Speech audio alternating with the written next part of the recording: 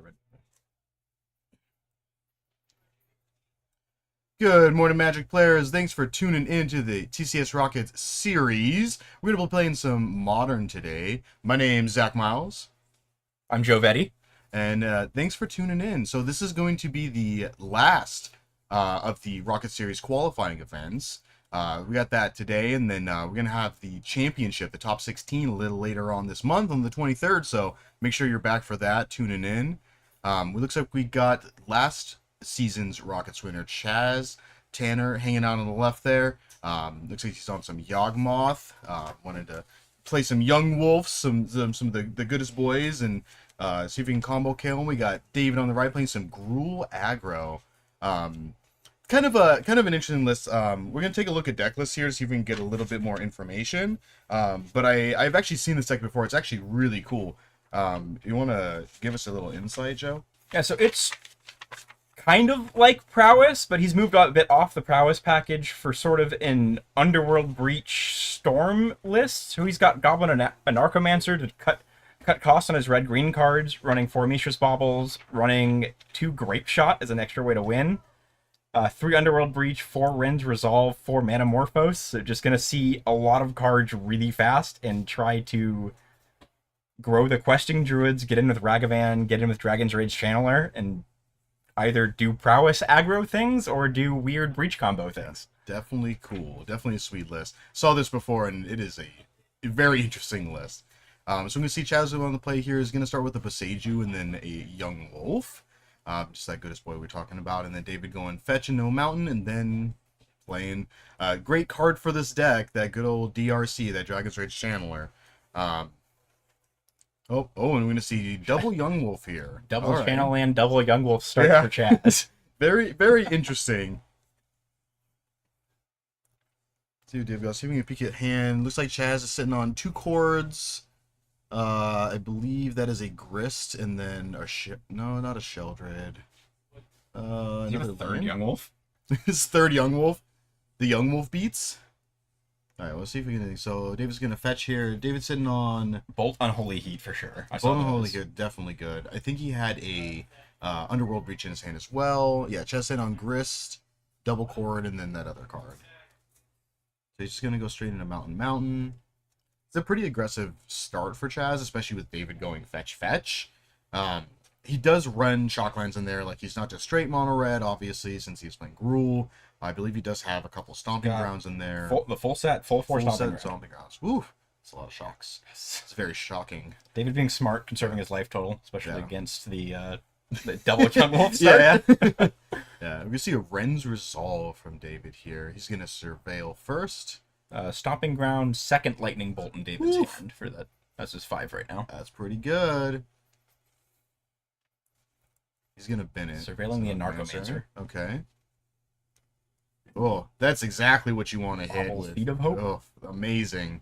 Yeah, he does have the Stomping Ground in hand, so he'll be able to play that. This Abundant Harvest.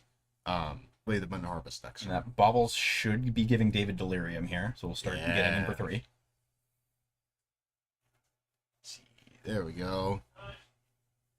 Turn him sideways. And then now the race starts. I mean, we could just see Land Grist. Land Grist is pretty and then good kill here. Darcy. Kill the one threat. Yeah. David has to do the Seed of Hope to rebuild a little bit, and doesn't really have gas in the hand right now. David drew a Manamorphose off the Bauble trigger. Oh, very good. Exactly Another land. Yeah, a Reducer here would be sweet for him.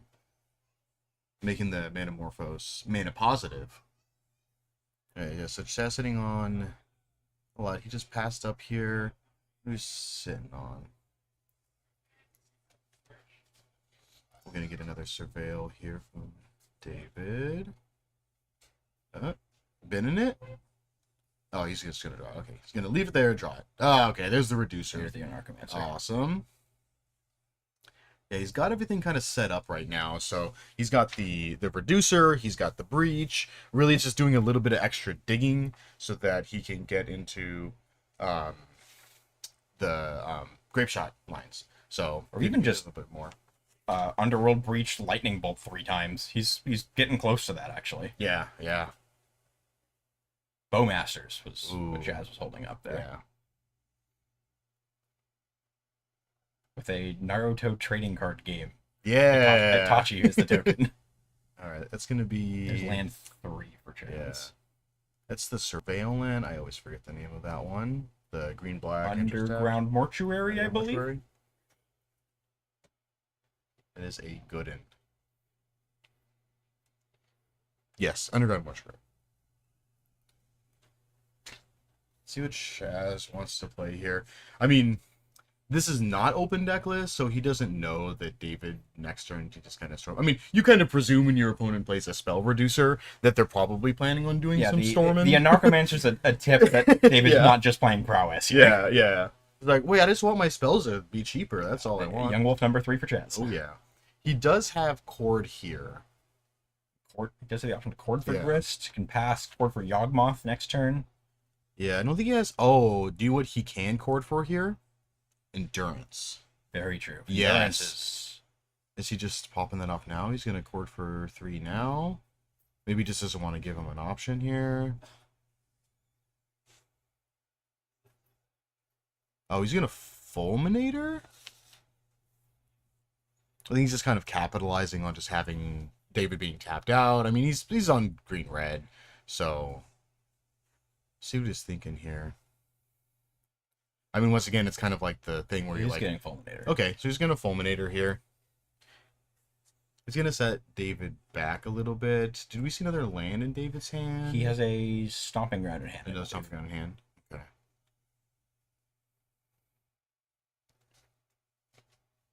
Do we know what Chaz's second card is? We know he has Grist. It's another Cord. It's a second card. Okay, that makes sense. Yeah.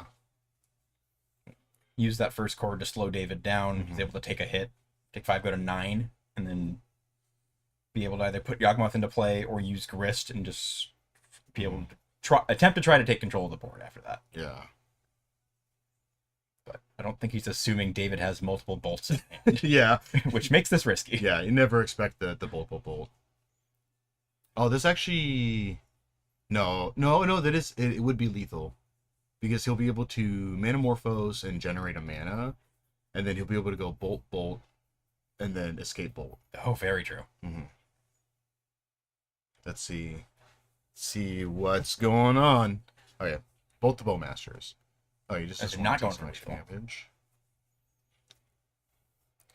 I mean, he can also chain Manamorphose a couple of times here. I think he can afford to do that. Breach lines are hard. Yeah. Surveil. Oh, he didn't even look at. He's just like, I'm just looking to fill my graveyard. There we go. Yeah, so we're gonna do red, draw. Oh my gosh, another bolt. Okay. This is easy then. I mean, you just bring back Manamorphose again, have red, have triple red, and then go bolt. the triple bolt lines. Who would have thought? All those calculations for how to push through or like navigate mana just sort of didn't matter after drawing that third lightning bolt. Yeah. So sitting on 3 red. Bolt. Yeah. Fortunately, hindsight is, holding on to that Cord and then being able to endurance here would have saved Chaz, at least for a turn. Yeah, he's gonna scoop it up there. So we're gonna go to game 2.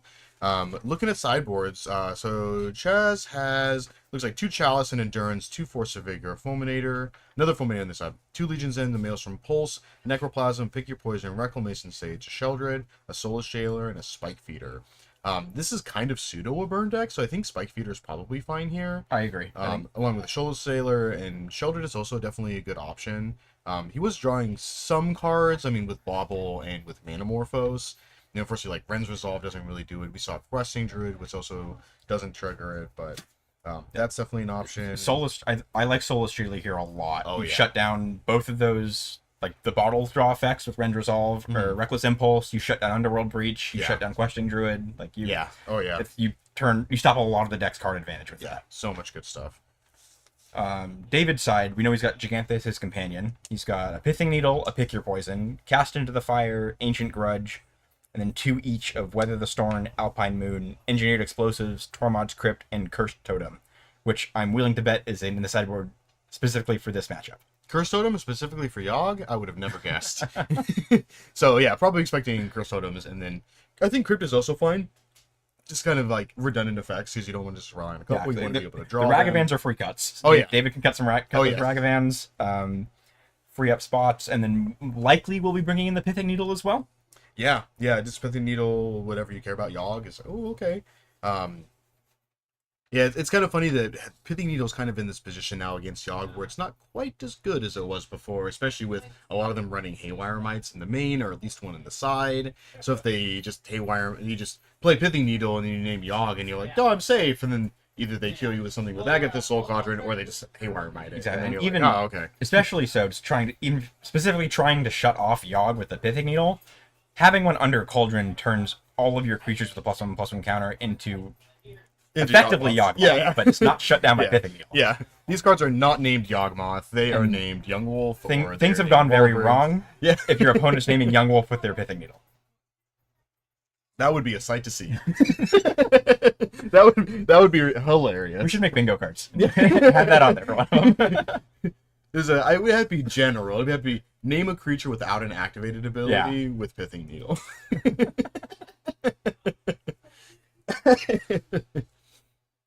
So Skewer the Critics, an Archomancer, Bobble, Bloodstained Mire, Questing Druid, Underworld Breach, and I think a Ren's Resolve. David decided to ship that back. Shipping it. Doesn't like it. I think Chaz also not liking his too much. Get some good old shufflings. So David has a history of playing on the series, even in the store, of playing off-meta decks, and doing incredibly well with them. Yeah, you just, like, it kind of shows when you jam a deck a lot, you get pretty good at playing it. Like, you get really familiar with it. He's also in touch with the meta, so he knows sideboard cards to bring in, cards to play, knows how to play around the meta decks, and just has the edge in his opponents not entirely knowing exactly what he's doing. Yeah. All right, let's see. We got Passage's Swamp, Delighted Halfling, Grist, Endurance, and then another card. So with the Halfling, David sitting on Grape Shot, Stomping Ground, Darcy, Mountain, Lightning Bolt, Questing Druid, Underworld Breach. Nice, not too bad. Bolt the Bird. Oh, Wallet that's the other one. Oh, yeah. Oh, I love this play. Walrus minus, play another 1-drop. Ooh! Turning so much mana! Wall of Roots into a 1-drop that you can block creatures. It's so good. It's really nice. So good. Yeah, Chaz definitely needs to draw a little bit of gas here. Like, a core draw would be really nice. I mean, he's sitting on Grist plus Endurance, so... The Endurance does help against the DRC. Yeah. Bolt the Bird again. Okay.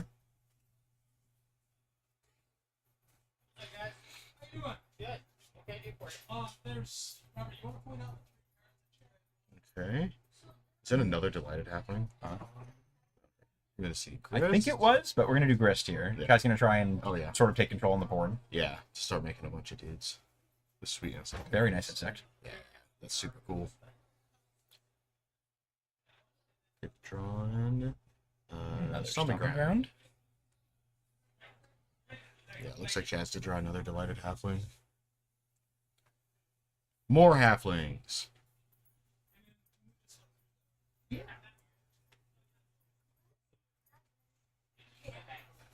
see what he wants to do here. He's got some options. I mean, he can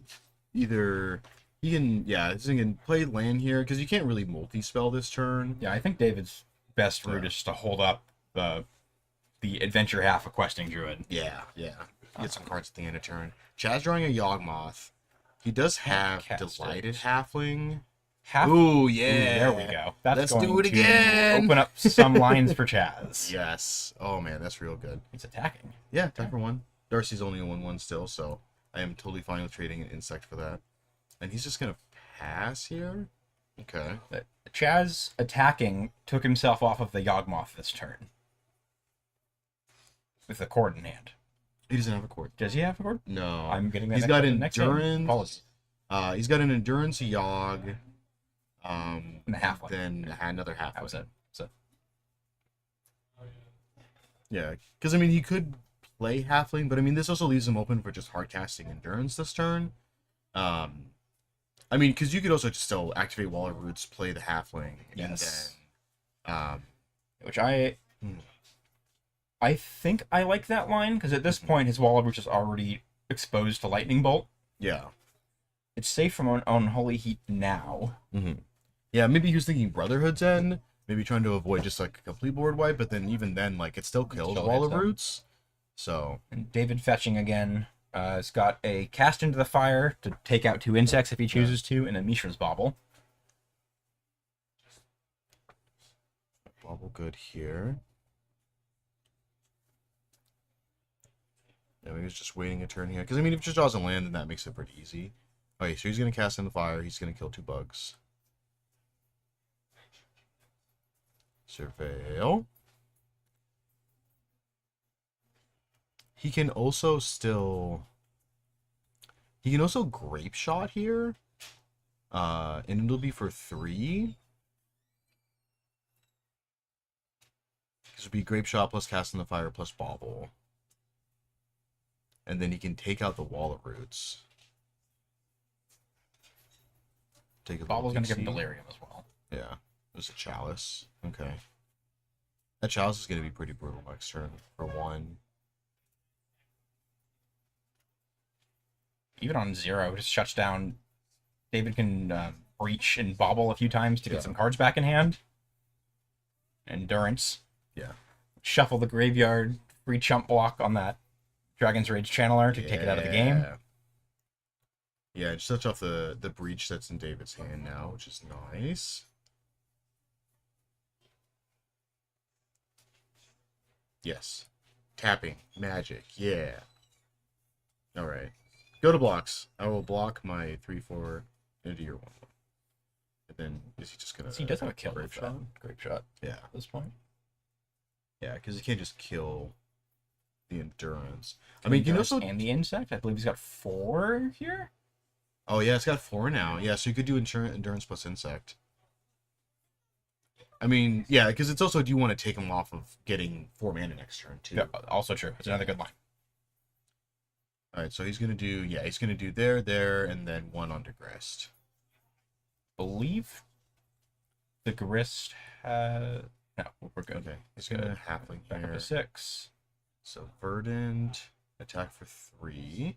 David's also getting pretty low here. I mean, a Grist ultimate is 1, 2, 3, 4 right now. Like, you know, just dealing 4 damage right here is pretty good. And then if we see a Yogg from Chaz at any point in the next turn or two, now it's 5. Okay, just pushing closer with that. Yeah. Yeah, make this a little bigger. Putting it out of dies to insect range. David's also low enough on cards right now where he's going to have a few turns until he's able to get his Druid big enough to block the endurance. Although Chaz is just down ticking Grist to kill it right now. Putting David to 10. Yeah. Alright, so we're seeing the aggro side of Yogg. I'm just gonna play a bunch of creatures. And I think no, because Yogg is now at 4. I mean, if Chaz doesn't draw a 1-drop here, I mean, we might see Chalice for 1 next turn. Just to shut off bolts and unholy heats. Just slow David down a little bit more. Okay, so he's going to get Darcy back. Okay. Just a little value. Bobble. Trigger Surveil. Trashing Manamorphose. Okay. Put some 3 cards into Another Delirium as well. Yeah. Yep, it's fast turn. Draws another Yogg. David drew a Questing Druid, which can be big for him to get him back into this. Yeah. Yeah, I'm going to see Chalice for Chalice on 1. Then be with Endurance. Endurance beat plan. That's a 2. Manamorphose. Drawing a DRC. Ironically, DRC is probably the worst 1-drop. to Yeah. to draw in this Yep. deck because it doesn't do anything else. Because at least like with the spells, like if you had a Darcy on board, then you could Yeah, you can trigger. You can still surveil. surveil. You can trigger and it your gets questing countered. druid. Yeah, you can You trigger can- your questing druid, but it's just like, but the Darcy doesn't do a whole lot. No, Chaz getting for 5. Is... Cutting it close. This is all off of 2 lands too. Some awkward. Okay, we're just gonna there it go to is. the next game. Going to game 3. Yeah. What a very classic double combo deck. Just attacking your opponent down from 20 to 0. Playing some limited decks there. Yeah. I'm gonna play my 1-mana 1/1 that becomes a 2/2 later, and I'm just gonna attack you with it over and over again. Limited decks plus Grist. Limited decks plus rest, yes. Oh man. Ugh. Very, very interesting to see non-comboing here. Yes, people with the that combo decks. Don't play as much Modern or unfamiliar with Yawgmoth would probably be surprised at how often the games go to Young Wolf / Endurance beatdown. Yeah. And it gets you there a reasonable amount of the time. Yeah. I mean, sometimes you're just like, oh, I just didn't draw any of the combo pieces, but I just drew a bunch of creatures that can turn sideways. I guess this is what we're doing. Like, And just then, turn them like, sideways. Especially post-board, if your opponent has like brought in Pithing Needles and Curse Totems and has all these like graveyard hate pieces and things to shut down your combo, they just die to getting hit for 4 every turn. Yep. Yeah, and blocking the 1/1s feels real bad. Because then they become 2/2s, and you're like, oh no. Okay, it looks like he's putting a couple things back in. Oh, it looks like he didn't bring in the Soulless Jailer initially, and I think he's changing his mind on that. Makes sense. Whenever you play like an off-meta deck, it's hard to know exactly how deep to get when you're boarding. Yeah.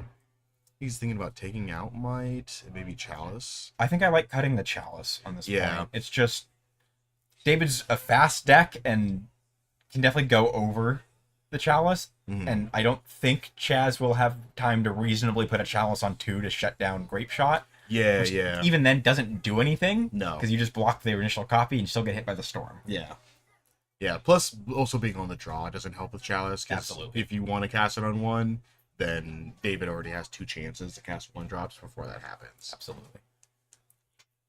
So, yeah, definitely get behind that. I think the Legion Sign is definitely interesting too. I mean, picking up some of his early creatures, like picking off Darcy and picking off the Necromancer, and then picking off the Druid. So, let's see. Heat, Undergrowth, Breach, Necromancer. I think he's got 1 land in that hand. It's a single One land with stomping a Seed of ground. Hope. David's... Oh, he's keeping. Because he can go get a land, so. He's got a few looks to find one, so I think Yeah. this is reasonable as a keep, especially because he's a deck that really cares about his velocity and the cards in hand. So being on the play and having 7 cards is really big for David. Yeah. Oh, yeah. Yeah, especially since most of your deck costs 1 or 2 anyway. Absolutely. And with the Necromancer in hand, being able to just reduce those spells just to 1 is definitely great. I see a mole from Chaz here. See Young Wolf, Dryad Arbor. We'll use it. Takanuma. Mole, so It's a free card to put on the bottom. easy Draw that Dryad Arbor. peasy. He's got a Grist, Wall of Roots. I think he's got a Zilliport Cutthroat in hand. Yeah, looks like Zulaport. David shocking and starting with the Dragon Oh, Head that's Channeler. yeah. Definitely good. Yeah, so that Seed of Hope's going to give him an even further look to find that second land. Ooh, or Ren's Resolve. Yeah. Not land or non-land. Oh, Choosing to trashing not land. take This seems fine. Because he could just choose land. Yeah. Oh, he found one. Okay. Yeah. Why? That's I that's a apologize. Bunny Grove. I was A looking Bunny at this as Grove. the wrong card. Yeah. Not a Seed of Hope. Block. Chaz Okay, declaring okay, block okay. before combat. 1. I think we just see main phase Bowmasters here. I don't know if he's looking to get a little bit of extra value. I think Yeah. I think Chaz deciding to play it safe. David would have the option potentially to fetch and then maybe surveil into something Mm-hmm. possibly, which is odds are low off that, Mhm. but Pithing Needle. just firing off a Pithing Needle. Yogg.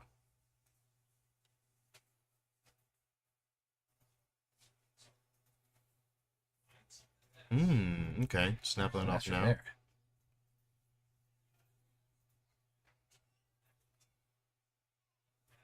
Yeah, I mean, he needs to hit 2 spells here in order to hit Delirium. I don't know if he can actually. He's Well, got an he needs to instant hit and a one spell. land, and He's a he's sorcery. He's got sorcery and land. He would put an instant in. You're right. So he has to hit a non-land, non-sorcery, non-instant card. So he'd have to hit a creature, enchantment, or artifact, which we know he has 4 baubles, the 4 breaches. and then whatever he's brought in. Yeah. But I mean, he Minus has the like, Pithing Needle. yeah, Question Druid. Okay. Let's see if he hits it here. It has to be exactly this top card. And he has to bin it. If it is the type. It's a land. Okay, so it won't activate the Delirium. We just get that Darcy off the board. And he gets a 1/1 Orc Army. Okay, and that's the Pithing Needle Surveil. It's 1 card too late for that Delirium. Yeah. It's a Yogg. Land draw would be nice. Chaz has played this yeah, entire match on 2 lands each game. Yeah, right. It's like, oh my gosh. First totem for David. Oh, that's brutal here. I think you're jamming it here. I mean, if Chaz goes next turn, like, he could just Yawgmoth. Yeah, we go. I like double jamming the pieces. totem here. He knows Chaz missed a land, just played a mana creature, and that Yeah. shuts that down. Yeah, doesn't do a whole lot. Another Yawgmoth for Chaz. Yeah. 2. And now just getting in for 2. Yeah. I mean, you just run out Zuleboard? No, you just leave open 2. Bluff Bowmasters. Seems totally usable. Pithing Needle's on Grist. Okay. Perfect. Oh, man. Another Grist. Awkward. I think Yeah, Chaz's just hand jamming. now is 2 Grist, 2 Yawgmoths, and an Endurance. Yeah. Yeah, which seems fine. Pitch Grist to Endurance. It'll slow David down. David Yeah. doesn't have much of a clock going on now. Wrench Resolve. It's like, that is totally fine. This is good too. This is setting up a really nice Endurance graveyard for Chaz. Absolutely. But David's going to be refilling here pretty efficiently. Yeah, ramp with the Manamorphose, see another 2 cards with the Ren's Resolve. Yeah. Oh, he's generating a red and a +1/+1 counter? That's amazing. Card's great. Yeah. It's busted. Heard it here first. Assuming that was a red and a green. Yeah. To use the green for the harvest to find another land here. Yeah. Surveil. Trasher dude. This resolves. There we go. So many fetch lands. Huh.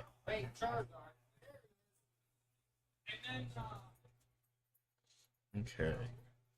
So David's set up here. This is an interesting one. It's kind of a rock and a hard place here, right? Because you can just go for, like, David will be able to combo next turn if he really wants to.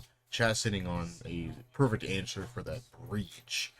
I mean, some land draws for Chaz probably is what he's hoping for.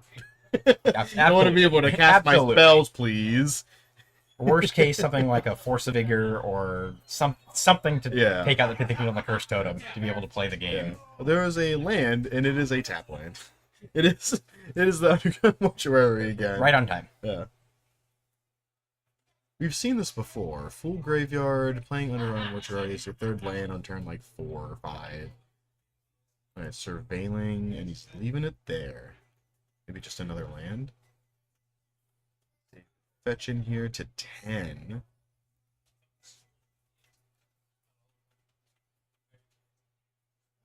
I mean, maybe just Mountain to Druid? Yeah. Yeah, once it's try to conserve life total a little bit here, he is getting low, and even with Zulaport on the board, you know, all your creatures turn into dying. Like, if you deal with Curse Totem and then just play Yogg, then you just die. Yes. So David has some options and potentially has a chance to win here, depending on what he draws. Yeah. Puts an Exile to play. Yeah. Big brother, let me delegate. Manamorph is a very good start to that. Oof, not a good end. What is that doing hanging out over there? That was the Rend Resolve he cast on his main phase last turn. From Oh, yeah. Rend Resolve from the other Rend Resolve. Yeah. What? Rend Resolve. Oh my gosh. Let's see. Draw another Necromancer. Another Necromancer. That is pretty much useless. Alright, he's gonna start off for the Holy Heat. Or is he gonna try to breach here? Breach? Trigger Surveil. Chaz should be firing off his Endurance here. Yeah. Oh yeah. Shut that down. Yeah. No thank you. And do what else Endurance is gonna do here? It's gonna trigger Zumapoke after it when it dies. Also true. And Chaz to 21. Yeah. That's gonna die and a trigger. David on Breach in play with no graveyard. Yeah. But 2 spells in exile that each draw or see more cards. Yeah. So it's still entirely reasonable for David to be able to throw some Breach combo together here. Yeah. I mean, you just like, yeah, you shock here. So this is do or die time, right? Like we gotta go now. I don't have time. Okay, he's gonna go Druid, Manamorphose, trigger. He also just make this Druid like absolutely. This Druid should be huge after this turn. Yeah. Druid gets a counter, adding 2 red. So we would have Heat, plus still play Rend Resolve. Another Dark. Second DRC sees more cards and lets him go further in with Breach. Yeah. Also makes the Druid bigger. Yeah. Yeah, it needs a... Okay, so he's going to Rend Resolve here. Needs some Manamorphose. He needs some Manamorphose action here. So he's going to just Surveil the 2. Doesn't even matter what it is. Don't care. Needs to fill that graveyard. Okay. Not a great one. Manamorphose puts 2 more cards in the graveyard. We'll have the option to cast that Abundant Harvest. Yeah. See what else you can find. Breach, Necromancer. Dead cards, but they fuel Breach, which is probably what's most important here. Yeah. Draw land. Man, not great draws for David's side right now. It's very unfortunate. Did you imagine just drawing a third Darcy here and then just being really stoked that every spell you cast now just fuels your escape? And you even have like the extra card hanging out in there so you could still Grave Shot. Yeah, Bolt in the graveyard is nice. Mm-hmm. This gives an option. We'll see if he's able to put enough cards there to be able to capitalize on that at all. Yes, you're just gonna go red. There's a great shot. That's a big draw. That is a huge draw. I mean, Storm Count is what? I have no idea. 1, 2, 3, 4, 5, 6, I believe. Storm Count's currently 6, so it'd be for 7. That's not enough to kill him, but I mean, kill all your dudes. Yeah. I mean, he'll be left with the Young Wolf, and then he'll still take 3. And he'll go to 3. Probably should have been tracking the Storm before then. Oh, and the Endurance, so it's for 7. Yes. So currently for 8. So 7 plus 1.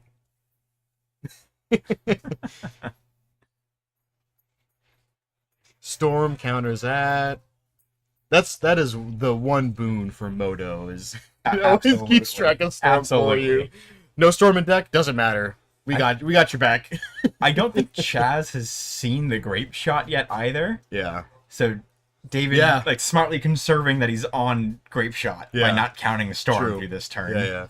Which is kind of coming back to hurt him, but Okay, so now he's gonna start keeping track of Storm. Oh, what? I would have loved to draw those.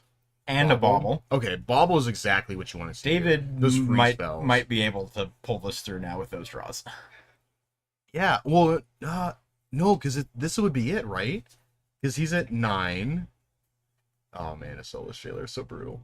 Because he's at 9, so he can go Grape Shot you for 10, Grape Shot you for 11. Exact There it is. Yeah. Whoa! Wow! Woo! Holy moly, that was... Oof.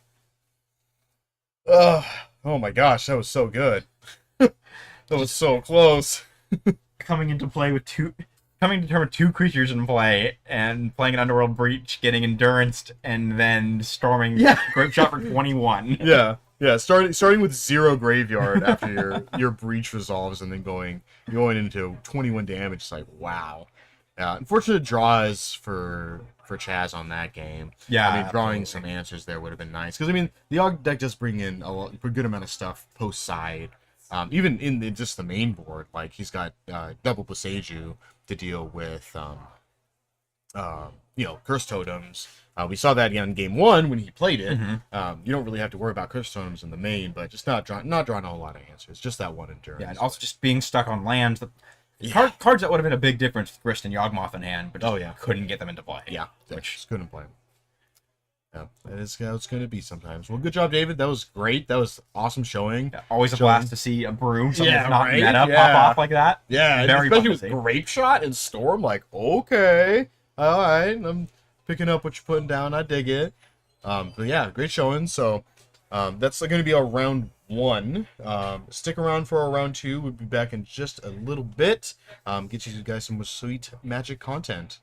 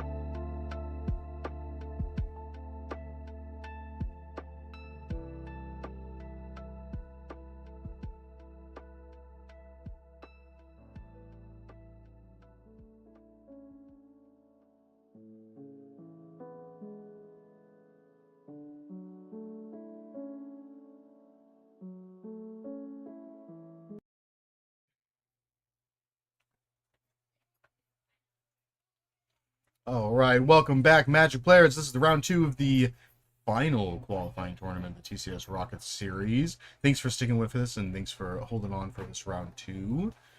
We got Michael here playing some Domain Rhinos. It's just a classic domain deck with the addition of playing the Cascade spell, so you can cascade into Crashing Footfalls and make some big ol' rhinos. And we got Patrick on the right playing some Creativity. Newbie Patrick's going to be on Team TCS Rockets as well, so getting his round 1, repping the team here. So let's take a quick look at the decks while they're shuffling up here. Domain Rhinos, typical, so it's got the Violent Outburst and the Charlatan Agents to go into the Crashing Footballs, and then for Leyline of the Guild Packs, Leyline Bindings. He's got 4 Lauren Reveals, and then he's got, Fire and Ice, some counter spells, and then the Scion of Dracos, and then a bunch of one of lands, so definitely sweet.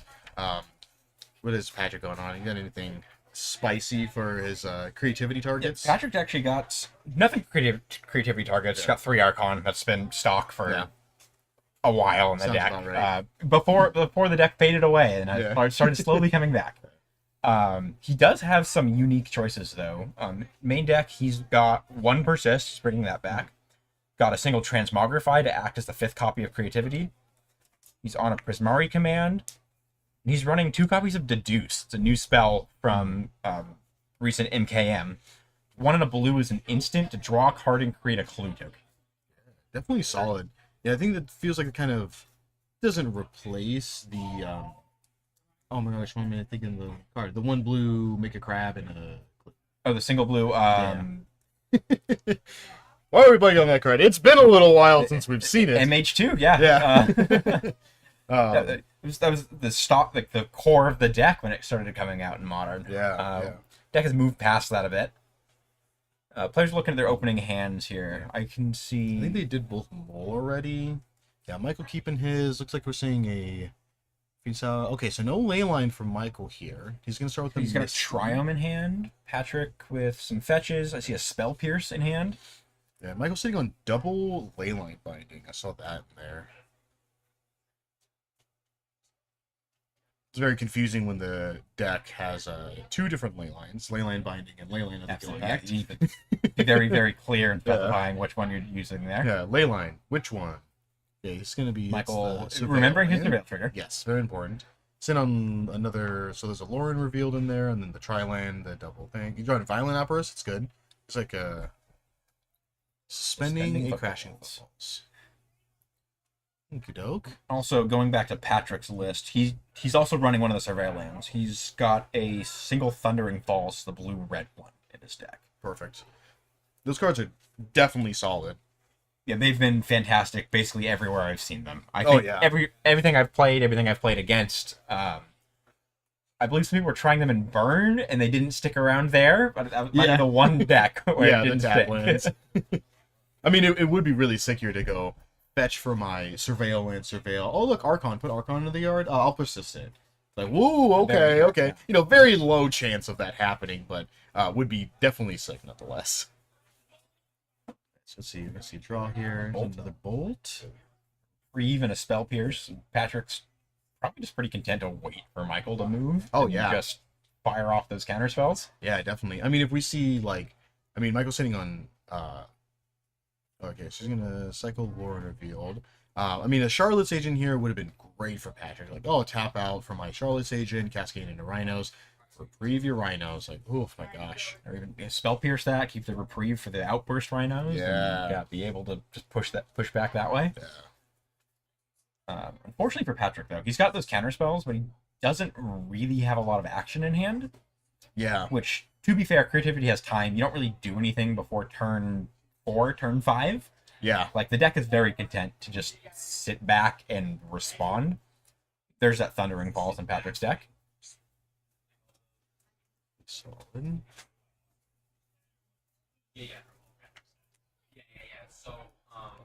Circle, so good. Love those cards. Definitely solid. Patrick's got Reprieve, a Leyline Binding, a Spell Pierce, his basic Mountain, and 2 Lightning Bolts. The bolts are kind of dead cards here, unfortunately. Yeah, not a whole lot. I mean, they do go straight upstairs. True. So you just push a little bit of extra damage there, but Yeah, when your Archon attacks for 9, that little bit Yeah. extra reach goes a long way Yeah. sometimes. Michael drawing a land. yeah, we're talking about Michael sitting on essentially double or triple footfalls here with 2 violent outbursts plus the crashing footfalls already in exile. Let's see. Patrick wants to. Patrick is sitting on a bunch of control stuff, which is exactly where he wants to be. Yes. Getting the Yeah. tap lands out of the deck right now. Yeah. Turning on that domain as well at this point. So now Yes. Leyline Binding will only cost 1 mana. Yeah, the third land is huge for Patrick here. Does all of that. Also turns on Dwarven Mines, which kind of gets the creativity engine going for the deck. Yeah, so good. Like say another Land fetch. 4. Michael with the end step outburst. Cast trade trigger resolves. Oh, didn't go very far down there at all. Spell Pierce. That is fine. The violent outburst, right? Yeah, of course. This Rhino's going to 1 now. Force of Negation for Michael's a big pickup there. Yeah, I know. Assuming he has a blue card in hand? shenanigans from here. Let's I don't know if he see. does. I mean, I think he's sitting on double binding plus another violent outburst. So, okay, Michael just passed here. Yeah, so you're gonna see another violent outburst. Cascade trigger resolves. Shardless. Yeah. Going pretty deep for this one. Going down. A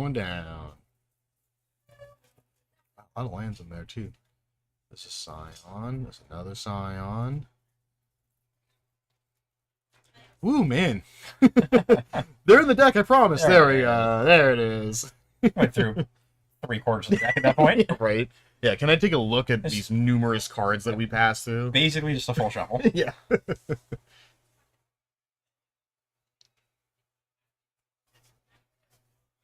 And Patrick's definitely the kind of player who's going to look through this pile and take note of the numbers Oh, yeah. And- 100%. use that to do his best to play around what he's expecting Michael to have in hand based on.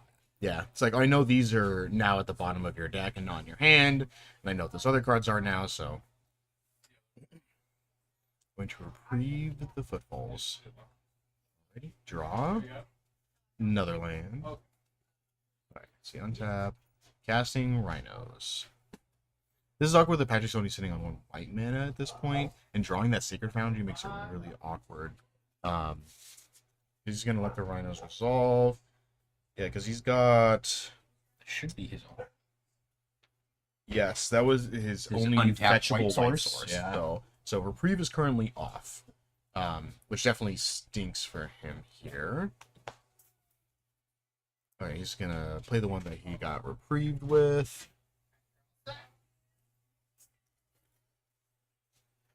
Thinking here. I mean, he can also just double bolt the Rhinos here. I think that he's thinking about that. Yeah. I think. I guess gives Michael the option to spend that force, but it's probably better off being held for a creativity, which Patrick does have in hand. Yes. Yeah, it is kind of nice with this the domain version of rhinos here, because normally like against creativity, like just having your opponent just creativity your rhinos, and then you just get like a Charlotte's Agent and a Murktide that's a 3/3, and then you're really sad about it.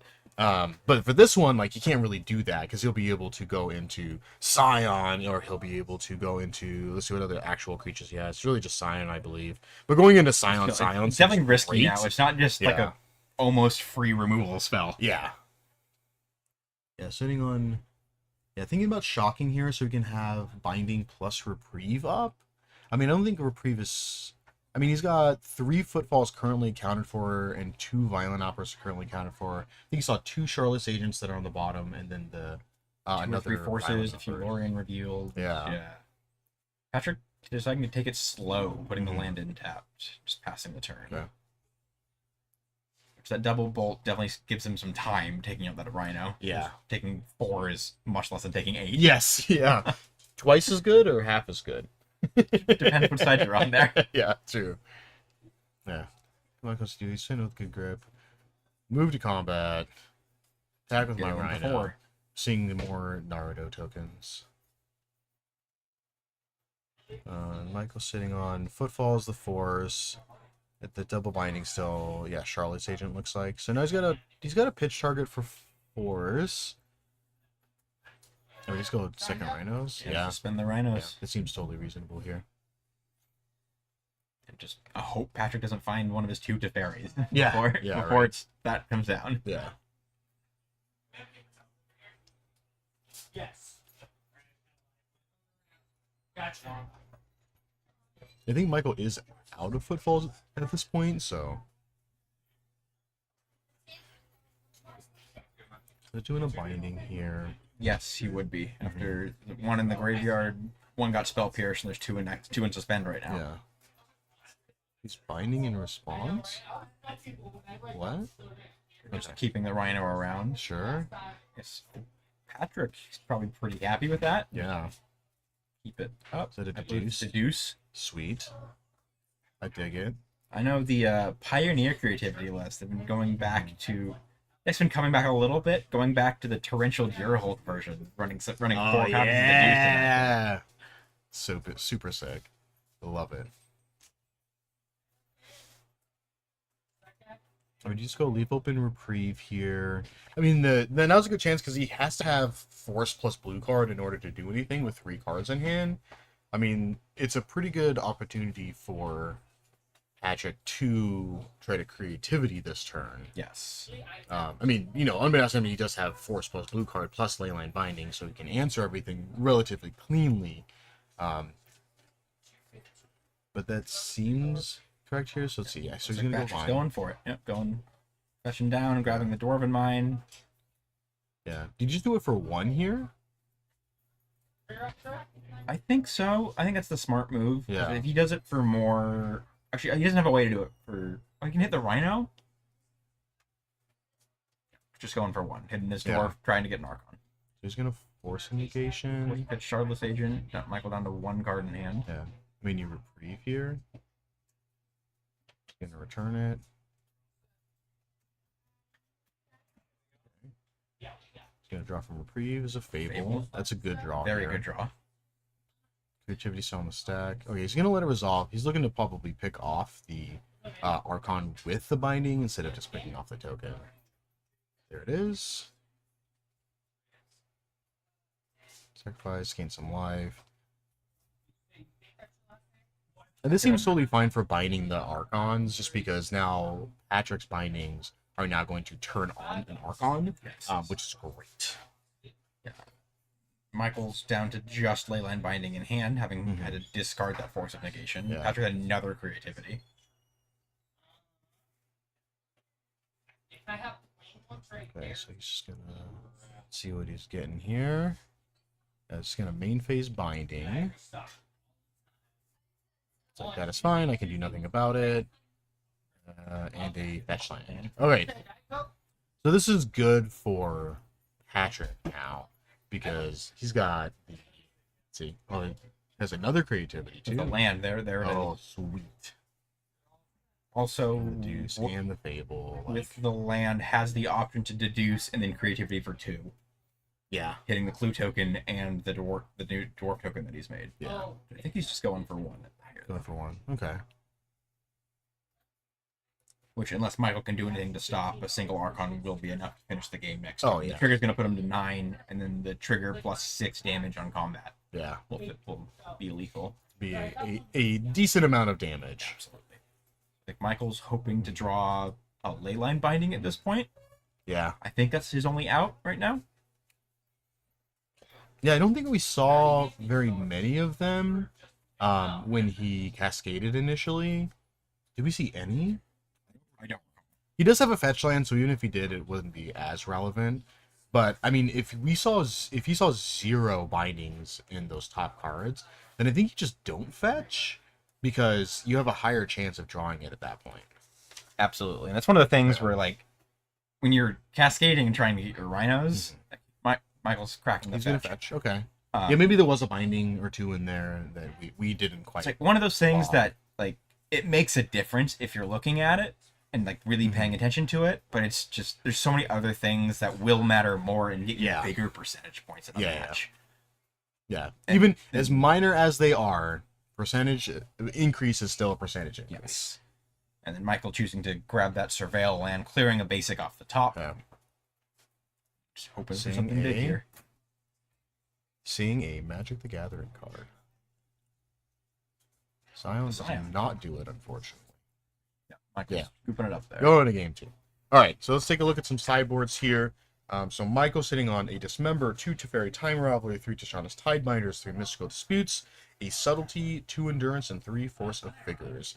I mean, I'm expecting probably Force of Vigors. Those are actually pretty decent in this matchup, especially with bindings. It kills, any clues or treasure tokens that shuts down Fable before you can start getting more card advantage. Endurance, I don't think is going to be good here. Subtleties, he's got 3 subtleties in the main.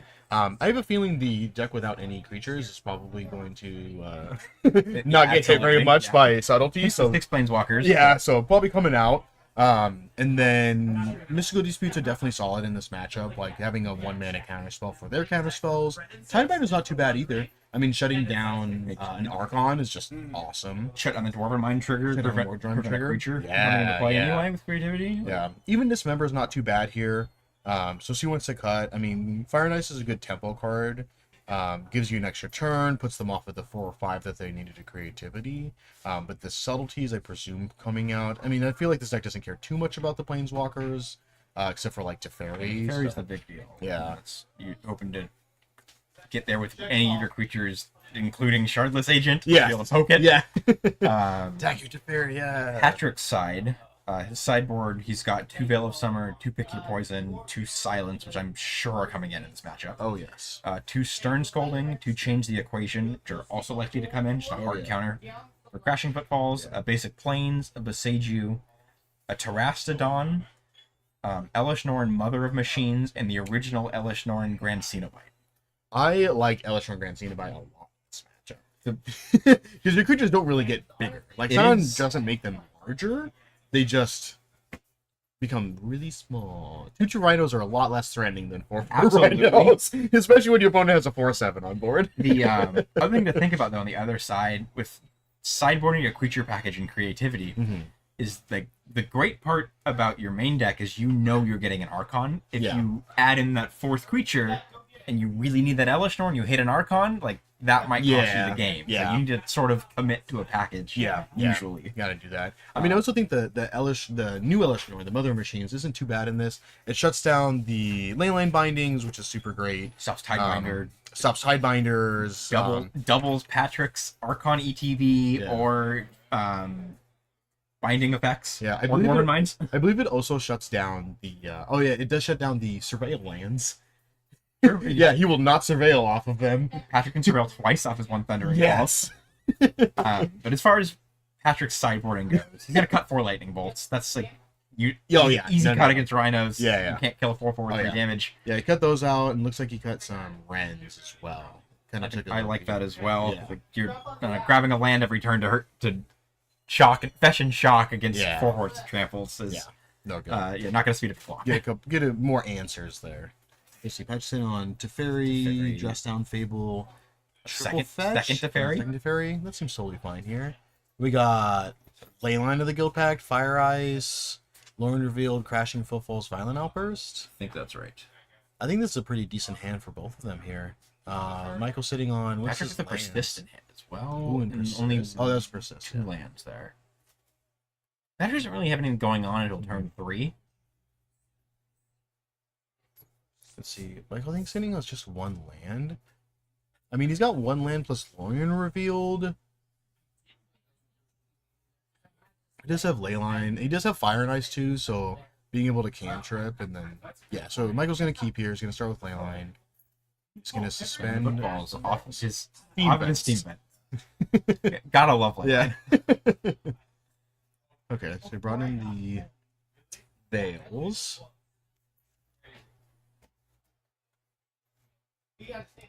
Draw. It's another land. the Temple Garden, which at this point doesn't really matter. Yeah. I'm guessing Michael prefers them to not be surveillance or fetches, so he'd put them into play and Yeah. not pay life and use the mana, but Mm-hmm. a land is anything at this point for him, so Yeah. it's Yeah. low, It doesn't low, matter. yeah, low requirements. Yeah. Yeah, he's just gonna get a Rafine Tower and just play it for turn. He's gonna the no mana. Which is totally fine against creativity in the first couple turns. There's nothing going on. Not anything that they're playing in the first couple turns that you really care about. Patrick taking some time to look for what he's putting in. Just going with the Jetnir's Garden, the Naya Triome.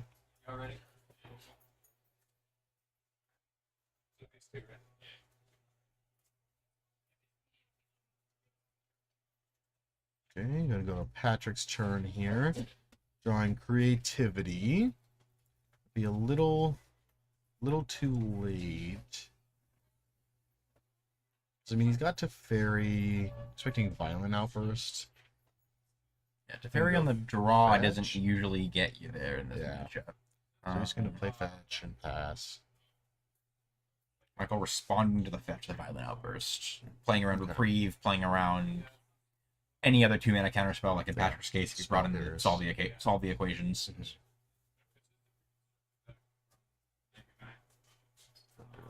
the footballs.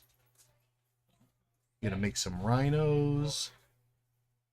I mean, so now Patrick, are we staving damage? Like, are we just still slamming Teferi next turn, bouncing one of the rhinos, and then you'd be able to go next turn second Teferi, bounce the other rhinos, and then he wouldn't be able to do anything about it because he has Fire and Ice, but he wouldn't be able to cast it in time before that other Footfalls goes away. Yes. It's just gonna Surveil, leaving it. I want it. It's mine. There's the third land. All right, perfect. There we go. Prismari command. That's an interesting one too. A lot of options for Patrick, a lot of great. It's nice having options. It's just how do you want to deal with the 2 rhinos that are currently on board and the other 2 rhinos that are coming in turns. It's like, oh my gosh. Yeah, so this turn right here is gonna determine for Patrick how this game is going to play out, I'm guessing. Mm-hmm. So he has the option of kind high rolling it, which I don't believe would be the right move. Just fire off the Fable, make the treasure token, loot, try and find your 4th land. If you draw an Archon, you can persist that. Yeah. Sort of set up for creativity the next turn. Play the Teferi and bounce a Rhino, like Zach was mentioning. You can set up a Fable. Going with Teferi. So we're gonna go with Teferi here. Teferi resolves, bounce a rhino. Bouncing a Rhino, Draw a drawing card. a- Because he also needs to hit lands here, which There is it is. great. Perfect. There it is. Right on time. Never didn't have it. And then, so now this also sets up, so either Michael has to spend a card this turn in order to kill Teferi. So, like, he could Fire and Ice, 1-1 you, and then kill Teferi and then attack for 4. Or he could just attack Teferi for 4, and then, like, Fire Action upkeep. So, no, he's going to 1-1. Going for Fire Ice. Okay. Yeah, she's gonna do that and then speed for 4. Yeah. And then we'll see what Patrick wants to do this next turn. Because he does have that other Teferi, so I mean Teferi here is also very good. That a deduce. Michael's sitting on, I think, Leyline Binding Lorien Reveal, Yeah. if I saw the cards correctly. Mm-hmm.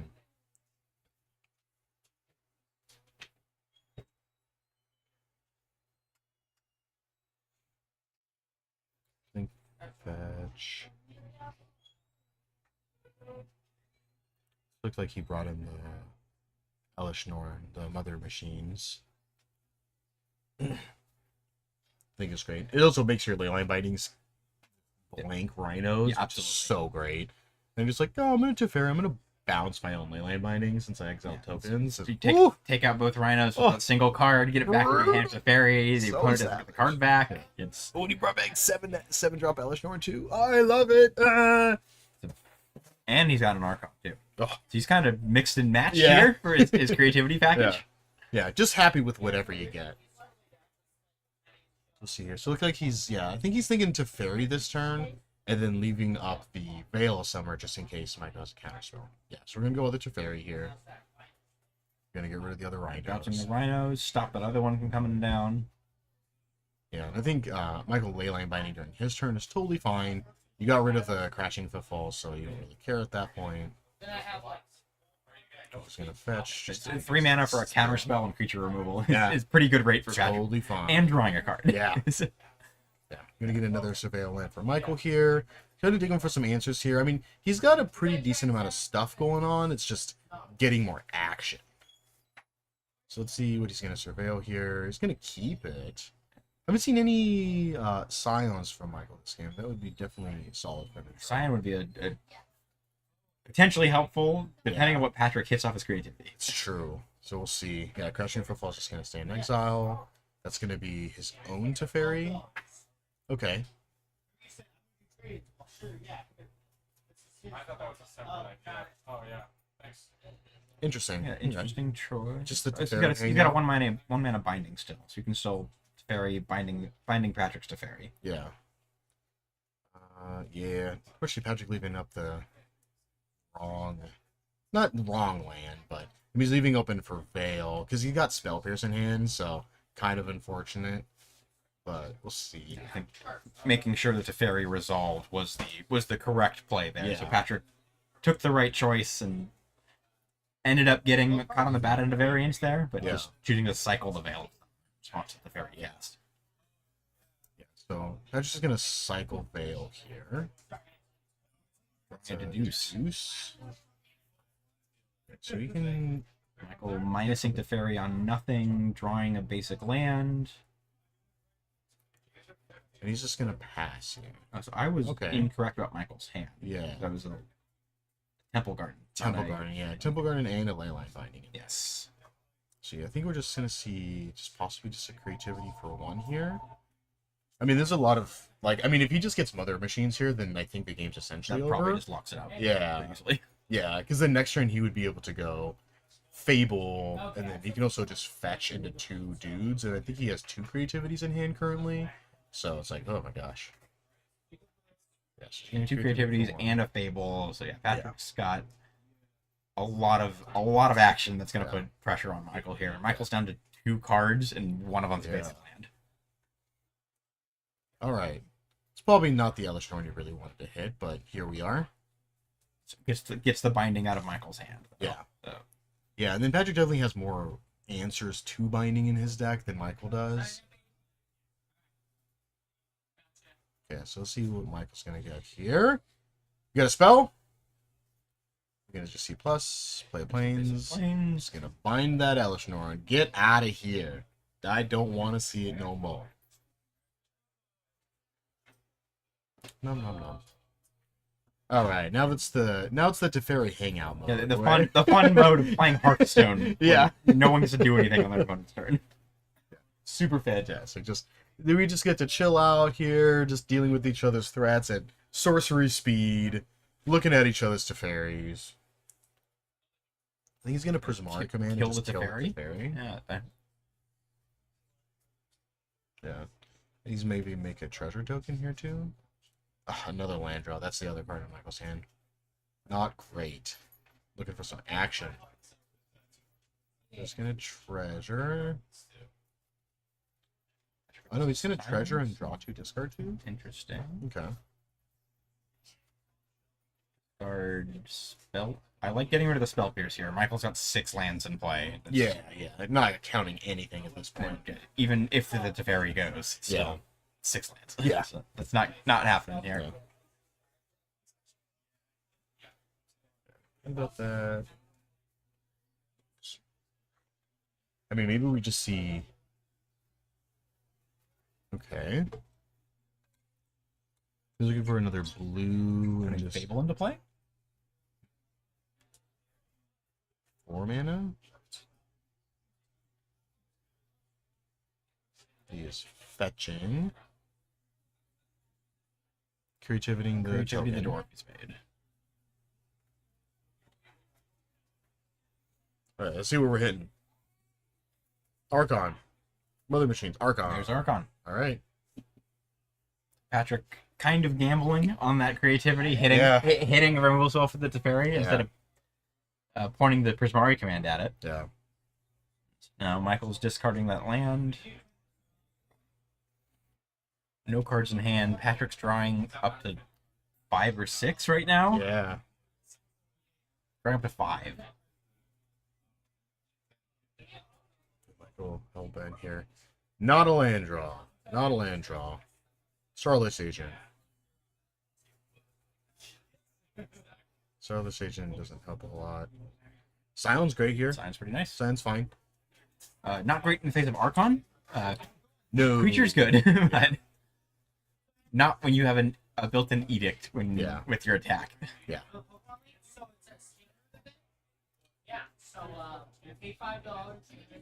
I mean, is Michael just dead here? I don't think Patrick has the last bit of damage, but We can go put him at 11. Because what he could do in theory is he can go silence, bounce your binding, get my Elish Norn back, attack you for 11. Yeah. Put you to 2. But that's not quite. Patrick can just sort of sit here. He's got an inevitability. Just gonna play Fable.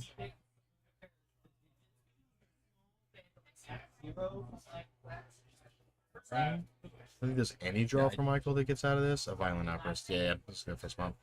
Oof, some rough draws for Michael. Rough drops for Oh, Michael. man.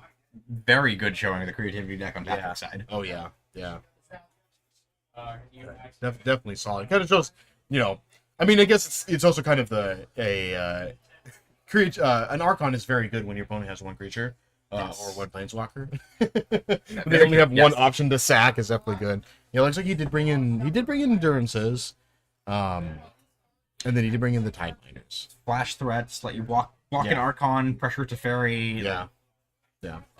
Not too bad for sure. It's not actively doing anything you really want to be doing in the matchup, but it just it's another body that you can put in play through something that's going to shut down your Crashing Footfalls. True. The Teferis and Tidebinders, like I mentioned. Yeah. I mean, it is also not the minor EV of, my opponent just countered a bunch of my Crashing Footfalls. Let's just put them all back in my deck. Like just shuffling them back after your opponent just falls up with counterspell plus counterspell plus counterspell. So and Patrick brought in the single Elish Norn, 2 silences, 2 Veil of Summers, cut lightning bolts, 1 Ren and 6 was his 5 for 5 there. Yeah, that seems good. Yeah, get behind that. And also was probably a good indicator why Patrick just snapped off that second creativity after the Elish Norn was out, because he knew he was hitting Archon. Yeah, because he knew what was going to be happening. So yeah. Well, solid games. Yeah, sorry for Michael for not drawing super well those games, but I mean, we did get to see the sweet turn 1 ley line, and I don't really care what my mana's doing because it's everything. Exactly. Yeah. So definitely super cool. So that's gonna be our round 2. Next round we're gonna see if we can get you guys how many rounds we're doing today. We're gonna be doing those number of rounds plus a cut to top 8. Getting some points here for players. We got a couple players right on the cusp from making top 16 for the tournament later on this month, so we'll see if they can squeak in there and get the number of points they need in order to move on. And then we will see you guys in just a little bit. Please don't go anywhere and hang around.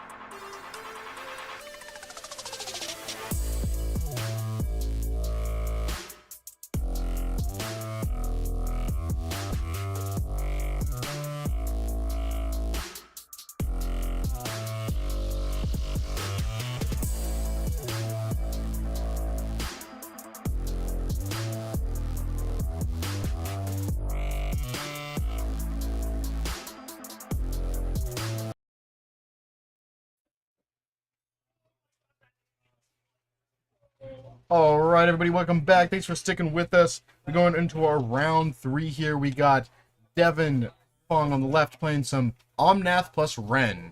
Yeah, I mean, that's about what it is. It's that's some the deck. elementals. Yeah, it's Omnath and Ren and 6. And we got Brian on the right. He's actually not playing Creativity. He's actually playing Scam, correct? Yes. Yeah, so he's playing Red Black Scam.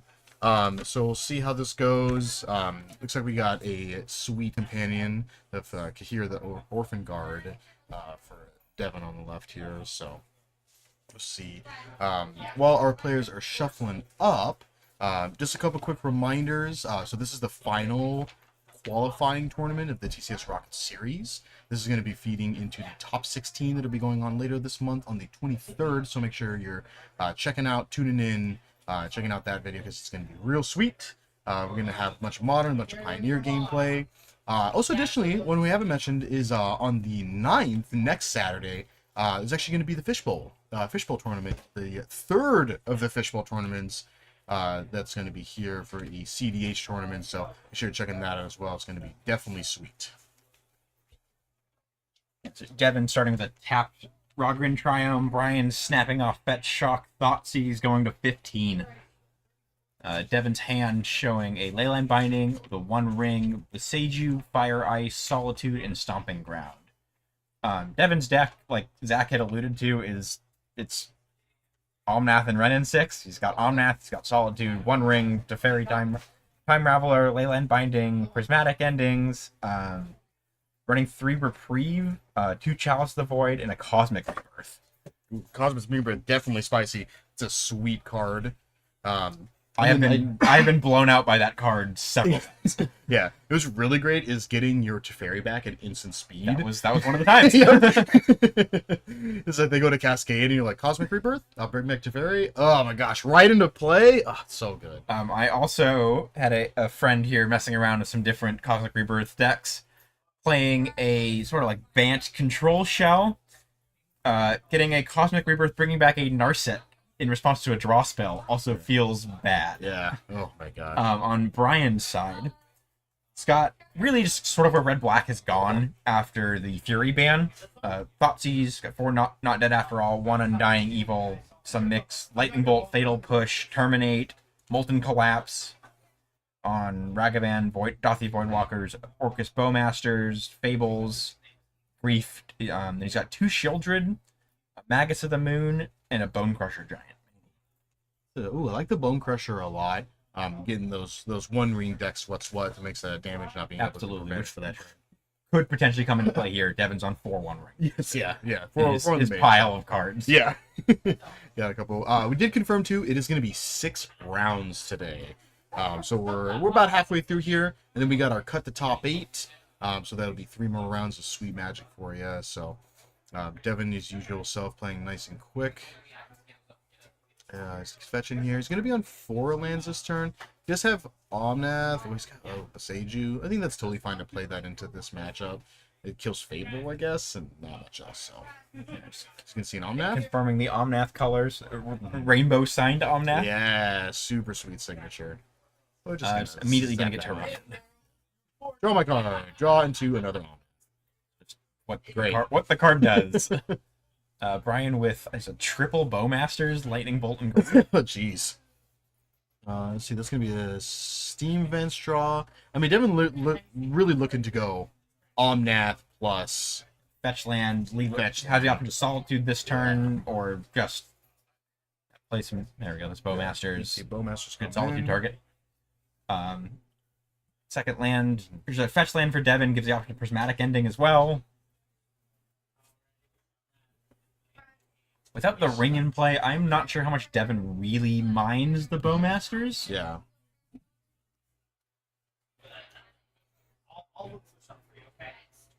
Yeah. Interesting. So Brian opted to ping him with the first ETB trigger, And then deal then 1 go to for damage Omnath. on. Brian's got a Lightning Bolt in hand. Yeah, but he could have pinged the Omnath with the initial trigger and then bolted it in response to the trigger still. That protects still against gone removal. his draw. That's Yeah, very true. Yeah, protects against removal and then also protects against him going fetch land, trigger, gain 4, and then getting more mana that turn possibly. We're gonna see shock. Brian had a 12 entirely off his own Yeah. lands. which seems totally fine because he's gonna go Bowmasters. Oh no, he's gonna agree. Okay. Yeah, Bowmasters would be really sick. Yeah, that might have done it there. I don't know how much Devin would have been able to come back from that. Pairings for round number 2. Pokemon players had pairings for round number 2. A lot of good options for him here. It's just gonna take Solitude. He's gonna let him play the One Ring into the Bowmasters.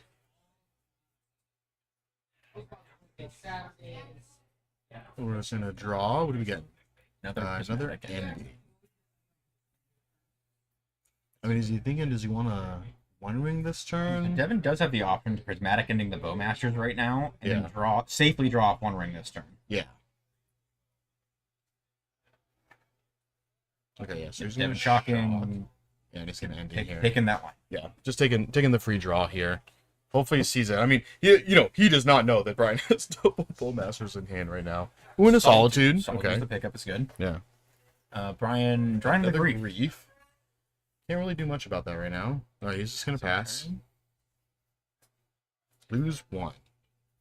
This could be pretty brutal here. And then now do you kind of sit with so got a reprieve.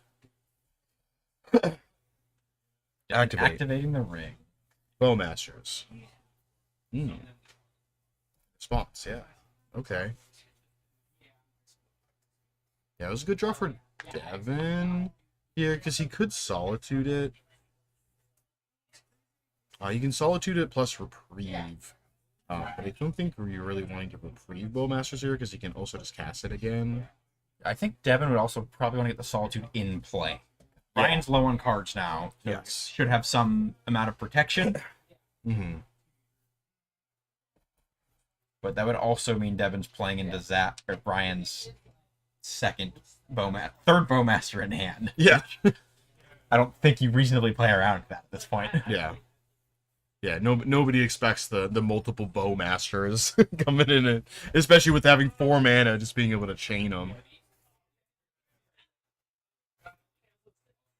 See, I think maybe a little judge call. Communication over the stack, Get some it looks like. triggers on there.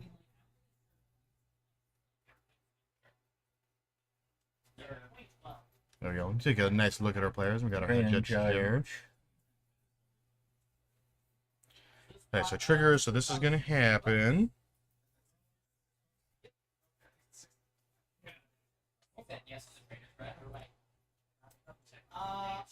Looks like we're good to go. Devin deciding to Solitude the Bowmaster. Yeah. The ring draw trigger still on the stack. Bowmasters. We got that third Bowmaster. Stop it! Yeah, he's going to target that. And then he'll be able to ping off the Solitude now, and then ping him for 1. Yes. It's like, oof. Alright, so he's going to draw his 2. There's the ping, and then ping you. Solid. Brian with 10 power in play. Yeah. Devin has the option, it's a fetch shock, but can prismatic ending the Orc army, assuming he has another untapped white source. We can take a look. He's got a Temple Garden still left. Yep. Unless he drew it. And Sacred Foundry. I think he drew the Temple Garden. Sweet. So that works. Yeah, that's definitely good to get that. Yeah, get rid out of of the the thick way. fix. Yeah. It does a little bit of damage, so. Still not looking super great for Devin. I mean, Bowmasters is going to hang around. He does He's going have to start losing stuff off of the ring. You can take this reprieve. I'll keep this Temple. taking 5 here, taking another 2. Devin will be down at 5. And draws a Lands in land. play. Just going to draw. Half the draw. He's, Yeah, just gonna Have to. soup it up. Yeah, there's like no way. I mean, you literally have to go. I don't think there's anything he could do to get out of that. I mean, really, the only thing you can do is if you draw 3 and you go Omnath plus fetch land And a Solitude. and like a Solitude, because you can always like what sweet thing is playing your Omnath, getting your draw, but then it triggers Bowmasters, which sucks, and then you go play fetch land, gain 4. And then you pass turn, and then you just gain Fetch 4 again. again. Yeah, so like you start stabilizing your own life total, but then you swing it back for 6 with Menace, so you like have to have an answer to 1 or both of the griefs in order to absolutely. stabilize. So let's take a look at sideboards here. So Devinson on 1 Supreme Verdict, 1 Chalice of the Void. I noted that he does have 2 in the main already, so He's got 1 Engineered Explosives, 2 Force of Vigors, the Kahira, the Elephant Guard, which we saw. 2 Cursed Totems, a Boseiju who endures, 2 Subtlety, 2 Endurance, and 2 Doman's Veto. Definitely some good ones here. I mean, we got Endurances and Subtleties. Some good sideboard options against these scam decks. Chalifoid is also very good. Being able to play a Chalice on 1, it shuts down a lot of Ryan's deck. Supreme Verdict is also definitely a good choice. So he's got a lot of sideboard options. And then you can just kind of readjust your main board plan. Fire and Ice I don't like a whole lot in this matchup. The tempo is very, very nice, but not when your opponent Grief scams you on turn 1, and then it's a 4/3, and you cannot kill it with Fire and Ice. Yeah, it's, doing that 1-for-1 removal or tapping a creature to just sort of fog for a turn like isn't really where you want to be, and a matchup's going to come down to top decking. Yeah. When most of the rest of the deck is just haymakers. Yeah. When both players just kind of dump their hands out and then hope for the best. And then on Brian's side, he's got a sideboard of 2 Chalice of the Void, 2 Engineered Explosives, 2 Kolaghan's Command, 2 Leyline of the Void, and 2 Sheoldred's Edict. Then a singleton of Sheoldred, Magus of the Moon, Hidetsugu consumes all, a Cursed Totem, and a Blood Moon. I think I saw Brian bringing in 3 cards, which maybe are the 2 moon effects in the Sheoldred. Yeah, I'm thinking that. Probably where I'm leaning. Bringing in more Sheoldreds definitely against any Omnath plus 1 ring decks is always really good. Really punishing those draws with having, he would have 3 Sheoldreds total in the main board, in the main, and then 4 Bowmasters. So it's like, sure, you can activate your 1 ring, but you're going to take like 7 or 8 here. Ooh. Not a great hand for Devin here, looks like. Single land, double one. That's double land. Yeah. Boseiju and a fetch. So, like, does leave the option open for a red and 6. Yeah. Unless it just gets taken. But These hands, which is the risk against playing a deck like what Brian's on. Definitely hard to keep hands like this, because normally, if you're not playing against any Grief deck, you're like, this hand's probably fine. Like, you got 2 lands, you got your Ren and 6, you got your fetch land, specifically Ren and 6. Because, I mean, 2 non-fetch land cards with Ren and 6 is obviously not as good as the fetch land. You're not going far with that. No, and not unless you like really draw a bunch of lands there, and then you can kind of squeak your way out of it. But he's gonna ship that. Getting a Chalice and a Subtlety. He needs a blue card. A lot of lands, Endurance, Chalice of the Void, Reprieve. Brian on a Blood Crypt. It's a Grief. Sheoldred, Fable, and 2 Blackleaf Cliffs. Yeah, 2 Blackleaf Cliffs, I believe. Brian drawing a tap land. This is great for Devin here. No turn 1 play, which means that he'll be able to go double. Oh, he's just gonna pass. Not even dropping the Chalice on 1. Okay, yeah, not chalicing. A Blackleaf Cliffs from Brian with a Dothy Voidwalker. I think you just double fetch here, right? I mean, I think you get Shock plus Basic. Like, you get Plains plus Shock land. If Devin wants to Reprieve, he can also just let the Dothy resolve and hold up the Reprieve. It looks like Devin's going to Reprieve, starting with that basic Plains. Yeah, definitely getting basic Plains here is important, because you want to have that white mana for ending and Leyline Binding, so that if your opponent plays okay, so he's just going to go Plains Forest. I like that. Yeah, playing around Blood Moon. Yeah, smart. playing around Blood Moon effects is definitely good, because any land hereafter is going to be a mountain, so then you can hit the 3 for ending. Devin firing off the Reprieve, drawing a second Reprieve. Bad. Okay, so Binding. Another Windswept Heath. So many Windswept Heaths. Let's see, Devin thinking about just passing here. Uh-oh. We have a broken sleeve? Oh, no. That's the worst. Nothing is worse than a broken sleeve. That is good. Looks like Brian came prepared. Extra sleeves in the deck. Yeah, perfect.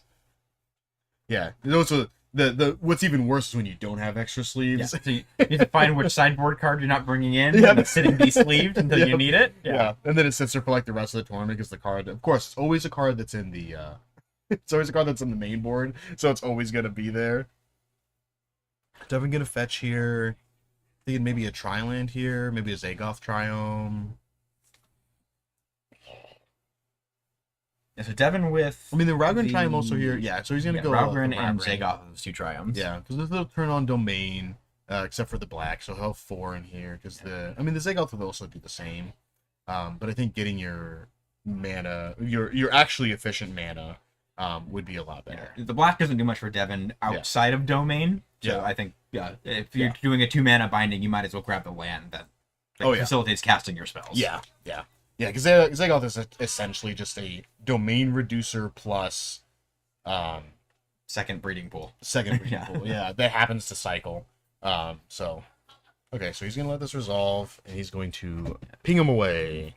Shooting off the fire ice. He's got down. to tap those lands differently. He cannot Uh, fire with Devin- the plains in a forest. Let's see if they fix that. There we There go. it I'm is. gonna readjust. Thank you. All right, gonna see fetch from Brian here. He getting hard cast Grief here. I mean, I think he has a Shelter too, so I think he might just go for that. Because I mean, if Devin doesn't have an answer to Shelter it, then no, he's gonna Grief Yep. first.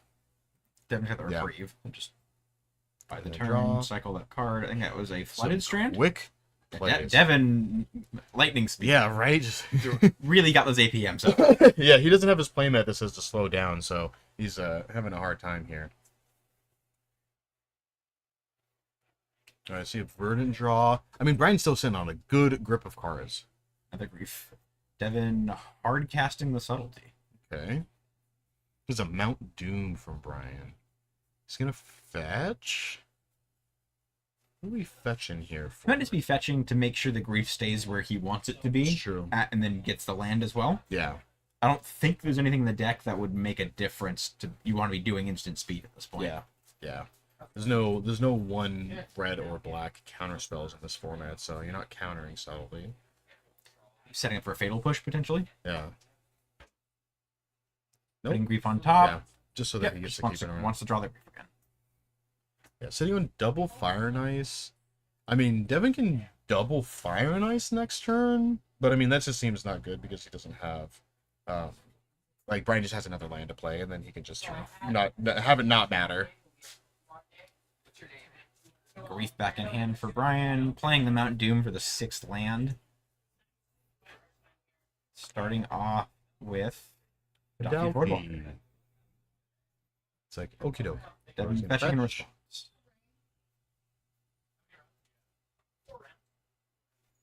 What's he looking for? Are we getting a Triome here? He's going for the island. Basic Okay. island. Yeah, so he's gonna have that set up nicely for him. Let's see, Grief. He's gonna in response Solitude. It's hard cast the solitude. Exile the grief. Brian gets a binding or a fire ice. Binding's not bad. There we go. It's exile under the void counter. And he can cast it since Binding does have flat. He's just gonna jam. Getting for 6. He's going to 9 after his gaining 3 from Grief. Seeing, do I just pop this off now? Sure. Probably smart move by Devin. Keep Yeah. Brian off the leyline binding so Devin Yeah. can keep the pressure up. Yeah. A Ragavan. Grief shielded Ragavan Fable the Mirror in Brian's hand. I mean, this is a good position for Brian still, even Dashing with a him in Ragavan. 6. Yeah, so he's got Ragavan. He's gonna hit something great. Let's see. See a Binding. See an a Solitude. Yeah, That's not particularly good. Yeah. I mean, it does get it Staying in not in exile. Devin's hand. True. Yeah. But that's the biggest thing here. It's Yeah. basically another death card effect. Yeah, don't want to see it. He can shelter this turn. Yeah, Yeah, I there's the think that's shelter. probably right here. Start kind of like reducing your opponent's life total a little bit while making your own life, buffering your own life total a little bit too. So Shelter's gonna stick around and it's gonna pass on. Ragavan, come back. This is a Ragavan. What is going on here? Oh, he's Devin tapping is Shieldred tapping the and drawing Shieldred. and losing 2. This does let Devin push another 6 damage, though. Yeah. Puts him to 3. Brian going to 3. Devin. I mean, why didn't he one get ring in hand? Kahira here? He could have Kahira'd. Put Brian to 1. And then put Brian True. to 1. Very true. Yeah. Savings life total 5. Oh, he's got a bolt. That is actually like surprisingly really good Bolt here. is huge here. Yeah, it kills both of his creatures. We're gonna Fable. Brian back at 5 now. Yeah. Yeah, just needs like an extra turn, which I think he has still, which is nice. I mean, you could also just cast. I mean, he looks like he has a Douthie. So, I mean, casting Douthie. No, he's just going to go with Ragavan, leave the bolt up. Is that Douthie or Grief? Oh, maybe it's a I Grief. thought he was holding a Grief in hand. Oh, I okay, definitely maybe could have it's been Grief. wrong. Yeah. Yeah, it's going to get rid of Bolt the Subtlety. subtlety. Get rid of the flyer. And then just pass. Devin's just going to Taking- aggressively taking drop cards. 2, taking 3 on upkeep, or Yeah. 2, another on upkeep, 2 more on draw. Yeah. Drawing a bunch of lands here. He just draw an ending, so he can ending Sheldred. And then draw a bunch of cards off of Ring.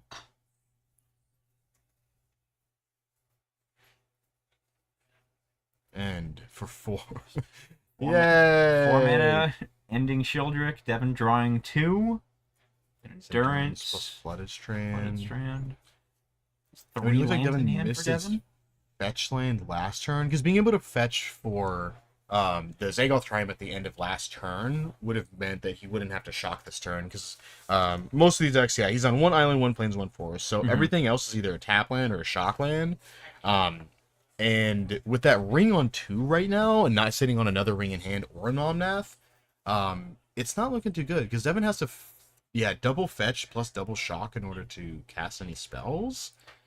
And Brian drew a Bowmaster's Return too. So if Devin Yeah. tries to dig out of this with a ring, that's probably going to be lethal right there. Yeah, I don't really think you can afford to go to 2, especially with like your opponent playing a bunch of bolts in their deck. Absolutely. So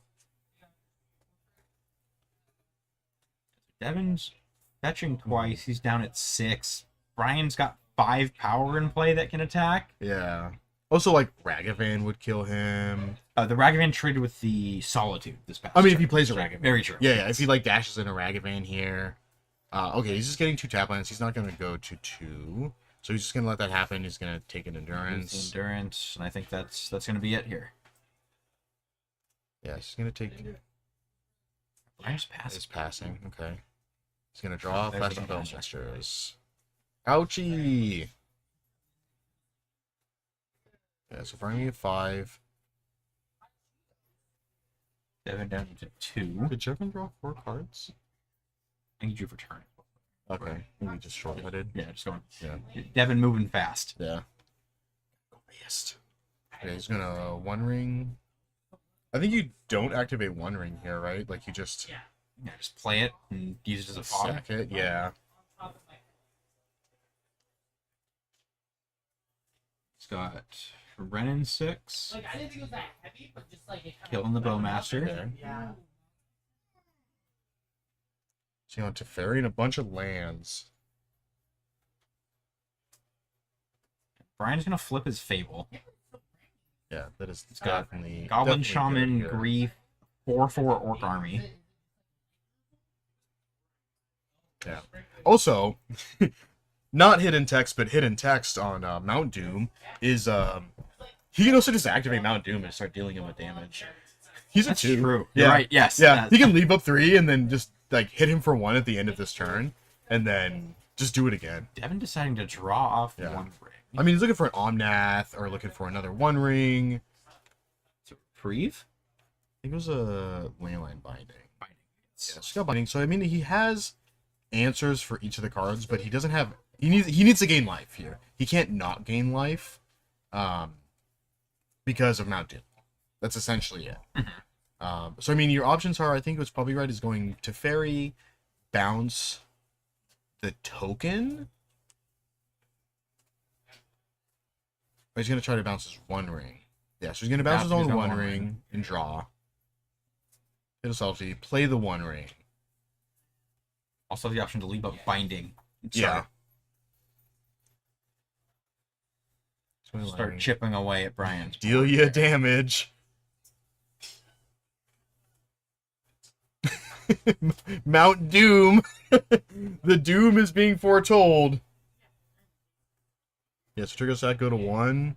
So now Devin needs to draw like exactly Omnath, I think, at this point to get out of this.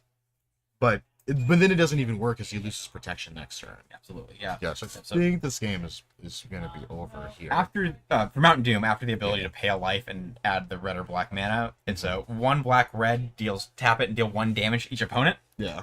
and then the extra super secret text, which I've never seen happen. 5 black red, tap, sacrifice Mountain Doom and a legendary artifact.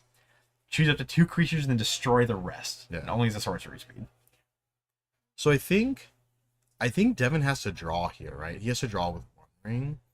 Because what he can do is, and this feels real bad. So right now he has protection from One Ring. Yeah. But if he draws from One Ring and draws blue card, he can go pitch cast Subtlety. There's the Omnath. Should have done that first. Because then he would be able to play Omnath plus land this turn, and would have gained 4. It would have been fine. But now he can pitch cast Subtlety, and then pitch cast Solitude, and exile his own Subtlety to gain 3 life. Yeah. Puts him to 4, buys him a couple more turns. But, I mean, essentially now he's just got to be dead, I think, so.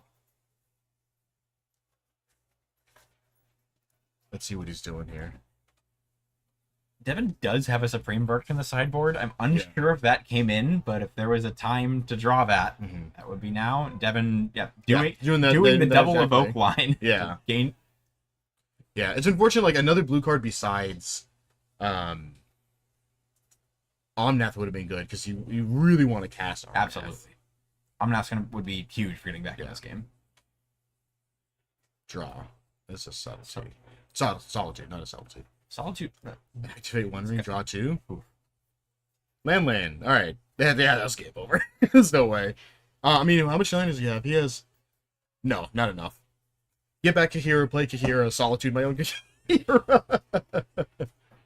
If Brian attacks, Devin also can just exile something, block with Solitude, gain some life here. Yeah.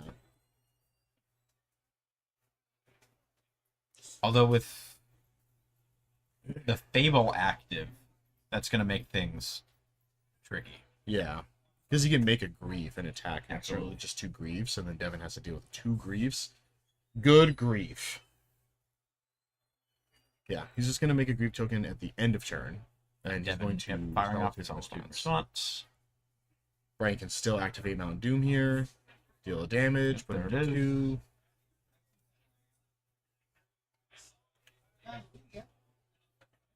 I mean, Brian just needs to not attack here. He just passes turn. Yeah, and the he's Devin doing was passing just like, turn. Ring. Devin's got 1 ring trigger on the stack. He needs Cosmic Rebirth or another Solitude. Binding. Prismatic Ending. Ren. Rens. Yeah, I don't think that's But it. it's not. Some awkward draws from Devin for sure. This is tapped. Tap to Runeed. You have a look at your hand and you're like, man, I'm just dead. There we go. That was a handshake. All right. Unfortunately, it's kind of what it feels like a lot of the time playing those 4-color decks. So you either have answers for days and your game actions don't matter, Yep. or you have 6 lands in hand Yeah. and like a planeswalker that does nothing. Yeah, you're like, great, awesome. Yeah, so Brian taking a round 3 down here. That's going to put Brian at 3-0. Devin's going to be 2-1 now. These are both undefeated going into this round. We got 3 more rounds until our top 8 here. Taking a look at both of our players here. Devin will be being really sad about those 1 ring activations not working out too well. End of the day, I think Devin's probably doing all right. He's locked for the top 16. He is so locked in top 16. he's- Yeah. here to show up, here to have fun, play some Magic. Yeah. Just sort of get in some more reps at competitive REL before the championship next. Yeah. Get some practice. I guess not really practice with this deck because I don't think he's playing this deck. But yeah, definitely some good games here. So we're gonna hopefully take a short break here while everybody finishes up, and then we'll be back for our round 4 with some more sweet Magic content. Stick around. See you guys in just a little bit.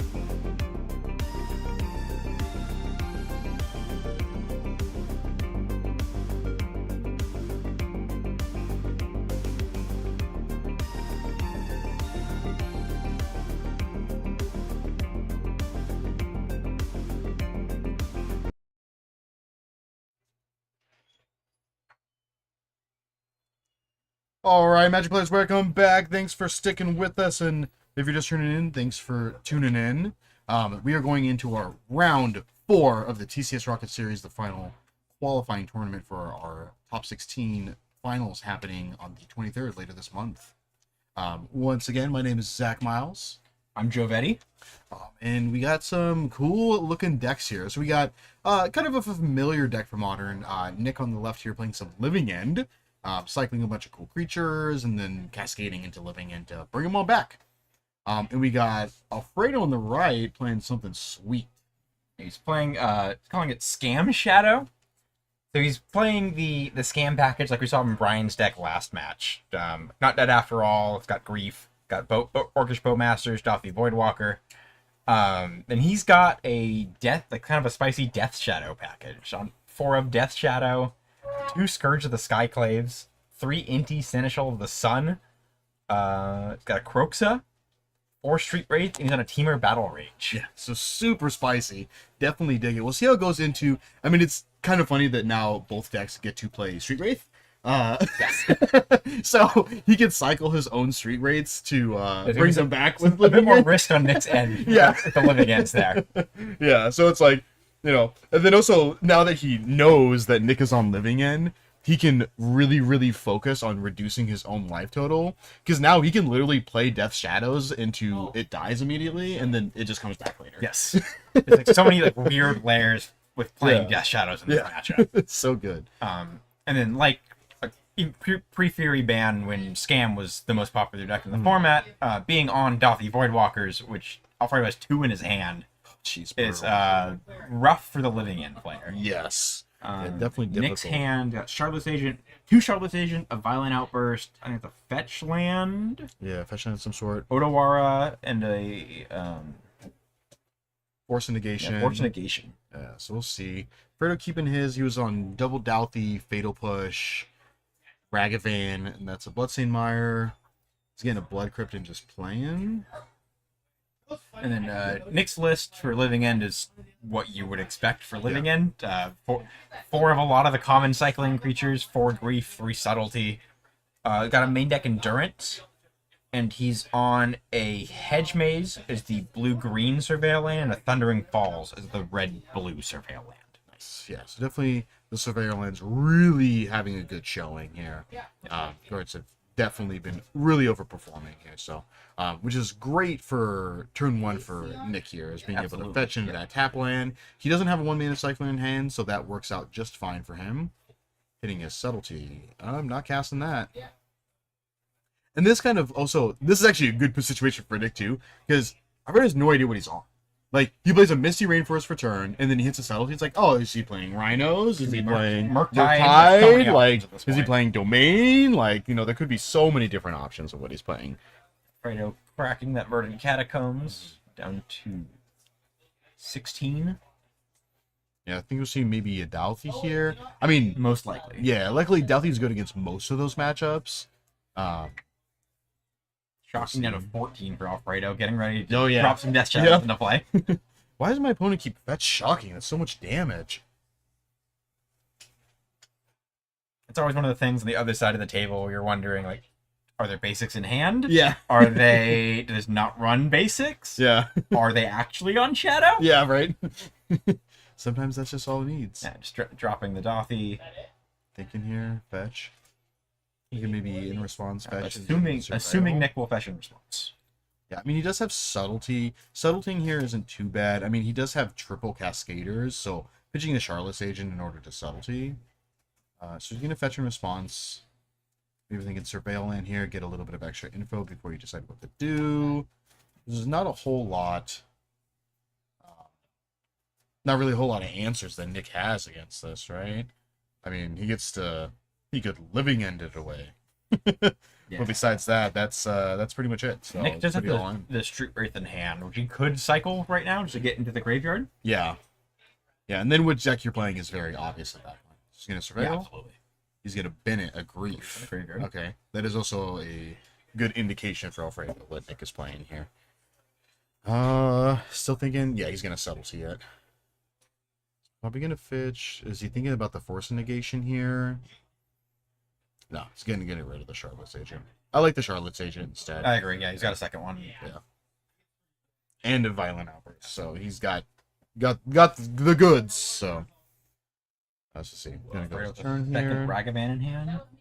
It'll Wake the Waves. That's a good cycler here. It gives him a little bit more options to draw his land. I mean, he does still have Street Wraith, so it's not like a huge deal because he gets an extra draw. But just in case there's no lands in the top two, if that was a normal cycler, it'd be a little unfortunate. Yes, and it's So, also just if Alfredo just taps out for another Dothy Voidwalker, Nick can do his cycling in response. Yeah. Discard that Waker of Waves, set up his graveyard, living in the next turn, and Yeah. most likely lock it up from that point. There's the Misty. It's a land that Nick probably would have liked. Because a lot of the times these decks don't run a whole lot of mana, so sometimes you can get stuck on 2 if you can't find that third land. Yep, we see Douthie coming back. In response, Waker of Waves. Oh, okay, you're playing Lemon. There's no other deck to play. Yeah, that absolutely gives it away. I think Nick Oh, sweet. did find the land there. Yes, he did. There's a Misty there, so definitely gonna want to keep that and putting another Waker of Waves in the yard, and then cycling a Street Wraith. Just get some more dudes in the yard. Because, I mean, next turn he'll be able to Living End, and then the game's probably just over from there, right?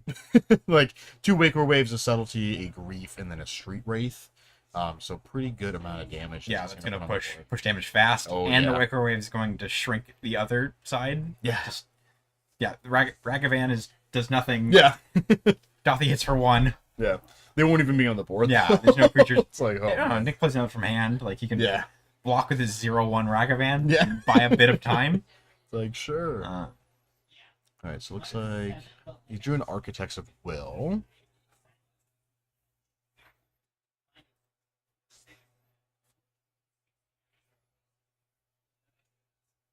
Let's play Misty.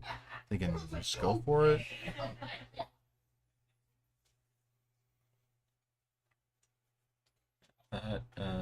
Oh, Pokemon players, that is time. Yeah, looks like he's probably might be going for it this turn here. Yeah, you can do like the little bit of a getcha with the do it during your turn. yes. Like see if I can get another creature from you. Wait to attack with both, so you wouldn't be able to subtlety. But it's mostly irrelevant. I feel like in this matchup, because even though Nick doesn't know for sure that Alfredo's on anything outside of the traditional like scam deck, Yeah. like I think it's still pretty safe to assume there's no counter spells. There's not going to Yeah. be like anything weird that's going to mess with us at this point. Yeah. Okay, he's Nick just gonna just run it out here dropping now. dropping the Shardless Agent. He's gonna respond. Alfredo fatal pushing his own Dothy for I like that. Yep. You get to keep your dude. Reasonable. All right. The fatal push is kind of a dead card in this matchup anyway. Yeah. The creatures are all Huge. almost all huge. Yeah. I mean, it triggers Revolt and kills Grief. Yeah, you can kill Grief or And Charlotte's Agent with Revolt. or a Curator Subtlety. Mysteries. Like you can hit Yeah. a few things, but like anything that's gonna kill you really fast, it's not going to. Yeah. And it also like it'll take out one creature, and there's still 5 others in play. At this Yeah. point. So I really like Alfredo's heads up play of hitting his own Dothy to get that. Yeah, and he's gonna switch out his creatures Yes, too. Yes, should be switching out his own creatures. I think he just might be scooping it up here. Yeah. Yeah. Let's... Oh yeah, he's griefing him. Okay, that's what I was like. Oh, Oh yeah, I we're forgot. He's griefing. dropping the I Grief. was like, it's just showing him like, yeah, I got these, I guess. Did swap the Ragavan and the Voidwalker from the living end.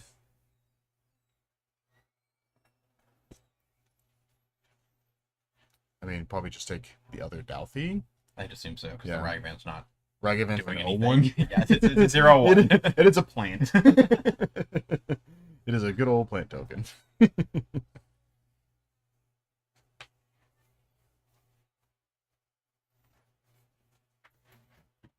All right. Take the other Pokemon Douthie. players, Because that works out here too, Harry because he can for the also fourth living and end final now. round. He took the Ragavan. Okay. Okay, interesting. He's going to put his own Charlotte's Agent back on top. This is kind of like a safeguard here, because Alfredo could cast Living End off of Douthie. put other cards back. I mean, he also has a force here. You know, Alfredo does not know that, unfortunately. So Nick is looking pretty good here. He's feeling probably sweet about this. So Yeah, just gives that little extra layer of security just in case Yeah. Alfredo can punch through that force negation. yeah. Ooh, Alfredo did draw Thoughtseize though, so thinking maybe pitch off Thoughtseize here. Is he gonna cast this first? He's gonna cast it I'm just first. going for it. Yeah. Nick pitching Architects of Will to force of negation his own living in. Yeah. Yes.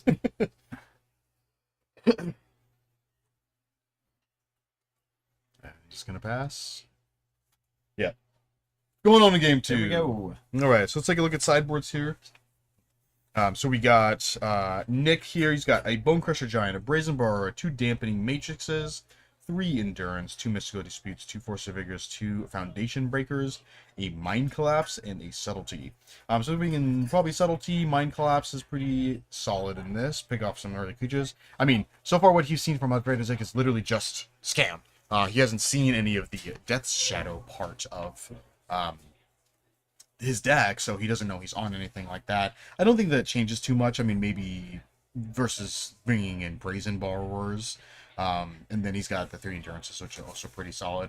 For Alfredo's side, he's got 3 Lineland of the Voids, 2 Chalice of the Voids, 2 Magus of the Moons, 2 Legion's Ends, 2 Incendiary Explosives, a Sheltered Edict, a Cursed Totem, a Bone Crusher Giant, and also a Molten Collapse.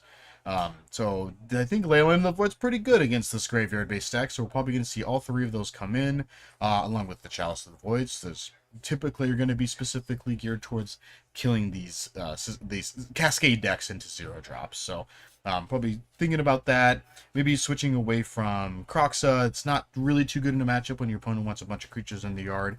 Same with bolts and the pushes that we were talking about earlier. He has a single fatal push in the main, probably coming out here. It doesn't kill anything in the deck, really, so don't really do that. He does get that sweet line that we saw earlier with killing his own Dalthy so that he could bring it back afterwards. So see how they want to sideboard here. Fredo's got some sweet sleeves there, Ricky and Lucy. Maybe his cute doggos, so always nice to see some cool and unique sleeves. And then thanks for everybody for hanging out with us, watching some Magic. Make sure you stop by on the 23rd for the top 16 of these tournaments. We got a couple of players who are like right on the line.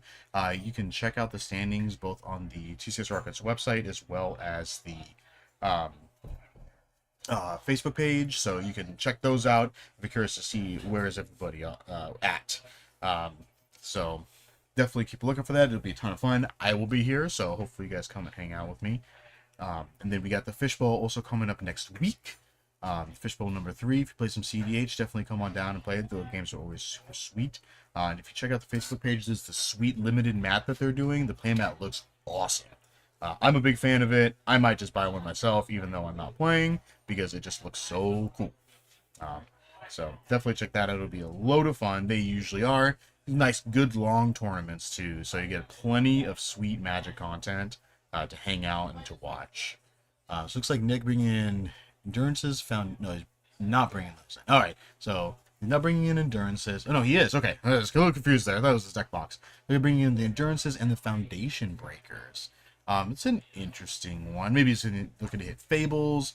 Or he's looking to hit the Living Ends that Alfredo is almost assuredly putting in against this Living End deck. So we'll see if Alfredo can start off with a Leyline of the Void. Get these players shuffled up.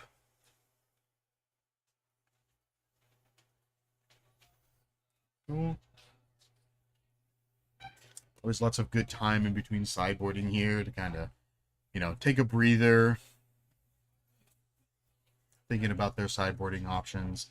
And it's typically pretty hard to see exactly what they're sideboarding since, the camera isn't, again, angled in such a way to see from behind them to see their cards. So just making best assumptions that we can with the knowledge that we've got. Fredo ready, rearing to go. Nick's just finishing shuffling up here so we can get this underway. We're going to have 2 more rounds after this. And if you look, we got the points at the top. So we got Nick at 3-0 right now and Fredo at 2-1.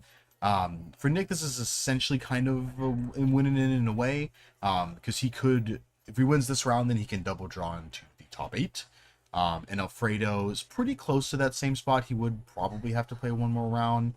With it being 6 rounds, it always makes it really difficult for any sort of like 4 and 2 player to get in, because a lot of the higher seed players will typically just double draw in the top 8, take out 5 or 6 spots, and then, you know, there's going to be a smattering of X and 1 players or X 1 and 1 players that are going to take the remainder slots. So you see Alfredo here, Verdant, there's a Douthie, Not Dead After All, the Street Wraith, Death Shadow. Oh, and he's got the There's ley the line. Shadow. There we go. That's what you love to see in the open air.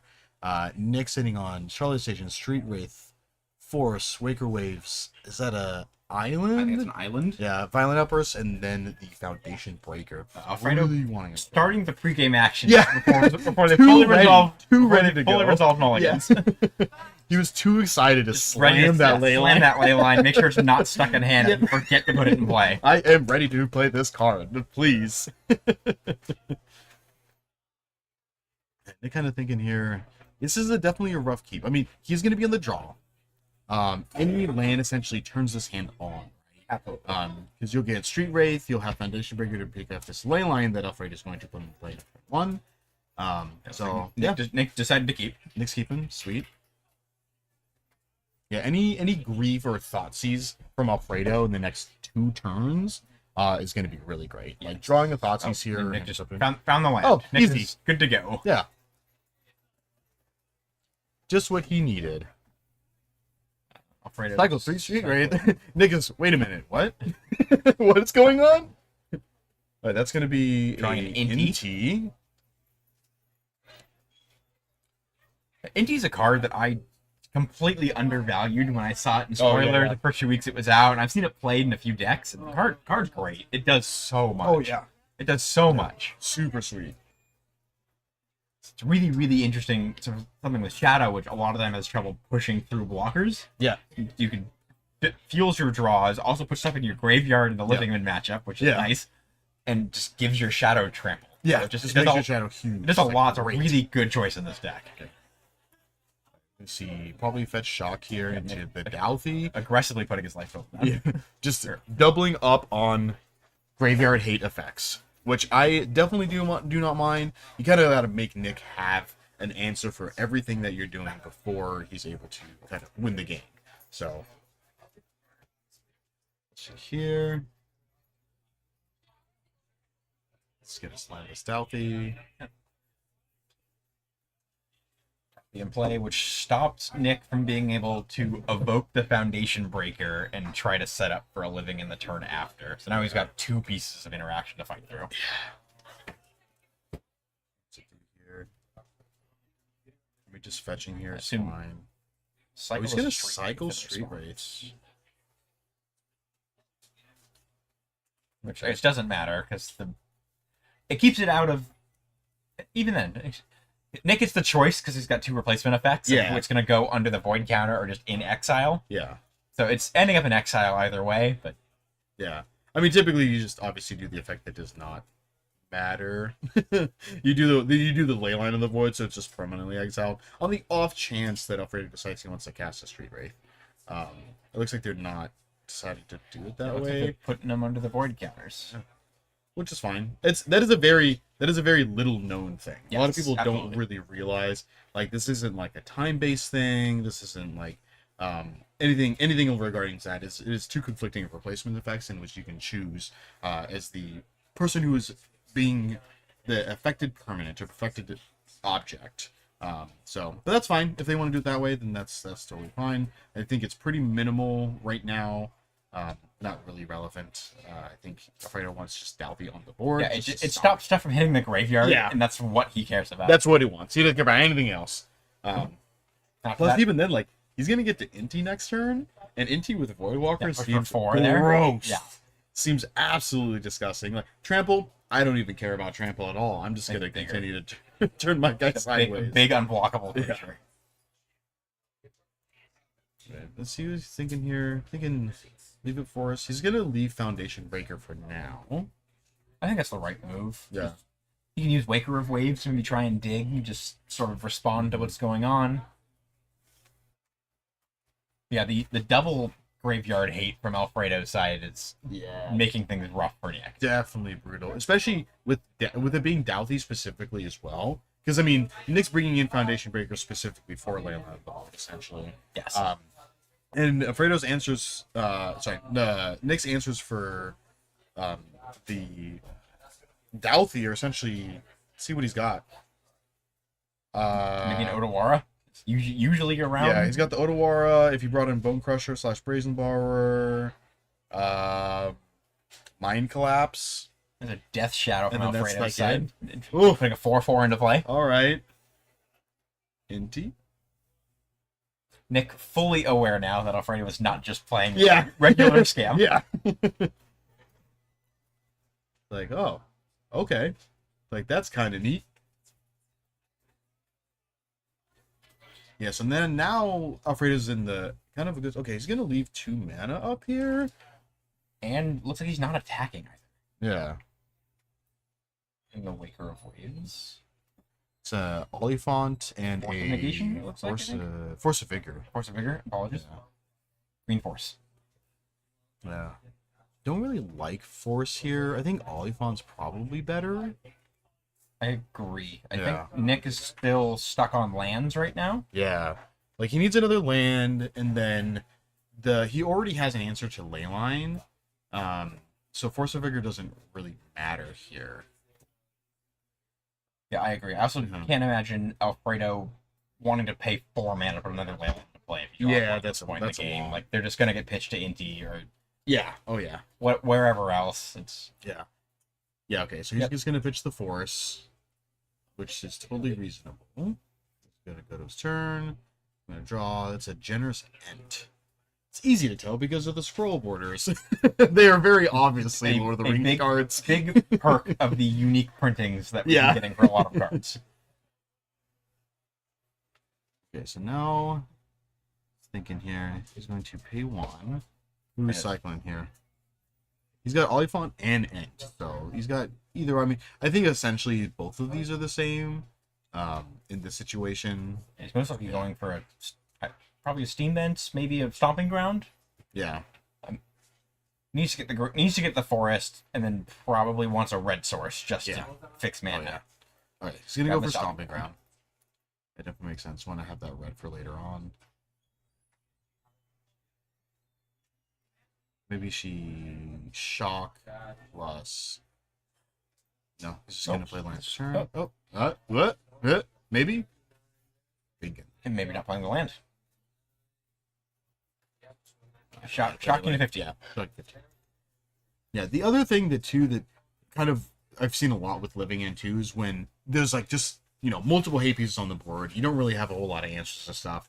You can just kind of play your creatures.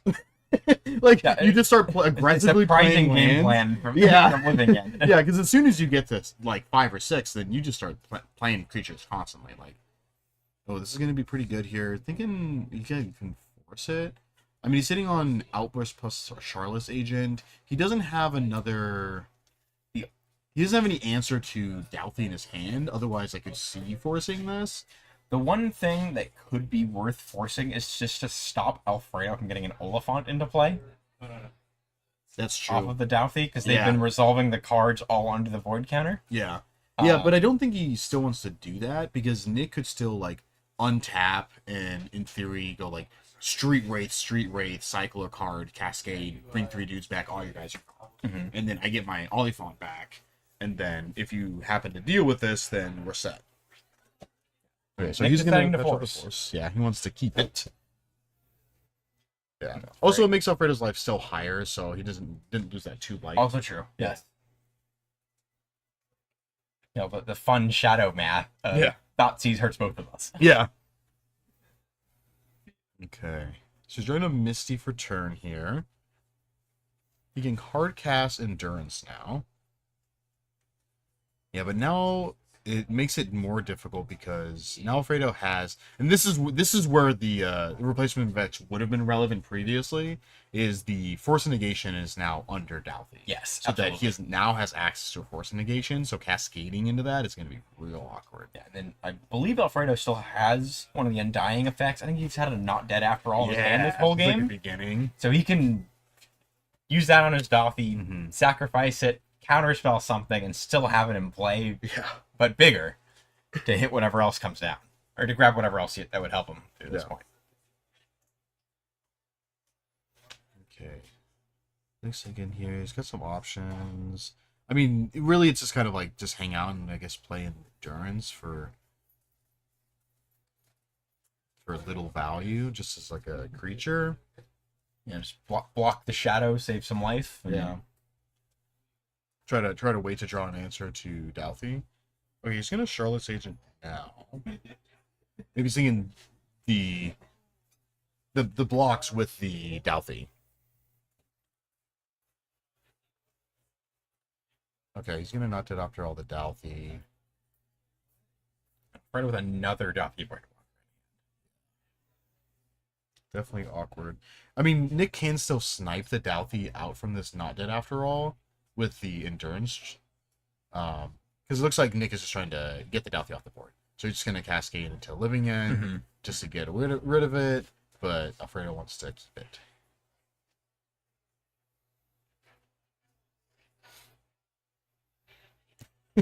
We're going down. It's in there somewhere. There it is. Takes a little bit of time to get there sometimes. It's over Apple's library. That's great. Yeah, Alfredo sacrificing Douthie, attempting to cast Nick's Living End right now. Yeah.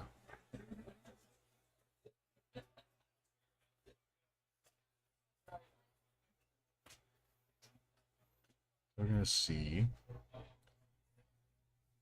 Yeah, he's probably fine with this happening, and then oh, he's just gonna force of negation it instead.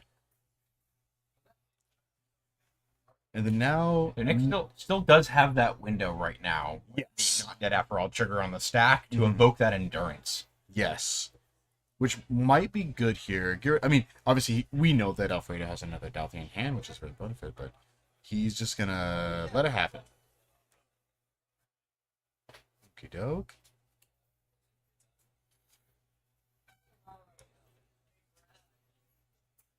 Yeah, Force will come back in under with the void counter.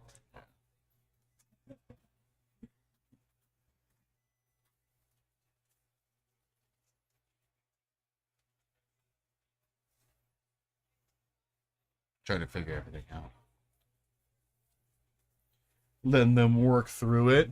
Yeah, I mean, I think still trying to get rid of the Douthie, because then, like, even with you sitting on Charlotte's Agent plus endurance in the yard, and then, I mean, you know, your entire deck just cycles itself, so being Nick able to would draw also that- have a window to cycle that Oliphant in hand too. Yes. So yeah. he could set up for a future Living End. as well. Yes. Yeah, which would be very, very nice. Looks like Yeah, because it would be essentially like next turn. So I mean, like endurancing here, getting rid of the yard with the Douthie trying to come back, and then it looks like they've rewound a little bit. Yeah. And trying to get a clearer communication of what's going on the stack. yeah. Your second Douthie is a cost to target that, and then Yes, the Douthie trigger or the not dead after all trigger to bring back the Douthie should Yeah. be on the stack. on the stack to resolve before that force of negation. Yes, yeah, because you have to target a spell with it. Yeah, because I think Nick is probably thinking about the endurance here, so he's trying to like set everything up correctly in the way. So we'll see if they can get this set up and figured out for us. But then Nick will have a bunch of live draws for a couple of turns here. Yes. He'll have Oliphant plus endurance plus Charlotte's Agent in the graveyard. Well, I guess not Charlotte's Agent at this point because the force of negation. But he had Oliphant plus endurance in the yard to be able to bring back with any future Cascader. And also get rid of Alfredo's Death Shadow. Which And is get rid of his Death Shadow. big at this point Yeah. in the game. I mean, big as a 4/4, so. When there's no other blockers that have been in play, 4 damage a turn will Yeah. end this fast. That's So, true. Yeah. Oh, you have 0 creatures? Sweet. I think we've both been playing long enough to know how fast a Snapcaster Mage is a 2-1 kills you. Yes, So, that is true. 4-4 goes faster. Yep. Twice as fast. All right.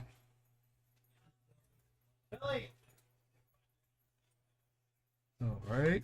Trying to decide some stuff here, get everything situated for us. Thanks for being patient with us. Magic is a hard game.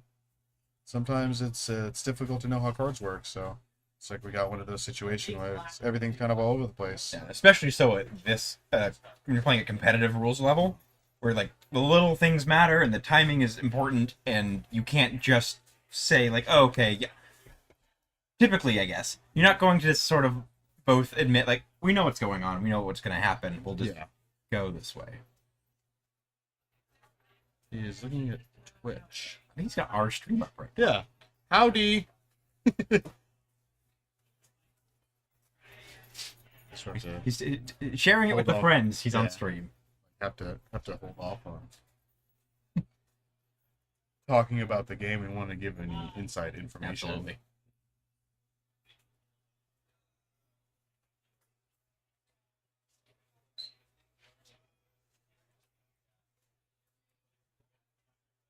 Don't know what's going on. I'm assuming that we're in the middle of a judge call, and there's probably Yeah. judges speaking right now, just to confirm with the rules and make sure players understand what's going on and Yeah. they know how to explain it properly. Yeah.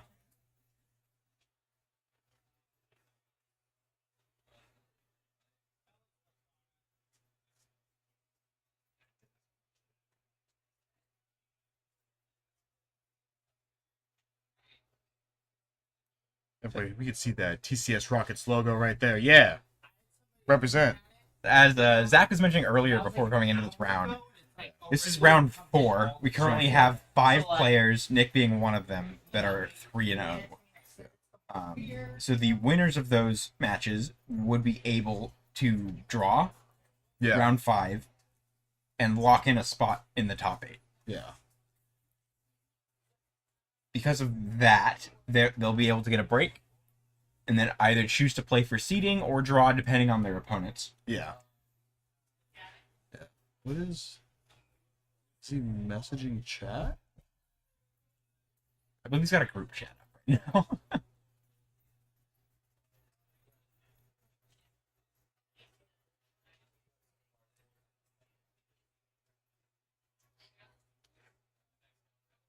Oh, what's going on here?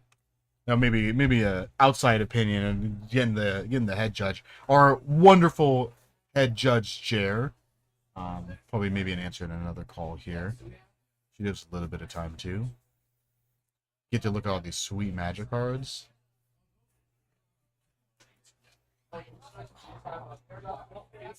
Looks like we're back with the ruling. Okay. Doffy's in the graveyard, not dead after all is on the stack.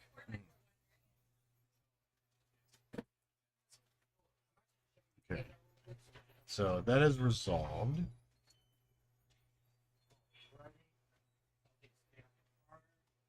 He's cycling Oliphant in response to the trigger.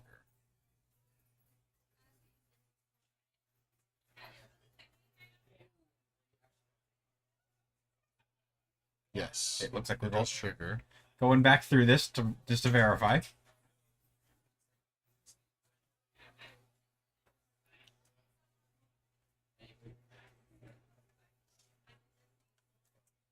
So he's not doing it in response to not dead after all. I mean, I think maybe he's just putting the not dead after all to represent the trigger of Douthie Voidwalker being in the graveyard and attempting to come back from not dead after all. Yeah, just sort of trying to visualize the stack for the players to show them Yeah. like, this is how this is going to resolve through.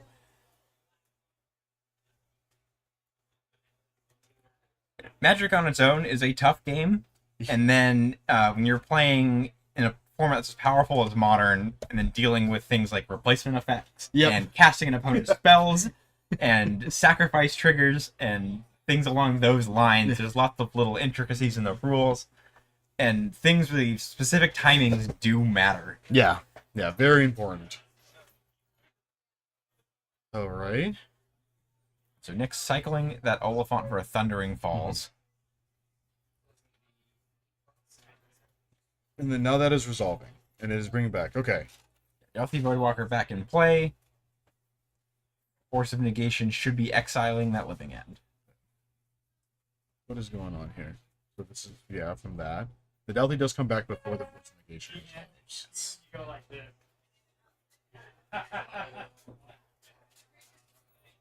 What is going on here? Looks like stepping back a bit again. Yeah. And I think maybe that's where kind evoking of that the root endurance. of all of this I think so. came It's like Nick from. knew what he wanted to do Yeah. and trying to make sure Making sure it's correct. find that window where he could do it, and if Yeah. there was that window. Yeah. Yeah. So what we're thinking here is like, okay.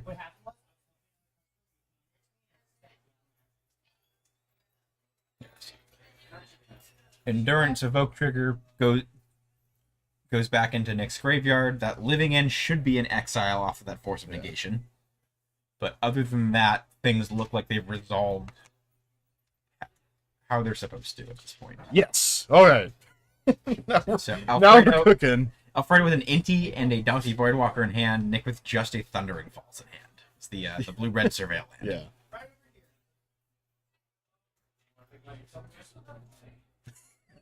Delphi Voidwalker Ah! back in play.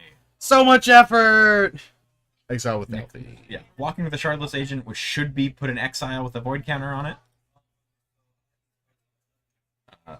Another land, I'm gonna Hedge Maze, Yeah. leaving on top with a Surveil.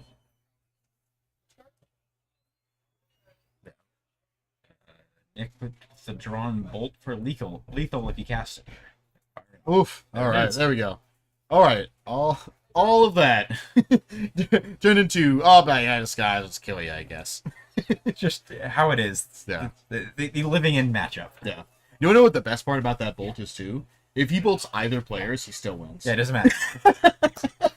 More Death Shadow. Man. Yeah. I'll bolt myself, add 3 power to Death Shadow, attack you lethal. Alright, so going into what you did man, it's been so long. This is we're going to game 3 right Loading in 3. Oh yeah, Nick went off with all the creatures there. lot of stuff going on there. So I don't think sideboards really changed too much. I don't really see either of these players taking out any of the cards. There's a chance Nick makes some swaps after seeing that Alfredo is on a Death Shadow package and isn't Yeah. just Scam. True. I don't know what his deck, like, if there's anything Living End would have or do that would really adjust for that. Yeah. I mean, he doesn't have much. I mean, Raisin Bar probably already came in. Bone Crusher, not really. Dampening Matrix doesn't do much. The Endurances don't do much.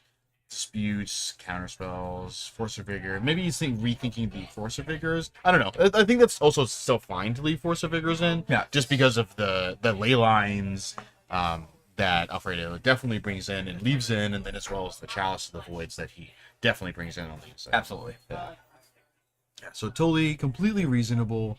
It's a nice clean answer to both of those. So looks like not any changes. We're just going straight into the next game. I'm going to see how this goes. So Nick, Living in a deck play? that I think I would say gets a bad rap for being like, an easy deck to play, which absolutely can be true in Yeah. a lot of game ones where you doth either answer, or sorry, grief their answer, cycle 3 times, cast Living End, and Yep. kill them the next turn. yeah, and then they die. But like post board, you're navigating. I think Alfredo's got 4 or 5 different pieces of hate for what Nick's trying to do. Yeah. So you're trying to execute your Living End game plan while removing Alfredo's hate. Yeah, So it's like, oh. All right, so let's see. Alfredo's got Ragavan. He's got Leyline. Nick's sitting on Force, Breeding Pool, Otawara, Generous, Violent and Outburst. Violent Outburst, Architects, and a Street Wraith. And Alfredo, See Ragavan. Ragavan, he has a Street Wraith in there as well. And then double Street Wraith looks like. I think that's the other black cards. Yeah, that's the other Verdant Street Wraith. Catacombs. Verdant, and then Polluted Delta, and another fetch. another land there. All right. Alfredo with 3 lands. Yeah. I think that's totally fine here. I mean, he'll be able to Ragavan turn 1, plus he'll have double Street Wraith up, which is also just really great into this matchup, just getting 2 creatures into the graveyard. Now, even if if Nick can get rid of the ley line and cast Living End, Alfredo still has creatures. Yeah. He's gonna draw There we another go. 3 right. Alfredo's starting at 14 before Yeah. playing a land. Nick very jealous at this point, like, oh, you have 3 creatures in your graveyard? I thought I was a Living End deck. you haven't even... Wait, Fourth Street number Raid? 4. What the heck? What's going on here? Oh my gosh. And then a Thoughtseize. This just has to be like the Dream Shadow. I think One, Alfredo's going to start this game at 7 on turn 1. Yeah. Quadruple Street Wraith plus Fetch Shock into Thoughtseize. Yeah. That's just like the best, right? Like, you just can't ask for more. I mean, I guess the next thing would be to go next turn land and then go Shadow. Right. Alfredo needs a Death Shadow to really do anything with this. Yeah, the dream He's Shadow hand with no shadow.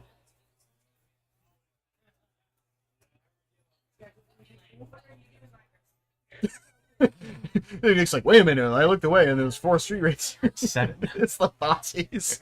Oh my god. At 9. It's so funny. To 7.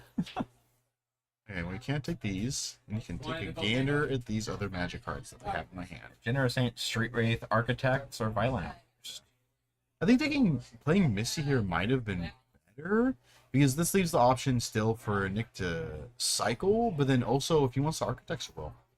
Or even just turn fetch, get a Surveil land, and just see what's next there. Yeah. You can surveil a creature in the graveyard, and you're still good to go. Yeah. At that point. Well, I guess in After exile. Yeah, after leaving. Still. Yeah.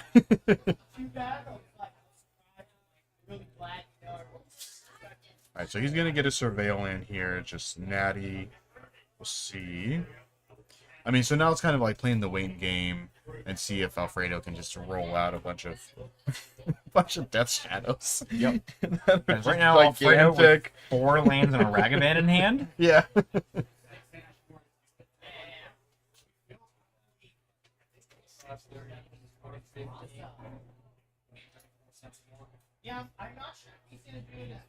Alright, draw for turn. Force of Vigor. That is great for Nick here. Hopefully, I'm sure he's probably thinking, man, please don't play a Delphi next turn. Also, doesn't have the green card either, so he still. Oh yeah, can't you're right. He use doesn't. that right Oh now. no. Not yet. For reconfirming Alfredo's life, counting the Street Race in the Yeah. graveyard. Yeah, 8, 9, 10, 11, 12. Right? Should be 13 there. 13? 4 Three, Street Race and a 7. Thoughtseize for 10 damage and fetch shock down to 7. Yeah. That's reasonable. It's just a wild turn. Yeah. So we're going to 6. 6. It's going to dash Ragavan. Unfortunately, no subtlety for Nick to subtlety that bad boy away. Just going to get a swamp here. Yeah, as much as you want your life total to be low, you don't want to just lose. Just die if your opponent casts a Shardless Agent next turn. Yeah. Yeah, also just like casting like Endurance into just hard cast subtlety as a 3/3 flyer, and then you're like, I gotta erase this, and I have like 2 turns. So Nick fetch in here. Still at a pretty healthy life total, so he's still got a pretty decent amount of time. I'm sure he is very excited about not being hit with the turn 2 Dalthy again. Yes, it has to be. Yeah, so. Nick doesn't know it, but he definitely has time right now. Alfredo's clock is just the Ragavan. There's nothing else in hand. Yeah. So we're just kind of waiting for either player to draw more action at this Yeah. point. Yeah, just draw something. Alright, thinking, what do you got on top here? Oh, okay. I think it's a green card. He's got the Ragavan trigger. So I think Nick's intentionally setting it up with Ragavan to get the card out of the way. Force negation. Okay, this is gonna pass. Draw a Curator of Mystery. That's castable next turn. That is castable next turn. And blocks Ragavan. Yeah, it also blocks Ragavan.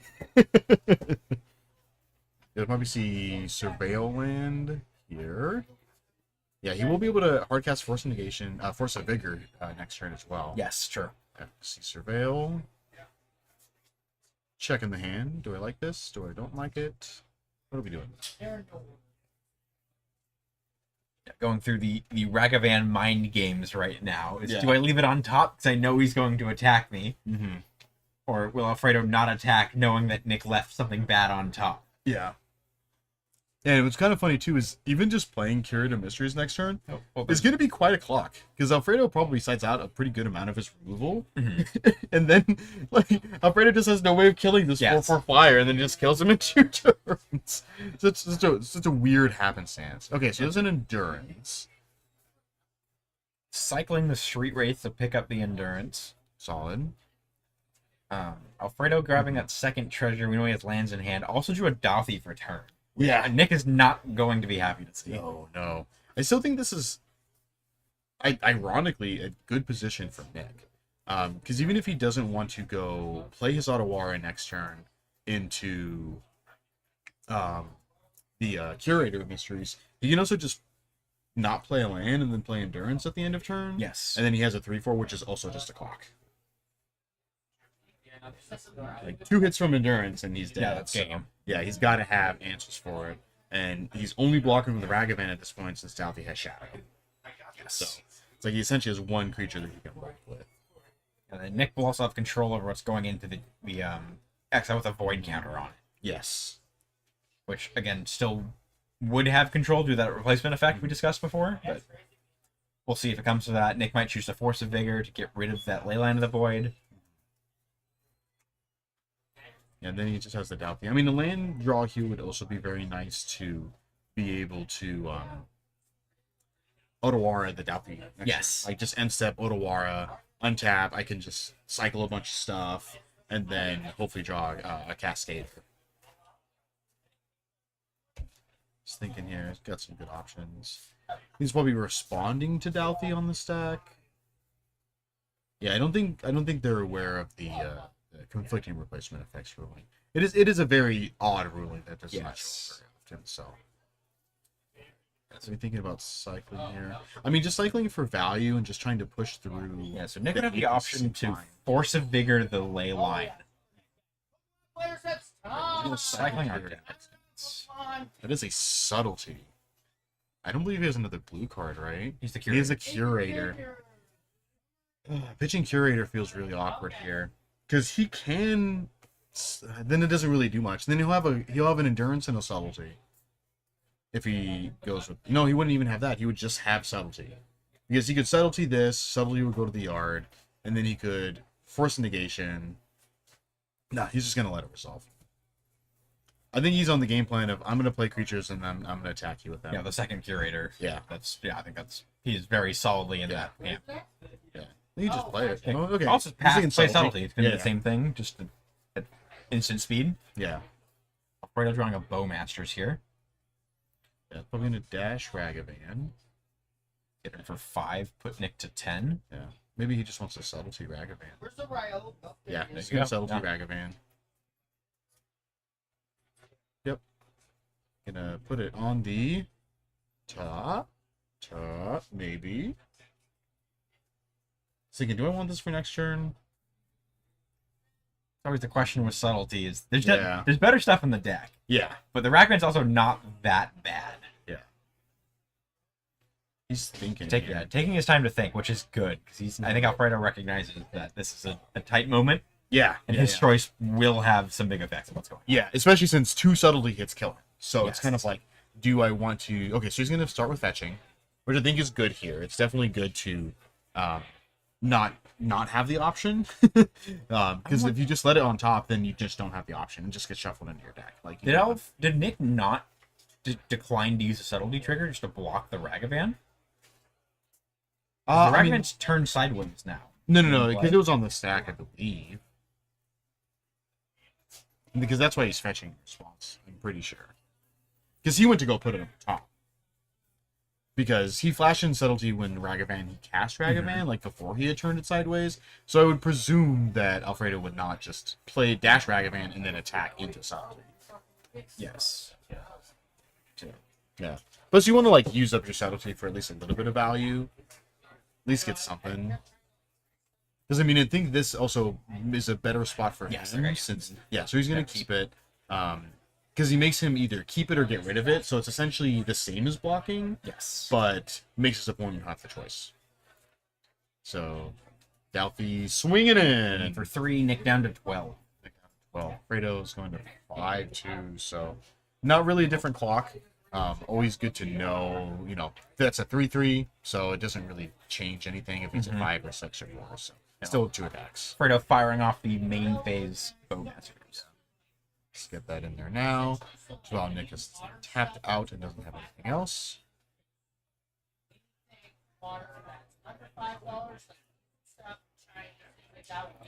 Violent Outburst, Outburst. which actually is relevant just as the spell itself, not the Cascade spell here. Yeah. And depending on blockers or removal, like it could potentially put Nick in an area to push through with a 3/3 if Albedo catches the game or something like that. Yeah, I mean, I think just jamming your dude here and then At this point, probably. yeah, Alfredo's just at leaving 5, endurance for value, I guess. Alfredo's at 5 and just cast a Bowmaster's main phase. I feel like Nick would expect. It's reasonable to think there's not much going on in Alfredo's hand at this point. Oh yeah.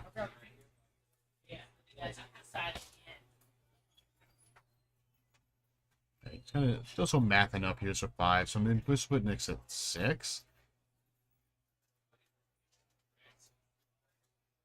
Yeah, it's also the minor thing of like when you're casting stuff main phase, sometimes you're just like, all right, the ball's in your court, figure it out. Yeah, I don't want to figure this Kill me. out. Do it. Yeah, yeah. This is on you. I don't want to deal with this anymore. Yeah, I mean, he could also just like also play Curator this turn. No, he just wants to get it done. Okay, yeah, that's totally reasonable. I mean, because you could also play Curator and then just pass, and then you have 2 blockers just in case something weird happens. No, he is just going to pass turn. Which I guess if Alfredo swings out, He's going to dash the Ragavan. Nick can cast the Endurance, which gives that enough. I guess Subtlety alone is lethal. Endurance is Yeah, insurance here. yeah. There's the Endurance.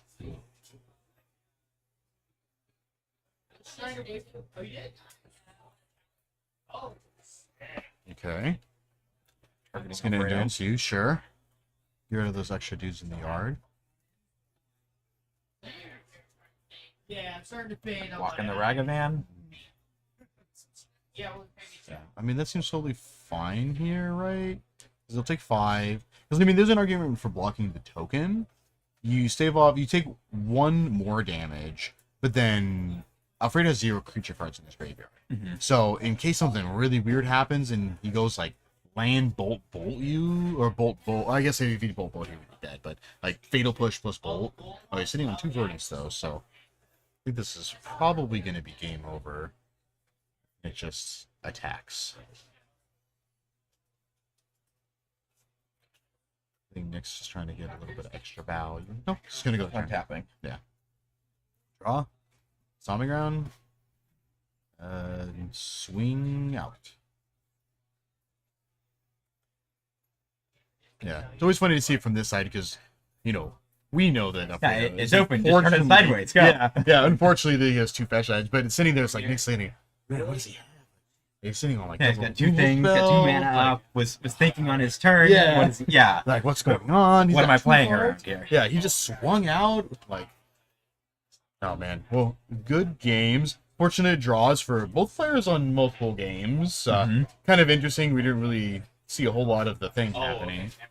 Nick's No, a lot of some strange living in games post. Yeah. That's kind of how it goes with that deck yeah, sometimes. it's like I guess I'll play dudes and turn them sideways, and then Alfredo getting to do the absolute sickest Death Shadow turn 1 ever. I don't know if I've ever seen Death Shadow in Modern go to 7 on turn. Yeah, that is absolutely insane. Like quadruple street wraith is just wow. Like how often do you get to do that or see that? I mean, I would just keep it just to do that because that sounds like a blast. Yes, and you did it on camera too, so Yeah, the world you can clip it.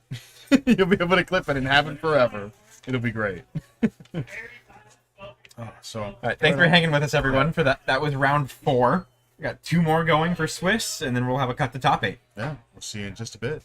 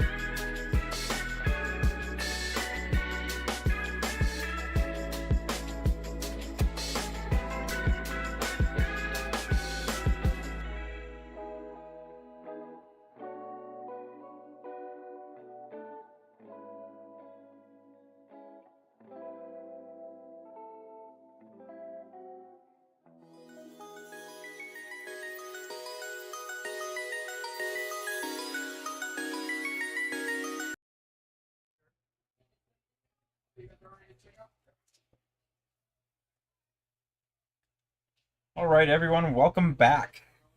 Coming into round 5 of the TC's Rockets Modern 1K here.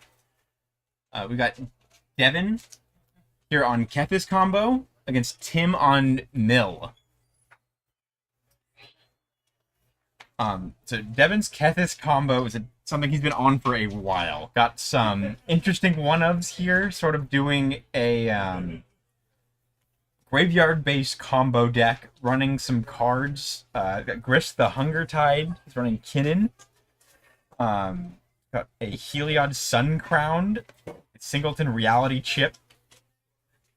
He's got 4 of Kethis, Emery, Rona, Herald of Invasion, Mox Amber, Oath of Nissa, Jace the Perfected Mind, on a few Agatha's Soul Cauldrons.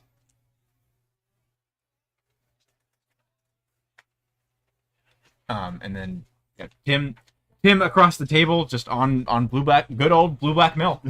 A classic. You see, it looks like I think it's a Shelldock Isle. Gonna hide something away One of the here. new secret lair predicts. Devin starting with the Plaza of Heroes. Oh, that's a good one for his legendary tribal deck. Not usually seen in Modern. No. He's definitely played this deck very many a time.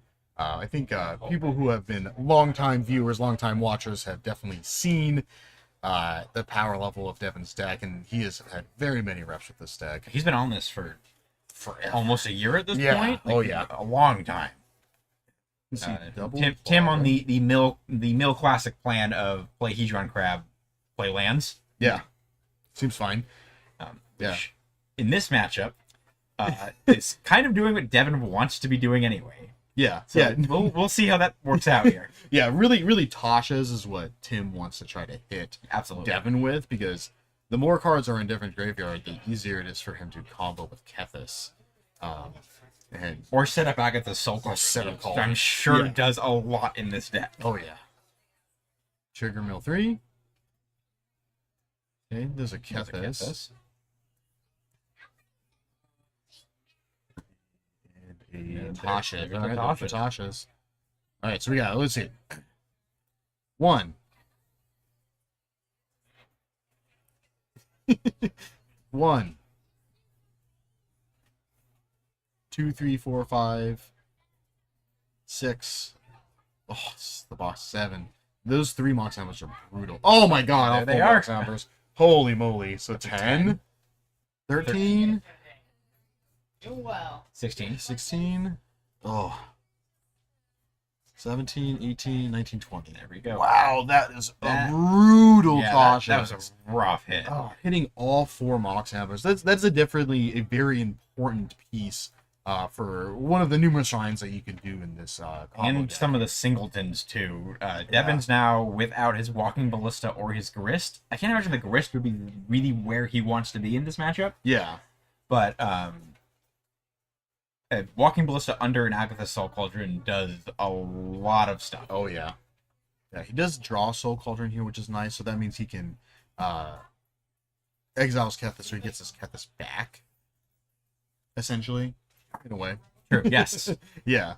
So you can put on that Rona, and on tap Rona, so he gets to feed his yard a little bit more. Still sitting on double to Fairy. Got another land in hand as well. And then for those unfamiliar with Kethis' text, does not see much play in Modern and is banned in Pioneer. Kethis is a 3-mana 3/4, cost a white, a black, and a green. Legendary spells cost 1 less to cast, and has the activated ability, which does work under Cauldron. Yeah. Exile 2 legendary cards from your graveyard. Until end of turn, each legendary card in your graveyard gains, you may play this card from your graveyard. Yeah. It's kind of like a Yawgmoth's Will. Alright, just gonna get Jace here. Get that now. So his other options really are just some Jace loops. He's gonna draw and discard. He's gonna discard a Teferi. Which makes sense. Fairy doesn't do too much in this matchup.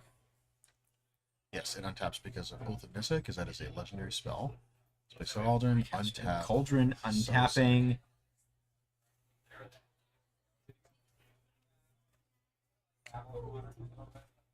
So now really, Tim's got to be careful with just using Tasha's here. I mean, you just got to try to mill your opponent. Right? Like, you just got to kind of go fast. That's just what the as you deck can. does. It's Yeah. like burn not playing their burn spells. You're Yeah, not gonna get yeah. far without that. Yeah, like, you can't not play your burn spells into Death Shadow.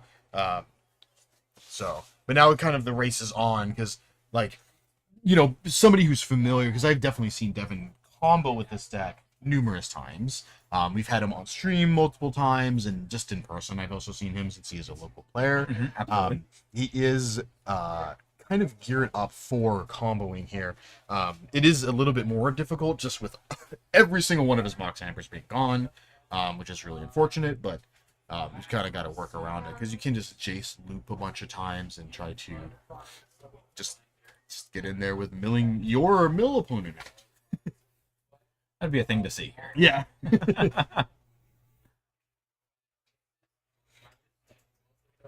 Activate Rona. I'm gonna draw and discard. You don't think Land? Discard a mana copy. Confidence? Okay. One thing that is kind of nice for Devin is that Field of Ruin is the only thing that turns on the Archive Traps for Tim. Because he doesn't run any fetch. entirely fetchless mana base. Yeah.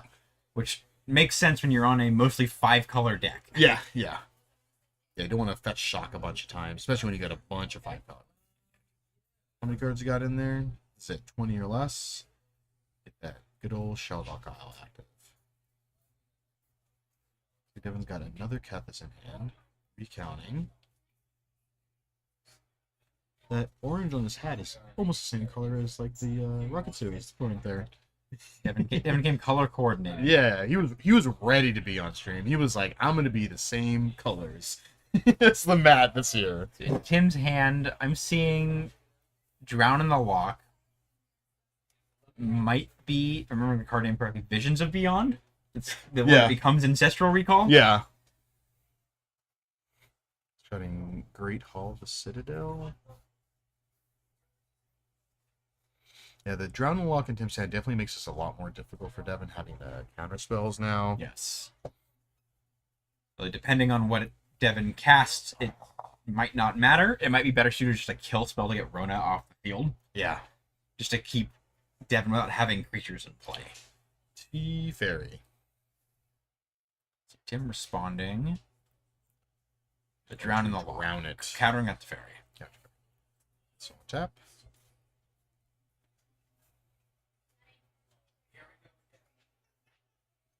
Pass the turn. Is that another Fraying Sanity?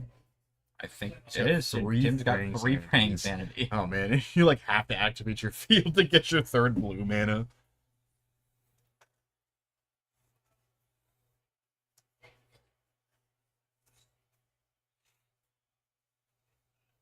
What are we doing here?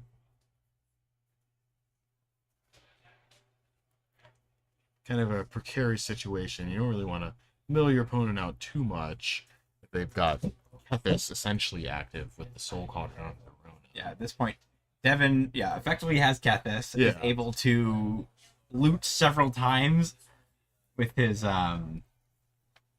Rona.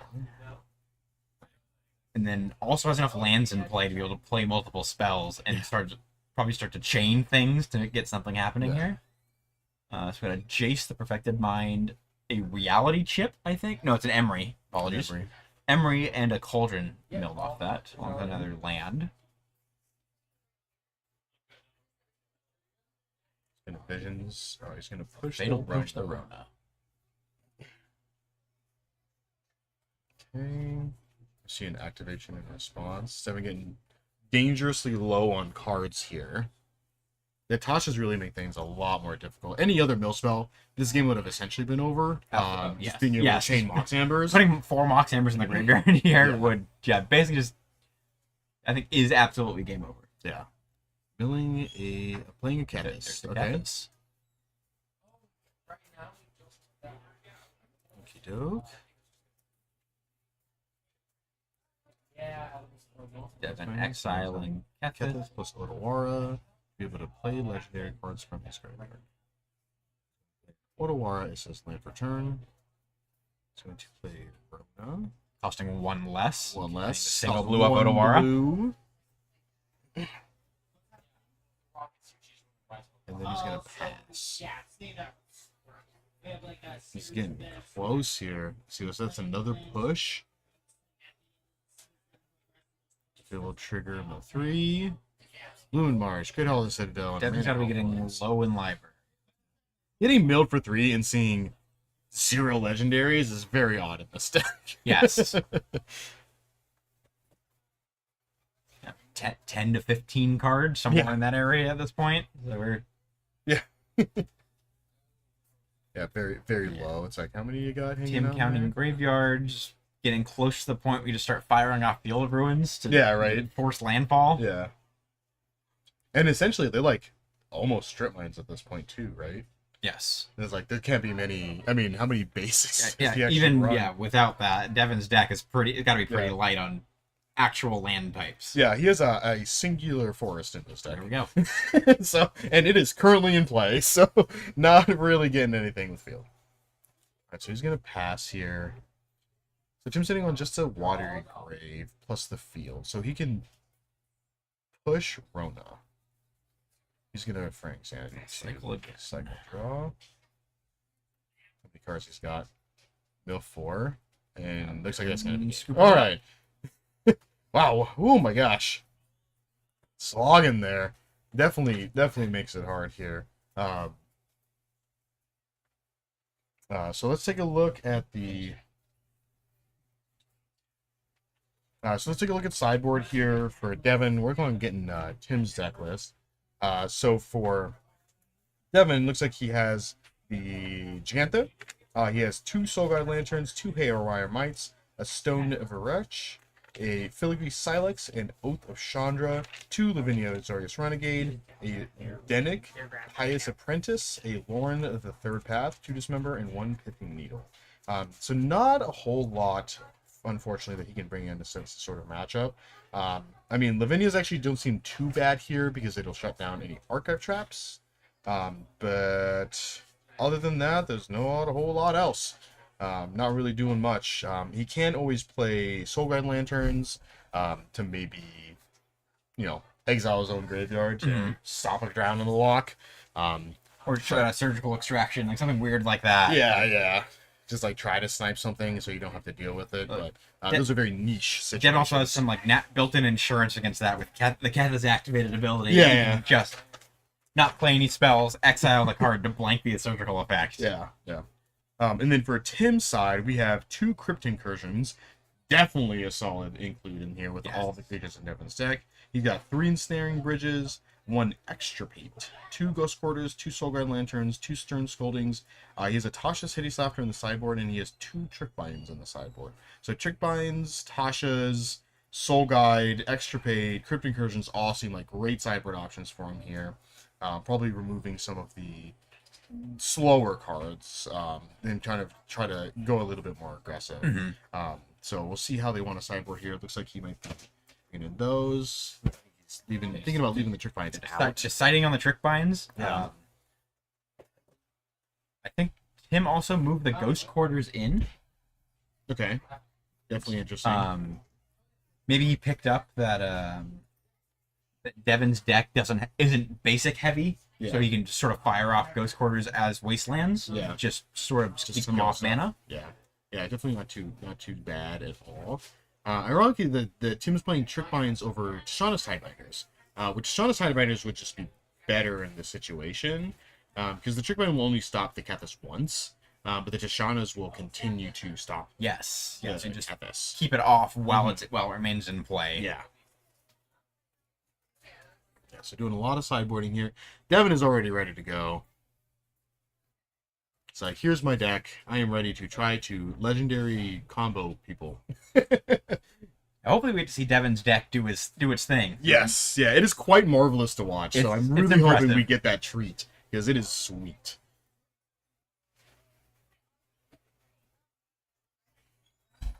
Tim's shuffling up here.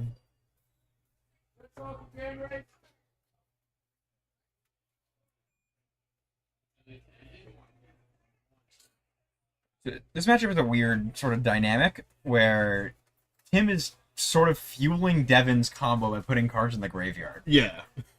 And it's like everything except for Tasha's is literally just like, here you go, have some toys to play with, whatever you need, I'll put it in your graveyard for you. Yeah, yes. But on the other hand, the cards in Devin's graveyard does give Tim that option to be surgical extraction them, to sort of pull him out. Yeah. Can also leave Devin open to a crypt incursion, which I would imagine would be pretty backbreaking. If he's trying to set up for Kethis, or like even in response to casting Kethis. Oh yeah.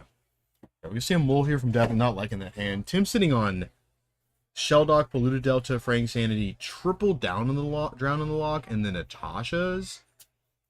It's kind of an interesting keep. Looks like he's gonna keep that hand. I mean, he does have the Fraying Sanity to start fueling the drown on the locks.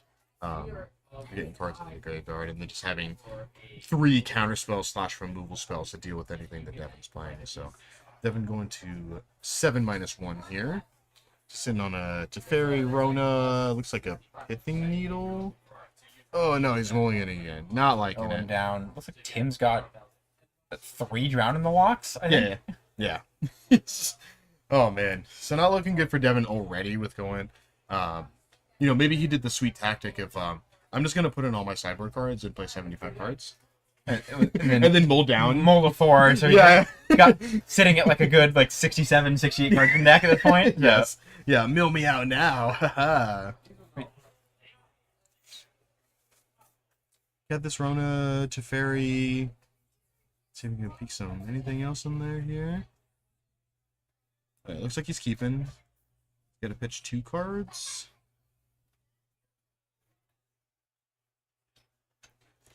I have to imagine that Devin's deck's able to mulligan fairly well. There's so many options that draw more cards or do the Oath lets you basically ponder. You're gonna look at 3 cards and you pick one. You have some options to sort of select and find your next pieces to sort of set up. Yeah, plus Rona with a bunch of digging, so. Halfling's also nice to be able to cast and resolve basically everything in the deck, as well as being ungannerable. Yeah. Just the better Birds of Paradise in this deck. Oh yeah. 100%. Yeah, Tim looks like doing an Archive Trap for turn, which he's got to Ghost Quarter or Field in order to activate, because Devin has 0 fetch lands in his deck. Devin with playing a Rona. Yeah. This is nice too for Devin, just since he's not playing any fetch lands, he won't be able to drown the lock, the Rona this turn. Yes. Yeah, so Devin will be able to activate Rona. Yeah.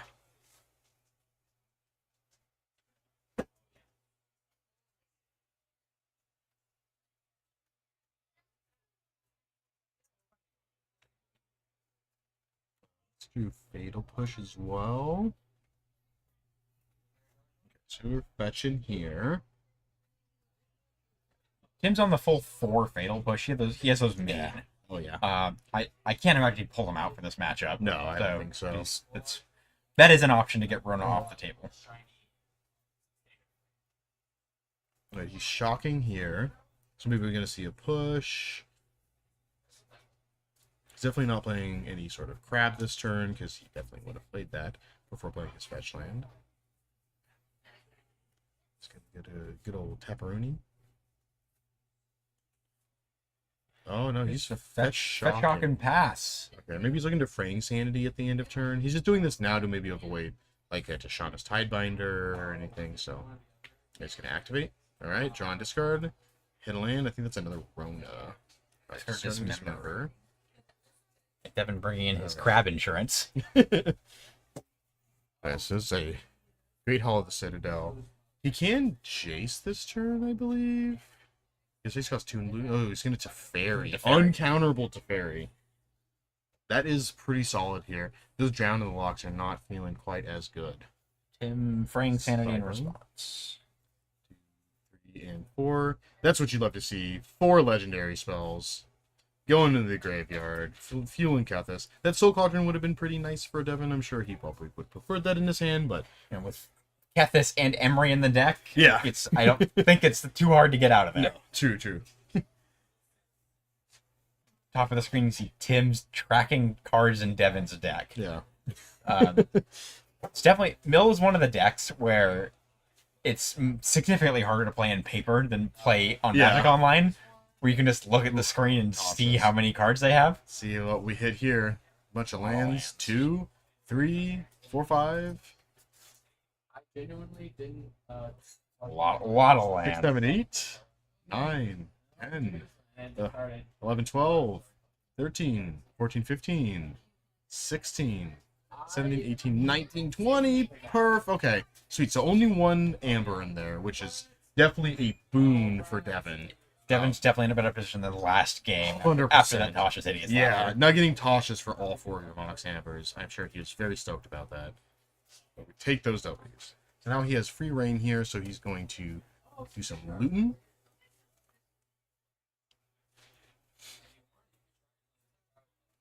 He's got Boseiju. He's going to discard Boseiju. There's the Amber. Play a Mox Amber, which untaps Rona, activate Rona again.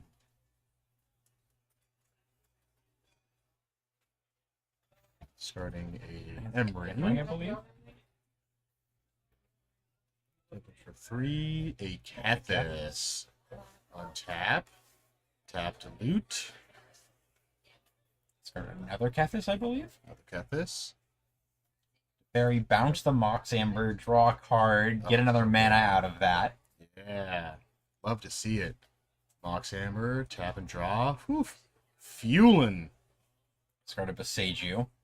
Devin's got the option to activate Kethis. You can cast the Soul Cauldron, the Kinnan, cast the Emery. I feel Kinnan here might be pretty solid. I mean, really what Devin was digging for there was another Mox Amber. So then he can start chaining Mox Ambers. All right, he's going to Jace. He's going to Jace, and he's going to mill himself here. There's a Mox Amber. There's a Mox Amber. Perfect. Exactly what he wants to see.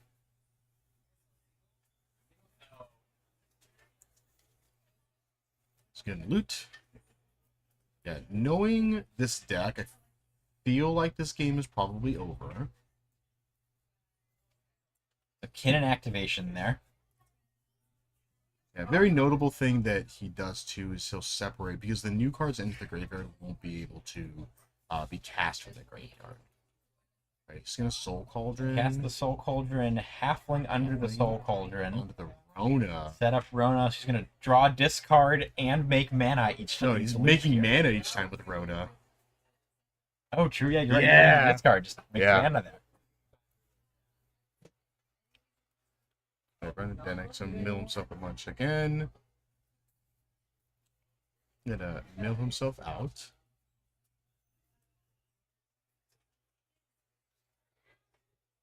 Play the bunch. Gonna play the Mox Amber. Mill you. And he's going to mill his mill opponent out.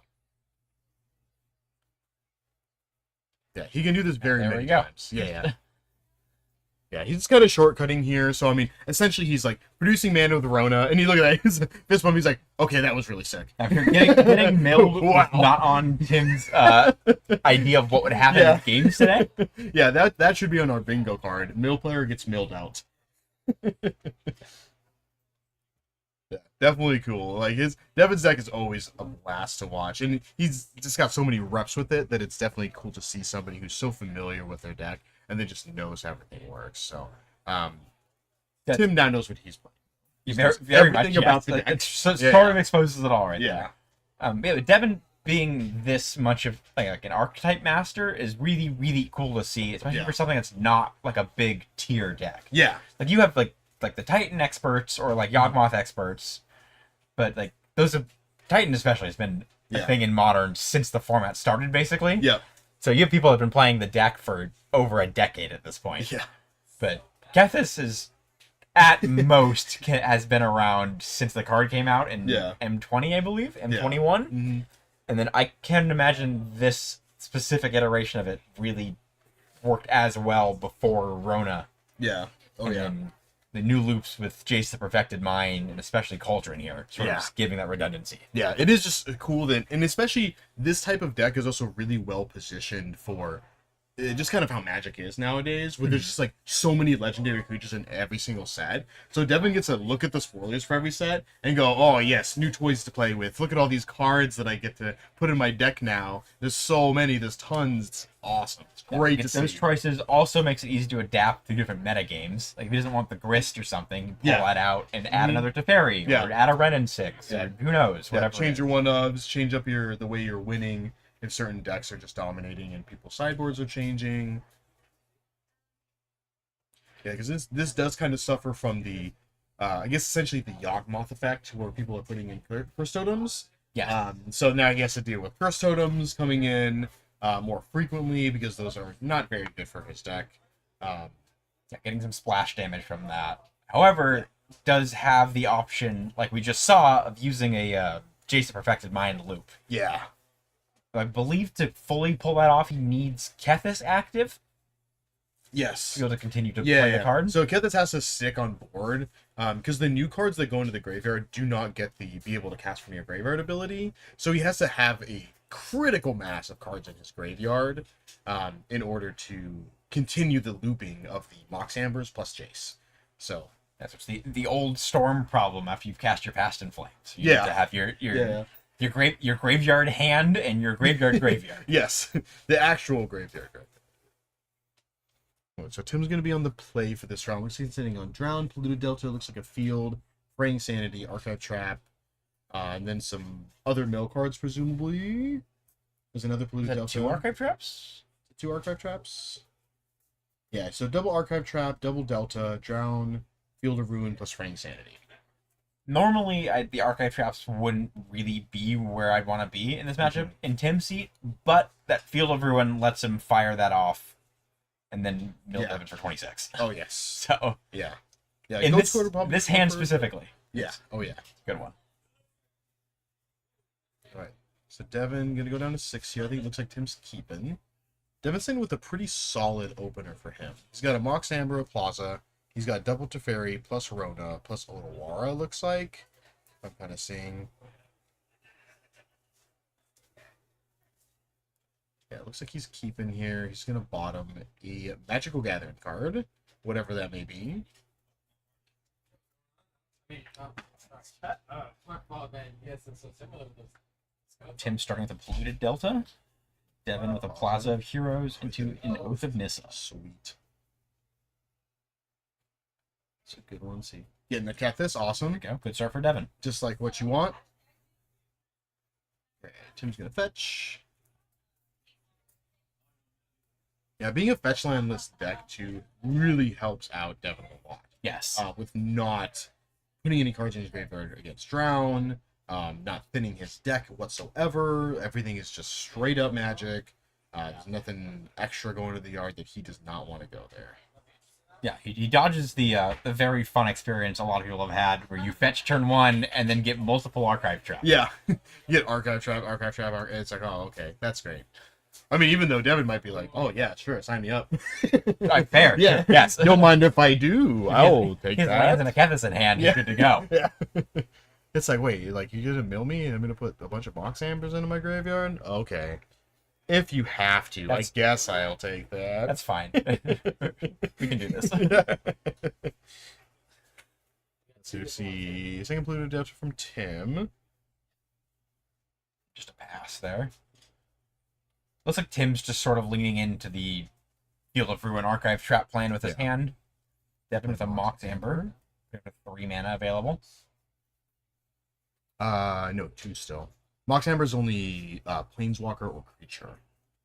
Oh, my mistake. Yeah, But legendary one. Yeah, unfortunately, Oath of Nissa does not turn on Mox Amber. It would be really sweet if I it have did. played Mox Amber, but never with a deck without legend. Yeah. Oh, only legendary creatures or planeswalkers are in the deck. Yes. Yeah, very, very niche, small thing, so.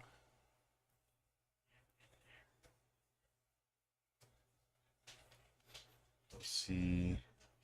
Mox Amber getting hit by Drown a lot. Tim. Okay. I think Devin is totally okay with that, because it's totally fine if he is in the graveyard. Tim drawing another land. think he's got a snow-covered swamp in hand, as well as another polluted delta right now for his draws he's had. Devin's sitting on double Rona, no, single Rona, double Kethis, double Teferi. Kind of an awkward hand there. Wait, he's just gonna pollute a delta here. Raiding Sanity from 10. I believe he has one of those in hand right now.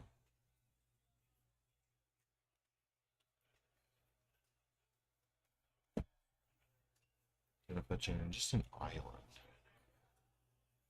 Tim with the one of snow-covered island and snow-covered swamp in his list, Yeah. along with the regular island and Amazing. regular swamp. Yeah. It is also kind of odd that he's not just getting like just fetch lands. Sorry, fetching shock into the lands? shocks. It's Because his true. life total is irrelevant. Yeah, this is a matchup where both players' life total does not matter. Oh yeah. The life total is irrelevant. Like there's no way you're fetch shocking yourself into death.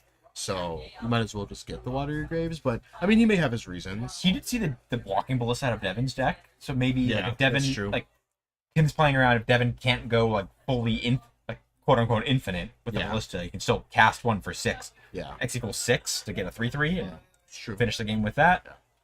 Oof, man, he really helped out here. You got the other Monk's Hammer in hand. We're gonna exile some cards, be able to cast some other stuff. He's going to float some mana. Start to make play some this. mana. He's gonna float that. He's gonna play the other Monk's Hammer, float some more mana. See if it's a fairy. Did he mill it to fairy? Not to fairy.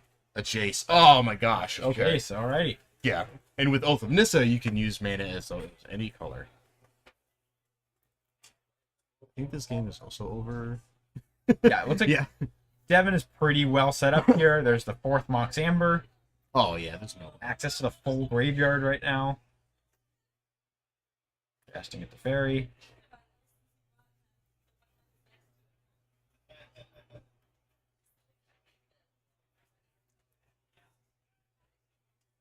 Yeah, it's like this is fine. Shouldn't be some- I'm gonna do the same thing I did last time.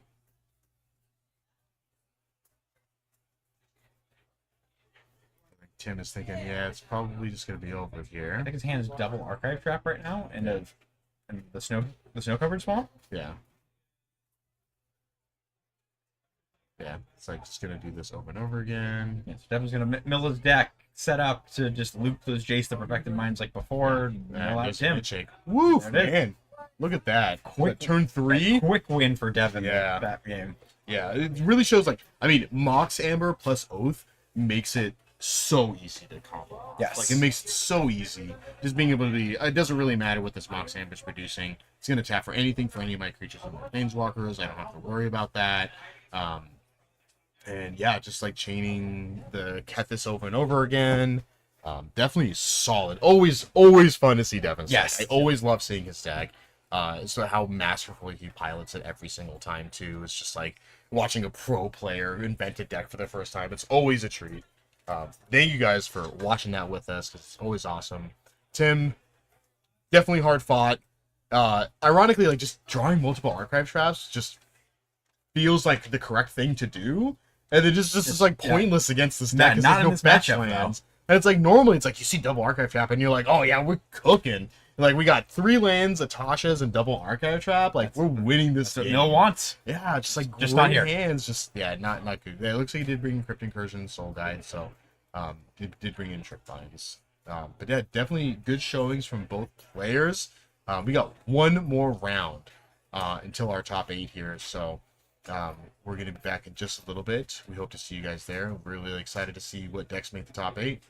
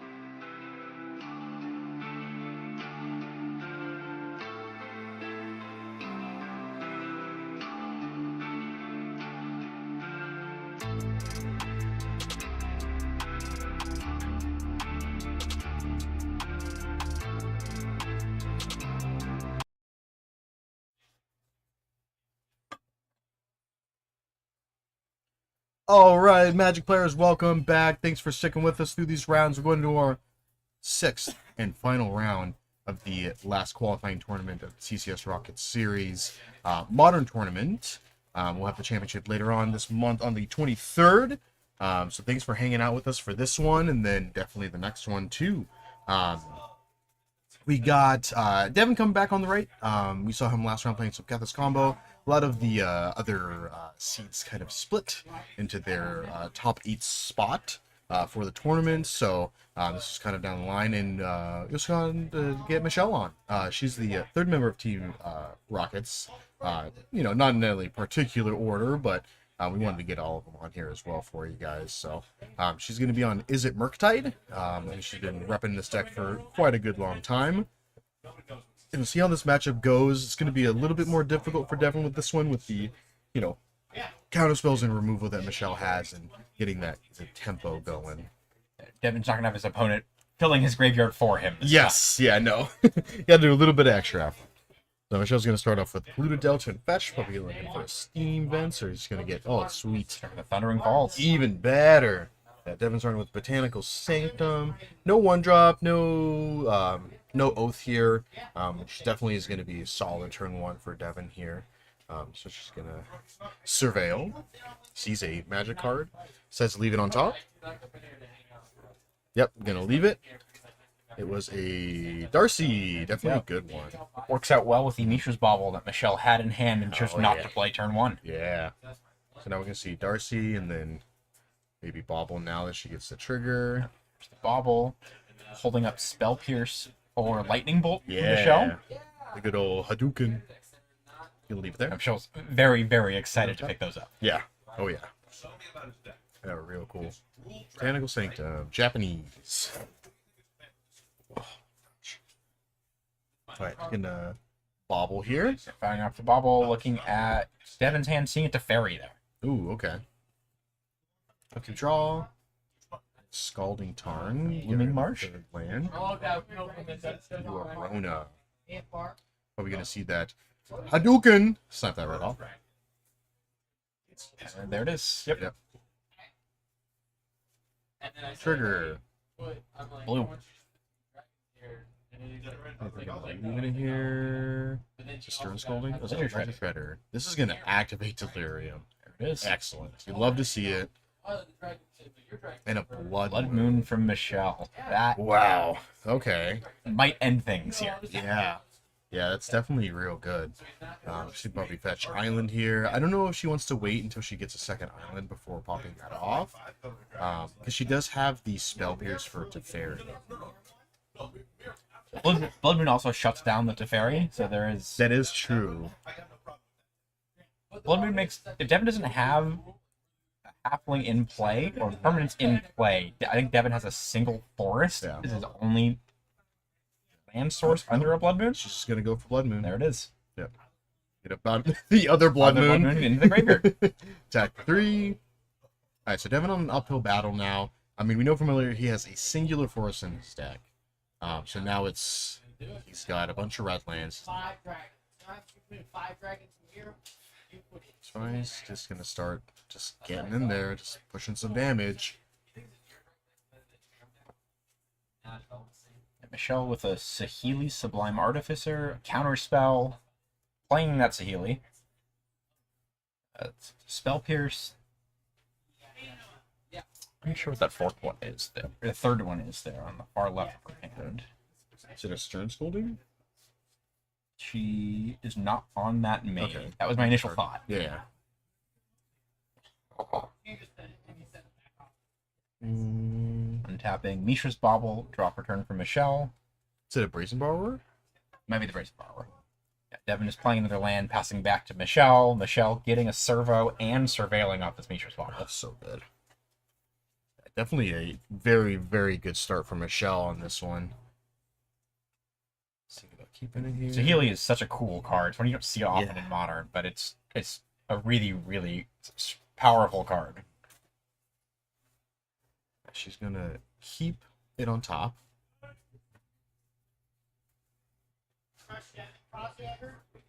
She's going to Bobble Devin. That's going to be another Another Teferi. Teferi. Just pass here. Draw for bobble. And yeah, draw the other bobble. Sweet. Devin just land pass Play again. Beseiju. Alright, he's probably got another Beseiju in hand. Michelle picking up That's a what he's counter holding spell. on. Playing a bobble, Bobble another number DRC, 3. another servo.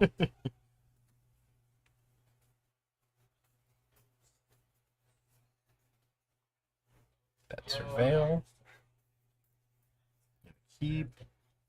Another island here for Michelle would be just absolutely beautiful. Turn on the rest of her hand. Yeah. Gonna bobble Devin again. See a mana confluence.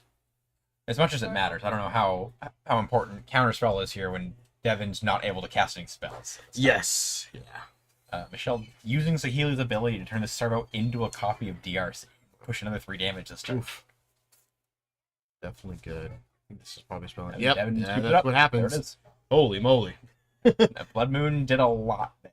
Yeah. That was... It's been a while since I've seen Blood Moon hit that hard in Modern. Yeah. It's definitely has lost the impact it had a few years Yeah. ago, even a few months ago, probably. Oh yeah, yeah, and it's also very funny, ironic against Devin's deck is because he plays 4 Oath of Nisses. So like if he had turn 1 or turn 2 Oath of Nisses, Blood Moon would have been useless. Yes. Would have done anything. And it's like just not starting with that was brutal. So let's see if Michelle wants to take him out. Taking a look at sideboards again. For Devin, we had the Gigantha, the 2 Soul Guide Lanterns, which is pretty good against Murktide. He's got 2 Haywire Mites, the Stone of Aresh, the 1 Filigree Silex, 1 Oath of Chandra, the 2 Lavinia Azorius Renegades, 1 Denic Pious Apprentice, a Lauren of the Third Path, 2 Dismembers, and a Pithing Needle. So not a ton of sideboard options. I mean, Soul Guide plus Dismembers isn't too bad, being able to snipe off the DRCs early. And then maybe even Lavinia, if he's worried about like forcing negation or anything. But other than that, not a whole lot. Michelle's side, she's got Brotherhood's End, a Cast into the Fire, 2 Chalice of the Void, a Cursed Totem, 2 Engineered Explosives, 1 Magus of the Moon, 2 Mystical Dispute, 2 Soul Guide Lantern, 2 Subtlety, and 1 Saheeli. There's a lot of stuff that is very applicable in this matchup. Yeah. Michelle has been playing Murktide for a very long time. I'm sure she's played against Devin more times than either of them can count. Yeah. So has experience with this matchup. Oh yeah. It's a deck and probably this matchup for sure, Michelle doesn't want to dilute her main game plan by bringing in 12 plus pieces of hate. Yeah. Yeah. Well, sometimes it's the counter spells are just gonna do the job. Just bringing in Cursed Totems and looks like Disputes. And citing out Tidebinders. Mishra's Bobble And bobbles. and Right. Shuffle up. Look at Devin, so ready to go. He's rearing for some magic. Always good to see. Very quick game 1 there. We get a couple of longer games here so you guys can get through the tournament for our sweet top 8. And presenting here, so Devin presumably on the play. Let's see what we got here. The Soul Guide in his opener. Teferi, a Jace, Otawara, Botanical Sanctum, I think. Second Teferi. Double Teferi. Just sitting on Spire Bluff, Preordained, Quicksilver Blood Moon, Bobble, Mystical Dispute. Mystical Dispute. Legend Both Shredder on it. solid hands. Michelle's got a 1-lander, but Yeah. does have a lot of the pieces she wants to be seeing. Mm-hmm. The Bobble and the Preordain both help her dig for that second land. Yeah. That helps her set up into the Cursed Totem and Blood Moon to sort of walk things out. Yeah. Devin not liking his hand too much. He's going to ship it. So, I'm still thinking here. He looks like he's going to be keeping flex that hand enough. On the draw as well. Yeah, on the draw as well. Presumably, Yeah. So essentially, I mean, you have 3 draws. You have 3 draws and a scry 2 in order to find your second land, essentially. And Likely it's she cool. will be there. Yeah. Oh, yeah, 100%. Odds are definitely with it for this. Yeah. Yeah, because definitely, like, I mean, you could play the Bobble in to get that extra draw if you really need to, but being able to go, like, this first turn, look for my second land, play my second land, play Shredder into Bobble is just awesome. It's such a strong play. So good. 1, Oath of Nissa. Alright, so Oath of Nissa is going to be good for Devin here. The Blood Moon is going to be essentially pointless now. It's going to take a Jace, the Perfected Mind. Nice. Draw. Oh, there's an island. Don't really have to worry about that stuff anymore now. It's just there and good to go. I mean, I think she just Spire Bluffs and passes here. Here's a then, hold right? up Mystical Dispute. Yeah. No. Okay. Just gonna Sure show. name. Yeah. Mystical see a Dispute dispute and here. a Scalding Tarn. Scalding Tarn. Ooh, very interesting. Like, do you want your third land here, or do you want another dispute? She's gonna keep both, maybe, or she's picking Thinking. Little Peaks.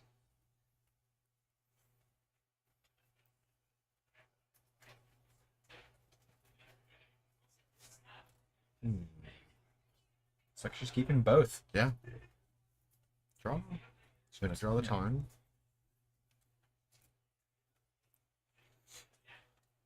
And now we have to see if, like, is she going to play Shredder on 2, or is she going to leave open the double Mystical Dispute that she'll have? I see another Botanical Sanctum into Rona, solid. Yeah, a little bit of argument for, like, keeping up the land there, since you did draw the land. She You also don't have to can worry just about it. drop the Curse Totem right now and turn off the Rona. Yeah, but then you can Would- just bounce it with Teferi. That's true, Yeah. yeah, and also leaves her exposed to Teferi, Yeah, which Michelle definitely knows Devin runs in his deck. yeah. Yeah, so she's just gonna ship it here. Gonna play a little bit safe. Attack for 1. Nah. Good old halfling. good old mana dork joke. Right? Yeah. Tap for mana, so you block. Great Hall of the Citadel. Like, definitely cool filter land. See if he's gonna run out to Fairy here. Oh, he's gonna run out Jace. I think still Mystical Disputing Jace here is good. Just gonna fetch. Looking for another Surveil land. She's getting an island. I think she's kind of still thinking about the Blood Moon, like trying to cast the Blood Moon. And it's going to Just gonna shoot there. Rona was still on tap. Pass the turn. So the Blood Moon's good to shut off other creatures, but Yeah. like you mentioned before, the Oath in play still lets Devin basically execute his game plan as he wants. With the extra land now would let Michelle. There's the Blood Moon. Yeah. Just dropping Blood Moon. Okay. Big thumbs up from Devin there. Yeah, he's like, that is totally fine. Drawing another Rona Yeah, or unfortunately, Jace? does not work out quite that well with an Oath on board. Yeah, definitely better here would have been to play Curse Totem and then leave up the other Mystical Dispute for anything else that Devin might play. Devin discarding another land there. Filling up the graveyard a bit. He's going to loot, actually. Starting another land. Another land. He's just going to jam to Fairy, because he can spend mana as those any color mana to cast creatures and planeswalkers.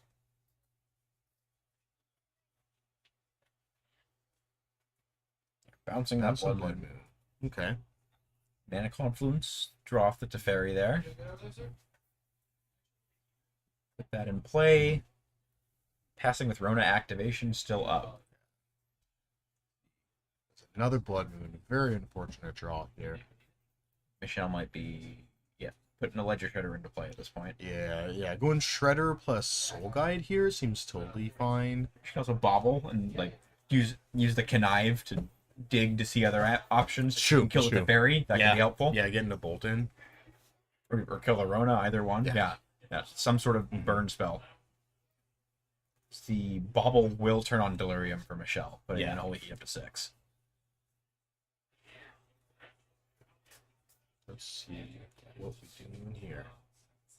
Should have a good amount of options. I mean, his sitting on double Blood Moon, where the first Blood Moon is just irrelevant, is definitely rough. Yes. Yeah, which is good with the Shredder. It's just free things to discard, and it's an enchantment, so it helps Delirium more. Spire Bluff Canal. Discarding a Blood Moon. Discarding the right Blood Moon, the white bordered one. Because Devin has seen that one.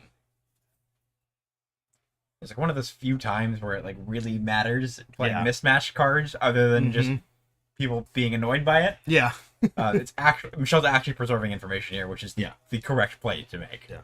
Gonna take a little peek. That is some magic card that we don't know.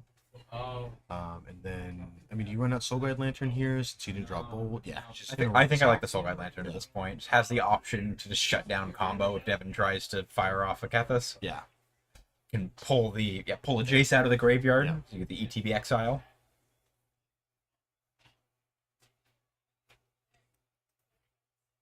And then play tap Spiral Bluff, getting some format for next turn.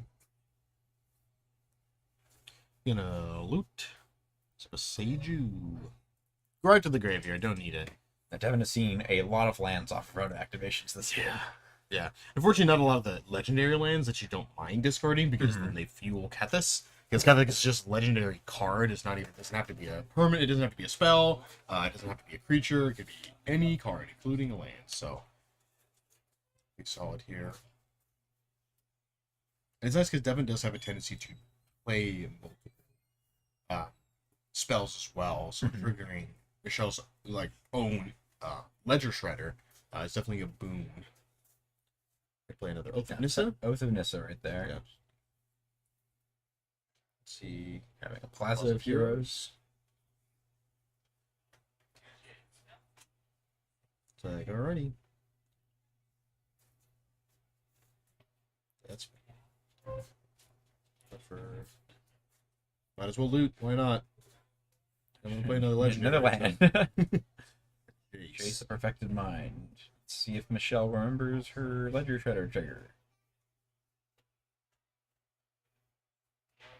Gonna take one from the Confluence. Looks like we're missing the Ledger Shredder.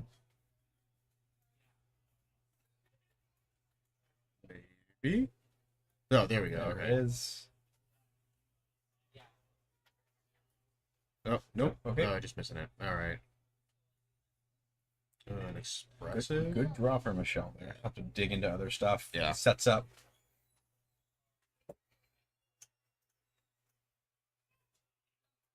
Devin's activating Ronan Michelle's draw step. Expressive. Okay, so that is untapped. Sure. This is all over the place. What's going on here? What's happening? What are we doing? Untap? Untap, tap, tap. You know, they have been playing Magic for for over 5 hours now. So, yeah. The mental fatigue is definitely something that can happen when you're playing longer tournaments. Arthur talking about the Shredder triggers. It looks like Michelle's just forgetting or ready to resolve her expressive iteration. Yeah, we'll just move too on. excited. All right, cool. So we got a Bolt, Bolt of Ragavan, And a bobble? and a Soul Guide? another Soul Guide. I think, yeah, getting the Bolt, putting up back the extra Soul Guide Lantern.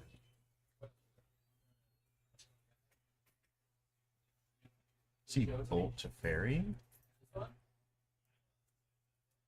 She's missing the land, which makes it a little awkward. Yeah. I mean, because she can Bolt to Fairy and then have Dispute. She can bolt Rona and kill Teferi in combat as well. That is true. That might be way better. Then we'll have the option to possibly hit her land drop off of the Connive. Yeah. Okay, she's Bolting gonna Teferi. Bolt Teferi.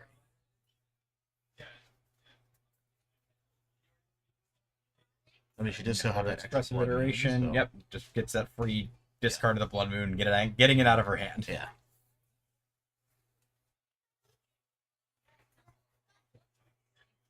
Yeah, it's like, oh, I'm targeting Teferi. Oh, it's like, oh, okay. Okay. Devin's got Mill set up here. I mean, really, he's just trying a Soul Cauldron or a Kethis. No, so neither of those can be disputed, but she does have the Soul Guide Lantern now. So, I mean, Devin has to answer Soul Guide Lantern before he tries to do anything else. I mean, we know he discarded Ava Seiju already, so he's got 2 left in the deck. I believe he's got one in the hand right now. Does he have one in hand as I well? believe his hand is okay. Beseiju to Fairy, and then 2 unknowns. One of two of which you just drew now. Yeah. That was the Jace Perfected Mind. Mhm. There are Plaza of Heroes in hand. Which is going Not anymore. It's gonna play another Devin Teferi. casting to It's gonna Fairy dispute. into Michelle's Dispute.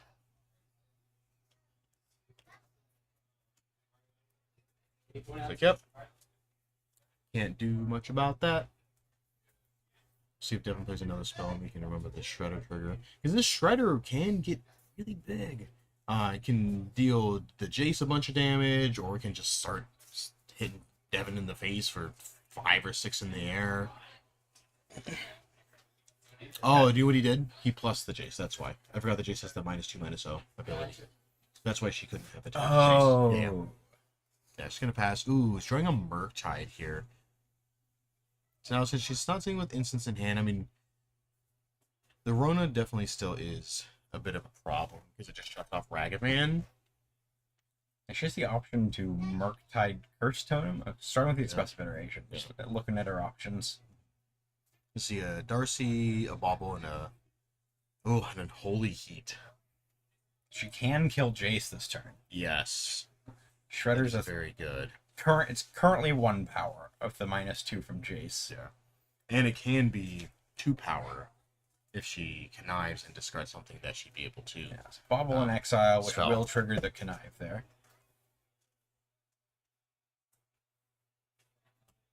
So drawing another red source here would be really sweet. Bobble. Trigger connive. Another Yeah. expressive. Oof, man. Not finding lands, but drawing multiple Expressive Iterations is nothing to complain about. No, definitely not. Yeah, Michelle probably deciding, Ragavans. yeah, Ragavan's not what she wants to be doing this game.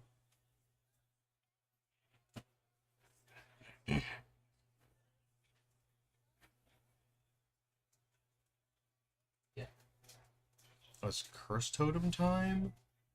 I mean, I think playing Curse Totem here is solid too because it makes Devin have Beseiju or the Teferi. I mean, he might still be able to combo off next turn, which is the difficult thing for leaving Unholy Heat up, but she's still just a Soul Guide. A lot of interesting lines you can take here. Yes. Like, because killing Jace against this deck always feels bad because then you can just Kethis it back. Absolutely. But on he the just other brings hand, it back. the ultimate on Jace is you mill 3 times equal to the Yeah. number of loyalty counters you, Yeah. you subtract. Yeah, like absolutely huge. And get Jace to 8 or 9, and that's Yeah, you're churning through 21. your deck. Yeah, you're the big chunk off Murktide. Yeah.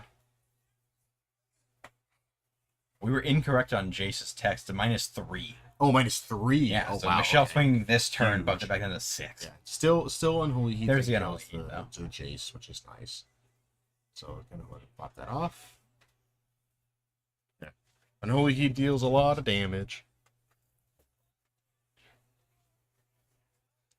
Bobble looking at Devin's card there. Had a good grip of cards in the graveyard. It's 1, 2, 3, 4, 5, 6. Oh yeah, she could just cast Murktide for the whole shebang. I like to keep Delirium too with that. Devin's gonna pop off the Beseiju now.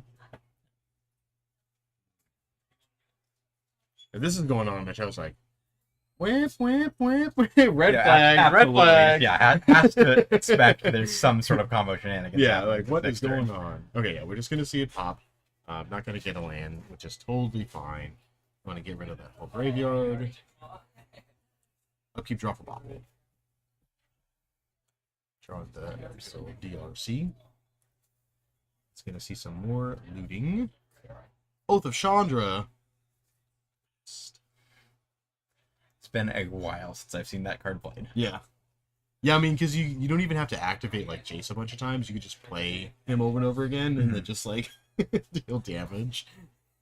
And it kills Darcy. So C4, another Jace. Yeah, Yep, there's Jace. it's like Michelle's like, stop it. I don't want to see this card Yeah, it's a anymore. 4/7 or 4/6 Ledger Shredder, and can't really do anything with it Yeah. because of Jace.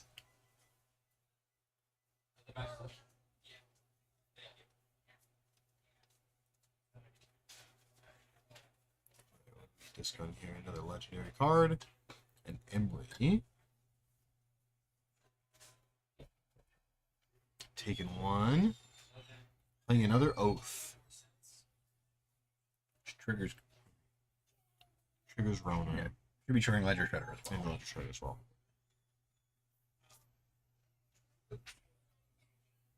I'm going to Spiral Bluff. There's another land. It comes in tap, though. Yeah. Not the one she'd want. Hitting an Odawara. Interesting. Maybe looking to get rid of that. Get that Shredder off the board. Devin's a little low on resources here. Yeah, not drawing a Kethis after all this time, too, is pretty crazy. He's been probably seen significant 10, draws. 10, 15 cards off Rona at this point. So many. Let's just make Shredder a little smaller. And pass. Oh, it's another doozy of a game here. Okay, gonna draw a Surveil land. So Michelle can expressive iteration and dig for another land, which would allow her to get aggressive and set up a Murktide and a DRC. She can also Curse Totem Murktide. Mm-hmm. Has a few options for how she's going to approach this turn. Starting with expressive iteration. The Island, Counterspell, and Sahili. Sahili's probably not what she wants to be on at this point. No. I think Island into exile, Counterspell into hand. Yeah. Oh, Mhm. yeah. Yeah, I want to keep up that Counterspell. Yeah, there's a chance she might just play the play the island and pass at this point. Yeah. I don't believe she has a 1-drop in hand. Oh, she's the She has a DRC. DRC. There Yeah, we yeah. go. So she can go Island DRC this turn and trigger the Shredder. And then she has Counterspell up. And with that, the Jace plus ability sticking around the Ledger Shredder, she only swing 1 damage somewhere. Yeah. Really, really slowing her clock. Yeah. They cut me calls. Yeah. So DRC, Sure, trigger, sure. connive. Fourth expressive. Okay. I think she's seen all 4 off of Ledger Yeah. Shredder connive as well. Amazing. Great draws by Michelle. Exactly what you want to see. Yeah, this is getting really dangerously close to the I'm just gonna Jason mill you for 18 and then yeah, probably just can't win. Oh, she's just gonna run out like a totem here?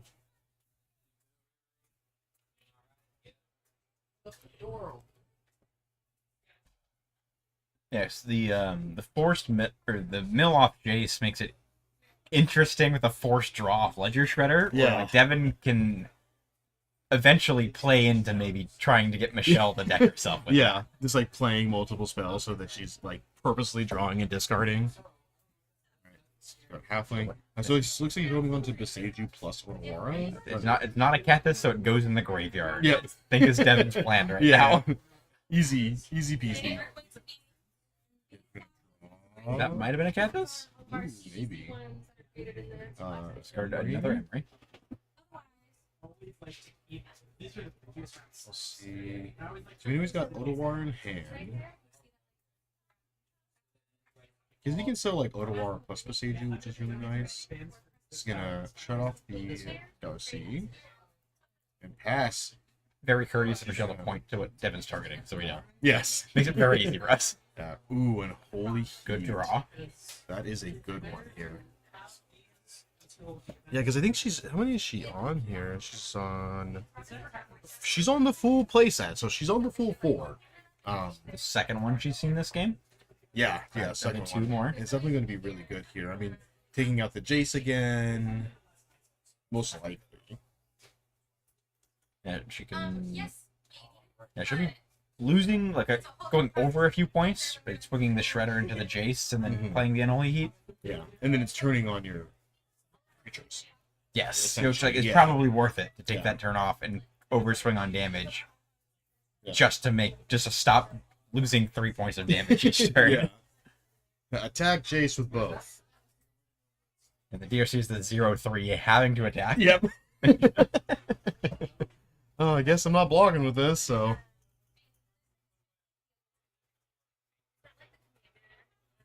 Because we were sitting as on Odawara. So he's relying on.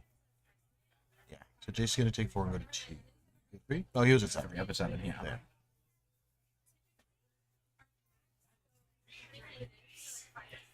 Michelle gonna fire off the 4th expressive iteration. Gonna heat. Starting with Jace. the Elite. Yeah.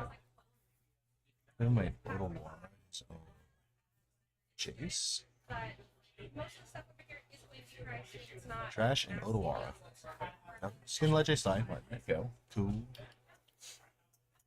And maybe we see a big old Murktide here now. I kind of like the curse totem pass with counterspell at this point. Yeah. If Kevin's low on resources, you can stop him from looting with Rona and counter whatever else he's putting down. It seems a pretty good move for me. Yeah. There's the curse totem. Trigger. Double triggers there. Gonna surveil first. Top, we're gonna draw and just discard. Oh, he's gonna and then draws a land. Probably just discard land. You don't really want to pitch any of those cards. I think Murktide can usually do what it wants with 5 lands. Oh, yeah. You can Expressive Iteration and then cast a creature and hold up mana to do other stuff. Oh, yeah. So Michelle's pretty set on lands at this point. Yeah. Devin's got an uphill battle here. I mean, drawing like Kethis here definitely helps. She's gonna Odawara end of turn. He's gonna Odawara the Curse Totem. Curse totem back to hand. Yep. I mean, he's got a back-to-back Kethis here in order to win, right? I mean, I don't think it's really on the way out, so we're gonna draw. Temple Garden, yeah. So discard that. He's not doing a lot of legendary spells anymore, so he's not able to loot as efficiently. Let's see who's gonna play here. Maybe just another Rona, just to untap his Rona that is not sick. He's gonna dismember. Hitting Darcy. Michelle just lets that happen, most likely. Yeah. Oh, she's gonna counter. Half the counterspell. Okay. Okay. Good spell pierce. Yeah, not doing a whole lot at this point. Definitely got 6 mana. And then the Kethis. Oof. Or discard a Kethis. I don't think he has another Mox Amber in there. No. He's gonna be passing here. I also I mean, he can Oath of Nissa to untap Rona, but then Oath of Nissa doesn't get Mox Amber. he's only got 1 more do something with this turn. Yeah. And he knows Michelle has the curse totem. What other 2-drops he has in his graveyard? Because he essentially has any color mana. Got Emery? But he can Emery. Could Emery. Emery doesn't really do much. Well, Fills the graveyard. Yeah, maybe hits the see? Mox Amber. He is activating Kethis. Yeah. I think he is going for Emery here. Oh, and still had a land drop. Oh, yeah, so he gets to play his Odawara, and then he's going to play the Emery. There it is. Untap Rona. Mill 4 cards. Have another loot right now. Yeah. Oh, there's another There's the Mox Amber. Okay. And a Rona. Which...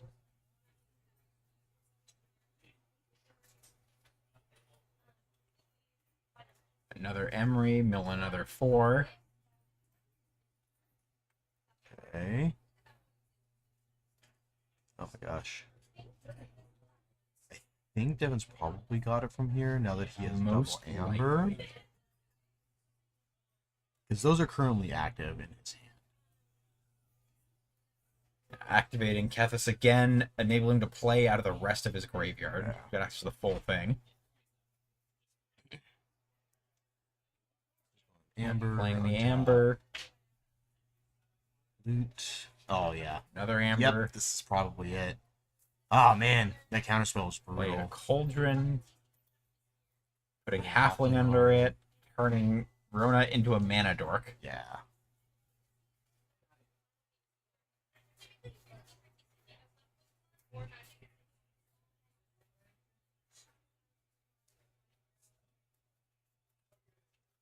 Cauldron being a legendary spell only cost 1 to cast Kethis in play. Yes.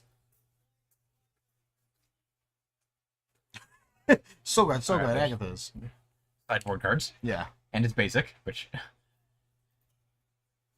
don't think really matters here. I think this is probably just going to be it, because Teferi.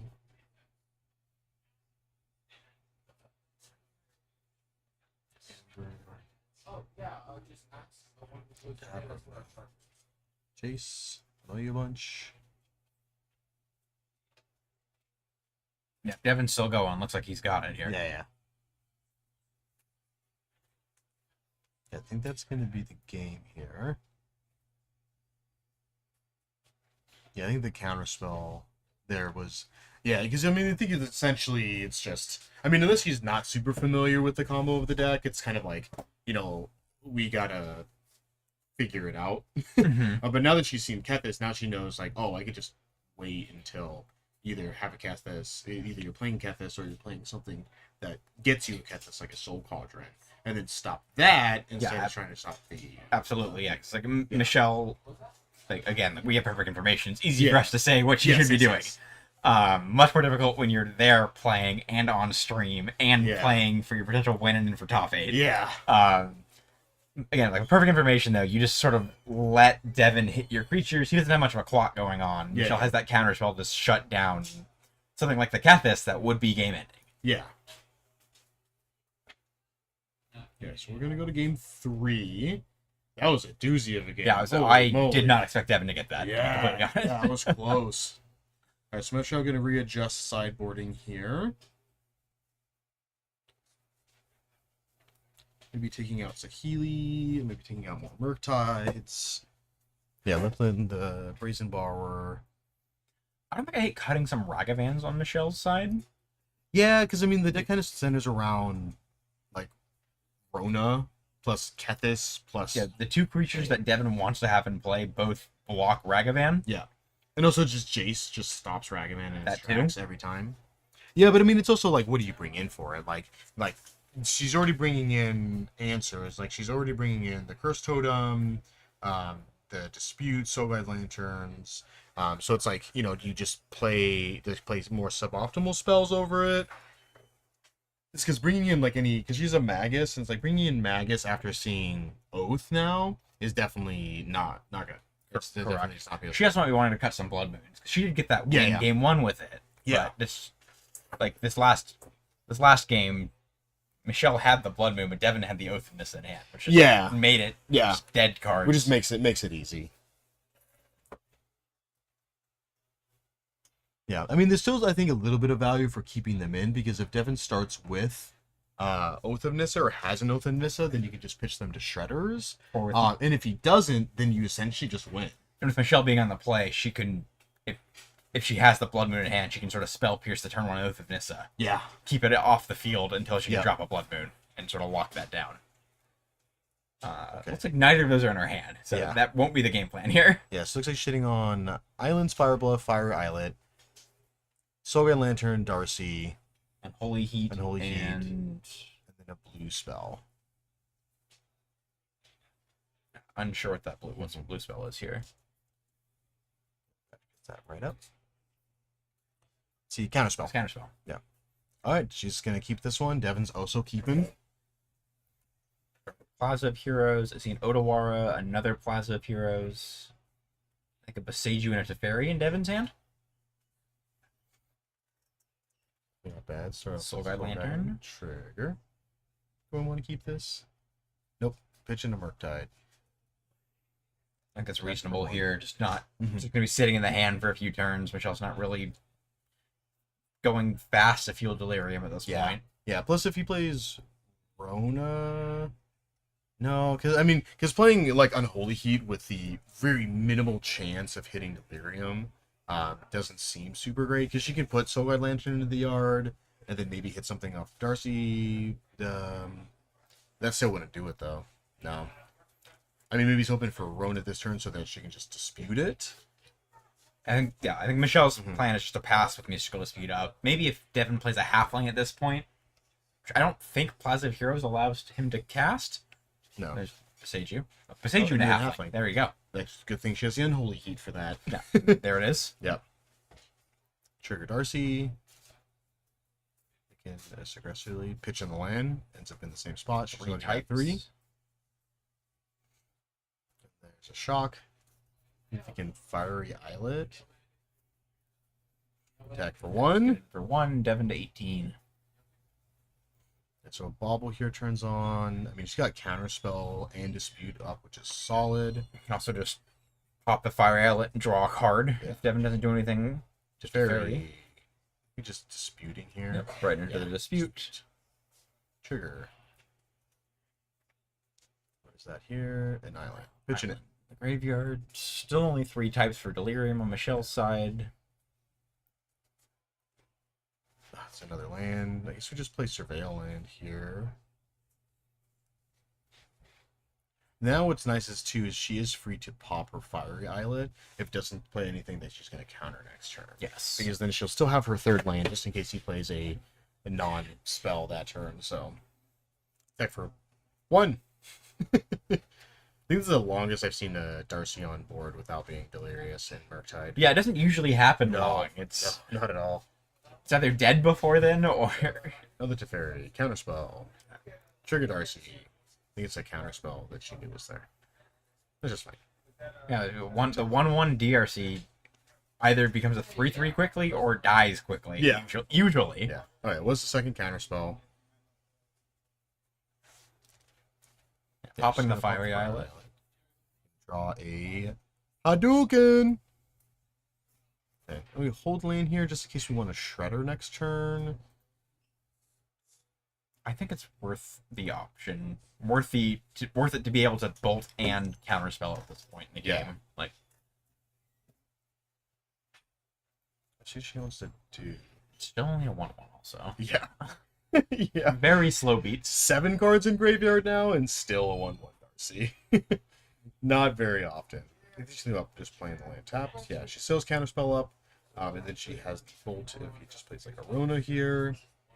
Yes, Michelle can untap and bolt whatever she'd like to on her upkeep, Yeah. which still lets her surveil before her draw to filter through that.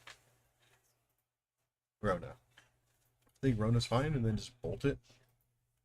Bolt it out of here. Oh my god, I missed it. Just thinking here.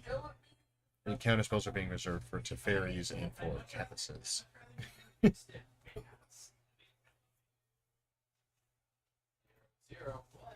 Mox Amber.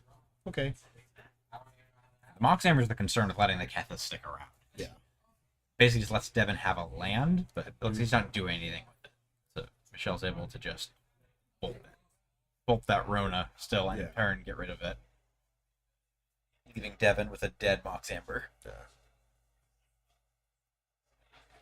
Play an Aurora. Play another Rona. Play the Kethis. Play the Kethis. Even the Kethis up, so we'll just exile in response. I don't want to deal with that. That gives Delirium. Finally for Michelle. Yeah. Then we have a Expressive. Expressive is sweet here. She's still got 3 Unholy Heats in there, and then the Cursed Totem. So, I guess he's Veil. I think if you just don't see Heat or Cursed Totem, you just pitch him, right? Let's see. Expressive, Monkey, Misty. I think you just take the Expressive for next turn, and then put the Misty into exile, and then use the Misty. I agree with that. Ragavan's not doing anything here with the Kethis. I doubt Devin's gonna trying to be turning it sideways. So Yeah. the Ragavan's never connecting. Yeah, and it's too bad she's not on 2 Thundering Falls. She's just on the 1, so being able to fetch, because the 3rd man is not going to be relevant for this next turn. But now we're going to start pushing some damage, and we'll see. Keep up. She is still sitting on that counter spell, so take that, flip the Misty. Bottom of the Ragavan. Ragavan's not doing anything into this 3/4.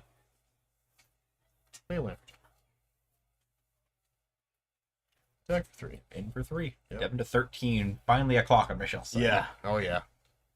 And that Darcy did do, what is that, 4 damage? Yes. Yeah. It was almost a lava But axe. as he 5th attack, it's done 7 damage. Yeah.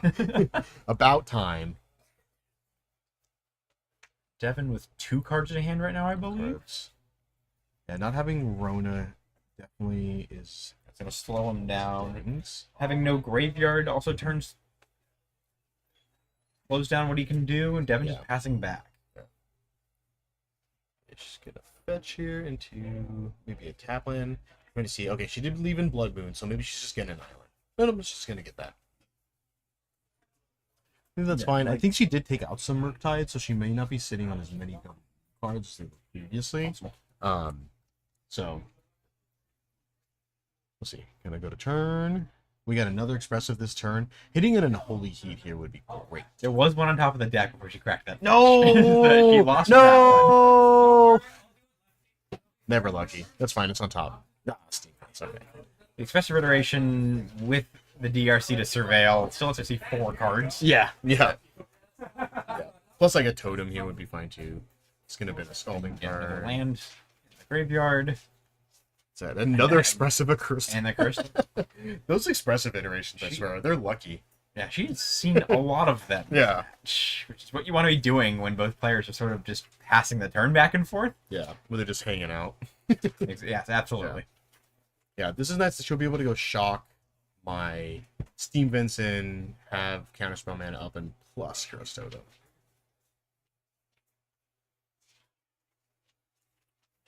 Yeah, so we're gonna shock. There, it's Michelle down to 17.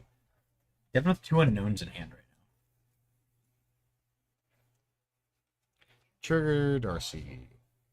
Pitching a bauble.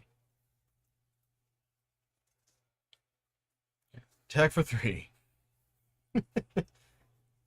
I'll get there eventually. Devin drawing.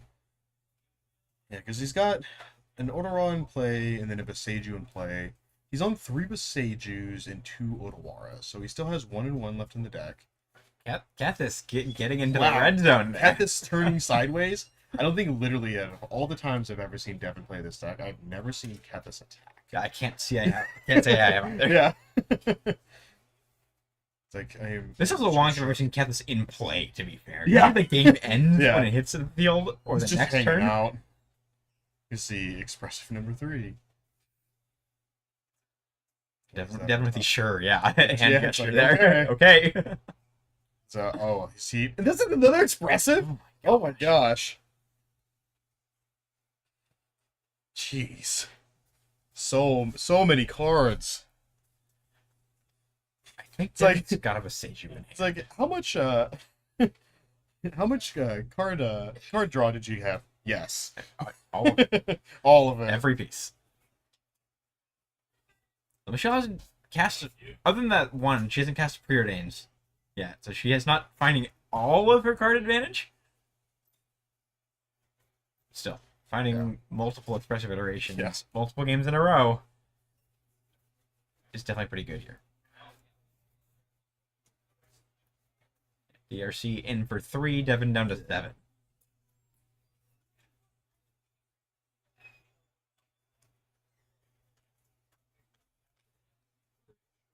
Definitely an uphill battle for Devin at this point.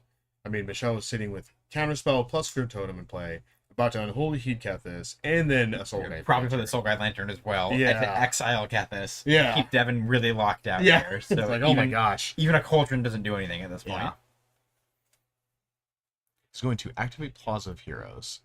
Yeah, that is another secret line of text for Plaza of Heroes. You can make one of your legendaries indestructible, I think. It's like indestructible and expert for something.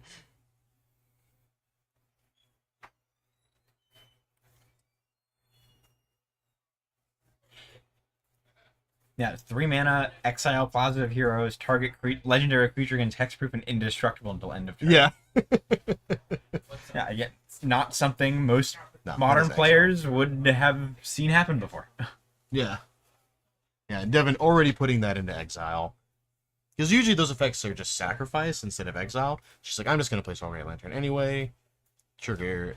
I wonder if good old Wizards had DRC. this specifically in mind when they printed Plaza of Heroes. Yeah. For the 60 card formats, Yeah. just to know you couldn't just Yeah. buy Loop it back every turn Yeah. to stall. Well, it's also not legendary, so. Oh, you can never Yeah. mind. Stop. Yeah. Yeah, the Plaza of Heroes. is Every not other legendary. line of text is legendary. It Yeah. says legendary on the Yep. card. Yeah, just not the type line. In a Boseiju Totem. Assuming the card is turned on. It's like, okay. Still doesn't do much at this point. Yeah.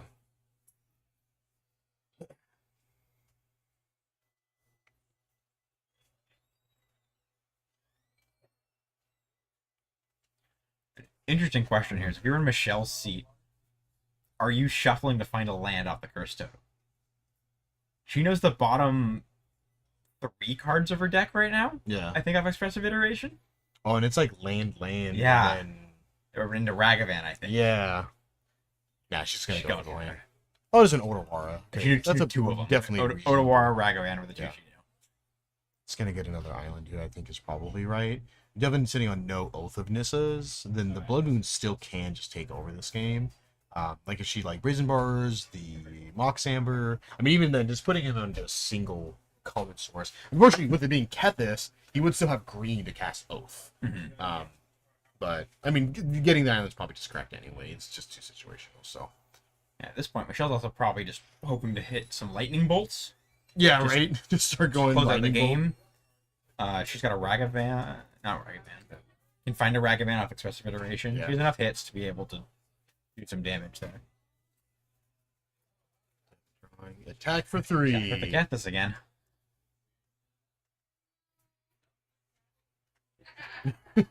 Get this attack for 3 pass. Not usually how this deck goes.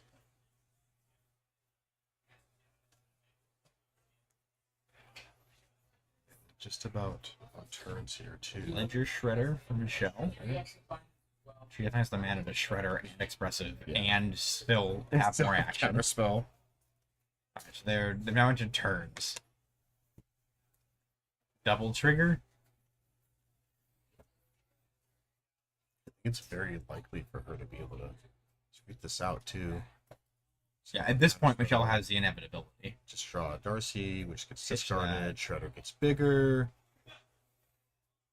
And then Expressive resolves. Get an Unholy Heat, a Bolt, and another DRC. I mean, you just put Bolt and then Unholy Heat in, right? You probably put Bolt in hand and Holy Heat in exile to kill the Kethis right now, and Yeah. just bottom that DRC. Yeah. Keeping the She DRC, picked the bottom the DRC, Bolt. bottom the Okay. Bolt. Okay. She has a clock in play right now. But like the only thing is, do you cast DRC this turn, because you can't heat DRC plus leave open counterspell. Correct. I think just heating. Yeah, I here. think heating Kethis is good. Hold up Yeah. counter spell, have that insurance that I don't even know if Devin has the option to do enough right now to combo this next turn. Yeah. I mean, his hand would have to be like Jace, Mox Amber plus Kethis. I think this is probably game over. Let's see. Devin's tapping. Kethis? Another Kethis. Good start for Devin. It's counterspell. Oh, there we go. Yeah, Counter. it's gonna fall. another wow, Kethis, another says Kethis. number. Okay, interesting. Woof. All right, Michelle Wow. takes it. What some For games match those 6. were. Oh, man. Those are some doozies. Holy moly. DRC stayed in play the entire game. Yeah, and Kethis was in play for like 4 turns, 4 or 5 turns. Like, oh my gosh, like I like how they both brought in Soul Grand Lanterns. Yeah. Both very good at the match.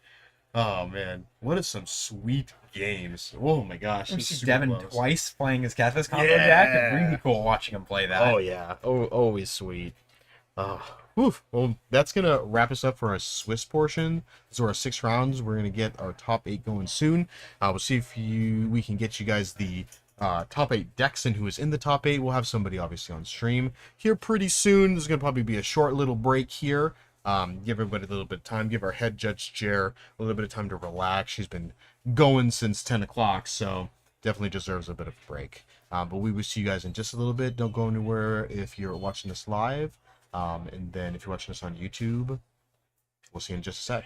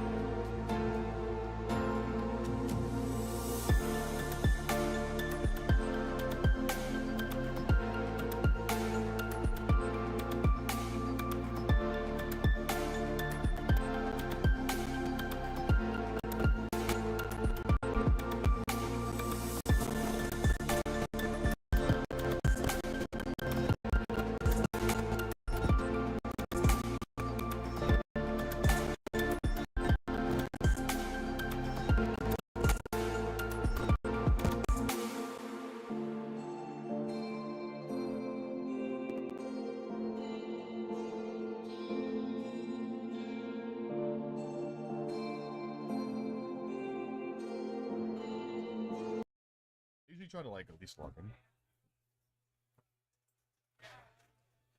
Welcome back, Magic players. Thanks for sticking with us. Luckily, that was a little bit of a short break since we had gone to time in the previous round. We had a good game between Michelle and Devin there.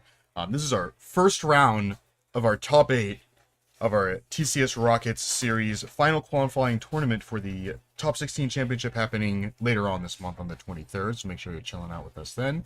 While players are checking out deck lists, the top 8 is open deck list since we are streaming here. We got Gage on the left playing some Breach Titan and Patrick that we saw a little bit earlier playing Creativity. Before we go into their decks a little bit closer, so we got Patrick here in first playing Creativity, so he's going to be first seed. And then obviously we have Gage in 8th. I unfortunately don't know the rest of what the order of the top 8 is, but we have Alex Soderberg playing some Amulet Titan. We have David Salazar, who we also saw earlier, playing that sweet Gruul aggro deck, the one with the grape shots, the Necromancers. We have Michelle, who we just saw, playing the Is It Murktide? We have Brian Dorman, who we also saw playing Rakdos Scam. We have Anthony Gonzalez playing Teamer Rhinos, who we have not seen today. And then we have Nicholas Medina, who we also saw earlier playing Living End. So we got a couple of Cascade decks on top 8. We got some sweet meta decks. But let's take a closer look at Gage's and Patrick's deck here. Yeah, we got 2 cool off-meta decks in this match, and also with David's deck in the top 8, we have Borderline Bruise, I want to say. Oh, yeah. Super sweet. Yeah, so Gage is doing a throwback for Modern. We got a Through the Breach Emrakul the Aeon's Torn deck. Oh, sweet. So we got Sakura Tribe Elder, Primeval Titan, Emrakul, Summoner's Pact, Farseek, Search for Tomorrow, singleton copy of Wish, Through the Breach, One Ring, couple Chalice of the Void. And the card I was talking with Gage about earlier. He's running a one of Archdruid's Charm. Oh, The sweet. new MKM set. Yeah, So that's a good one. It finds his Emrakul. If he has a Breach, another piece to put together his combo. Yeah. Also finds his lands. You can grab a Valakut with that. You can disenchant something. Yeah. In play. Get rid of that.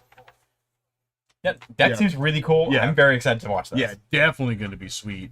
And then Patrick we saw us on Creativity earlier, running some removals counters. Got the bolts, the deduces that we saw earlier were pretty sweet tech he was playing. 3 Archons, got the Fairies Wrens, the Creativities. He was playing the one of Transmogrifies, that 5th Creativity, as well as the 1 Persist. So definitely some interesting decks that we're seeing here. Players still shuffling up. You know, thanks for sticking with us these 6 rounds. Even these have been some great games of Magic we've been watching. We're going to get some more great Magic later on this month as well. We got Fishbowl coming up next week, the Fishbowl number 3 of the CDH tournament.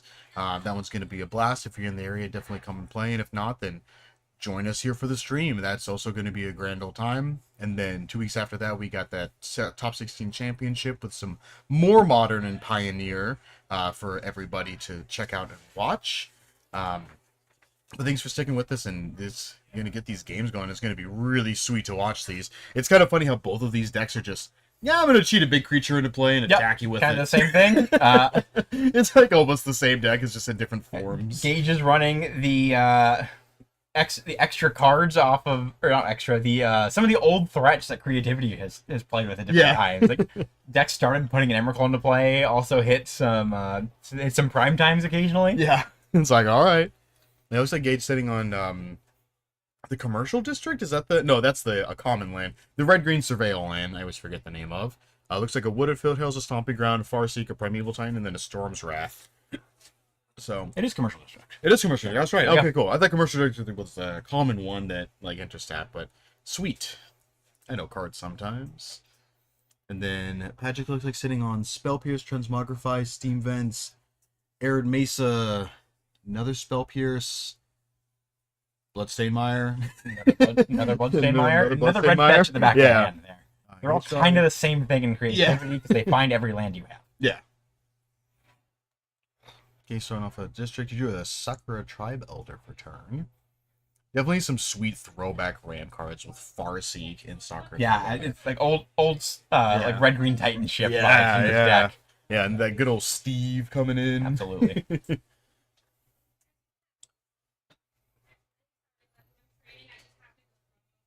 Okay, he's thinking if he wants to trash it. It is a Summoner's Pact.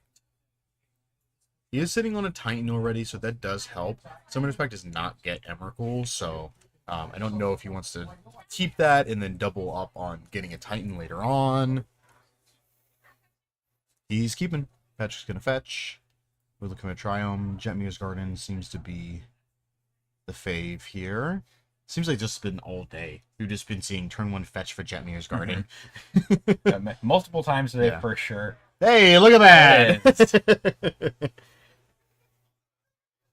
Definitely a good one. This does, I mean, it does also kind of benefit a lot because it leaves him open for being able to cast Bolt next turn. He will be able to go fetch land into another 3-color land that produces the blue and the black, and then being able to turn on Leyline Binding. Not getting the blue source sometimes is a little unfortunate, but he does still have the Stevens in hand. Stevens in hand is actually a downside here. Yes. Because that means he can't fetch into a Spell Pierce, which he also has in hand right now. Yes. He's shut off from that. Yeah. So that was something I'm sure Patrick thought about, was Yeah. the option of you shock the Steam Vents to hold up that Spell Pierce, which also slows you down on getting your domain, and means you're going to be having a land come in tapped on turn 3 most likely. Yeah. Let's see. So Gage thinking about Farseek here over the Steve. So maybe going for Steve. Looks like it's very close to Sakura Tribe Elder. Nope. Yeah. Yes. I mean, they just gotta essentially be the same thing, right? Like, I mean, I guess if it's thinking like, oh, does he want to get a Surveil land here with Farseek, or if he wants to play Steve and get a basic? Yeah. The benefit we know, again, because we have information watching, is Gage does Farseek, which ends up being the right choice, because we know Patrick has 2 uncastable Spell Pierce in hand right now. Yeah. Yeah, so he's gonna get another commercial district, and going to Surveil again. We do know he has a 3rd commercial district in hand as well, so getting a little bit of extra value. I think this is the most amount of Surveil lands we've seen all day. Actually, I think Michael might have been Yeah, playing 3. maybe in Michael's Domain Rhino's list, he had 3. Yeah, as he well. was like playing 3 or 4, because he's on 3 for this one. Yeah, he's For on a- 3 as well. A So. 2-color list, this is by far the most we've seen, though. Oh, yeah. 3 in a Oh, 2-color 100%. list is not common. Yeah. Speaking of Surveil lands, And Patrick getting that's the one in his list. Grabbing the Thundering Falls, give him a blue source. He'll have the option to shock in the Steam Vents, double blue source this next turn. seeing if he wants to do that. He'll be able to double Spell Pierce. Don't think it's very important here. I mean, maybe a fetch land, because I believe he does have another fetch land in hand. He's got a Binding. And then a Dwarven Bind. Yeah, maybe shocking the Steam Vents here. The Steam Vents... I mean, I don't think there's much that he would need a double Spell Pierce for. Because since it's his open deck list, he has seen Gage's Also deck true. list. Yeah, I think the Yeah. big thing he'd be worrying about is Gage tapping out for a 1-ring. Yeah. Yeah, but he does have Binding also, so... Also true. I guess maybe thinking he's gonna Steve this turn now.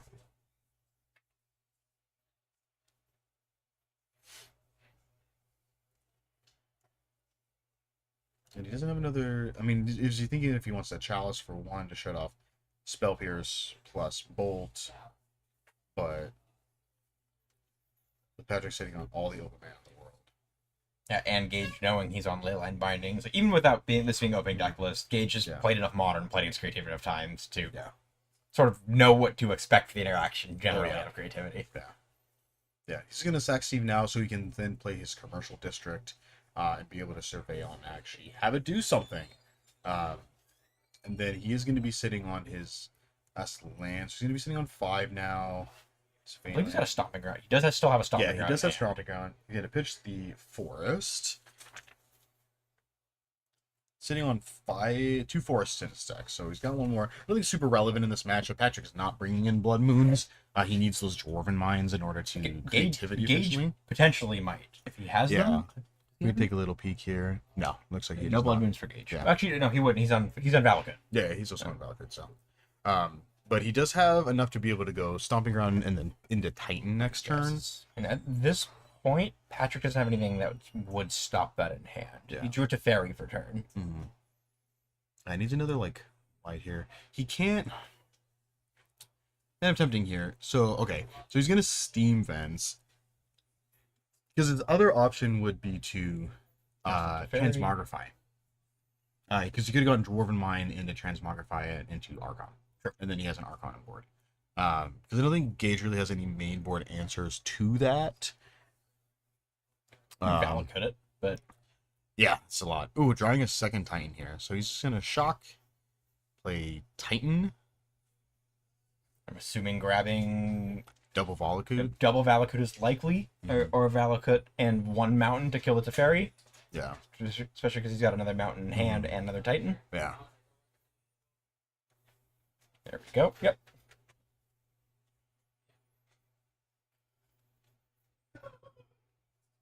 Totally fine here.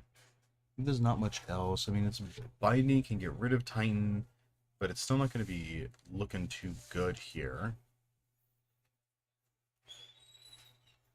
Yeah, with double Titan.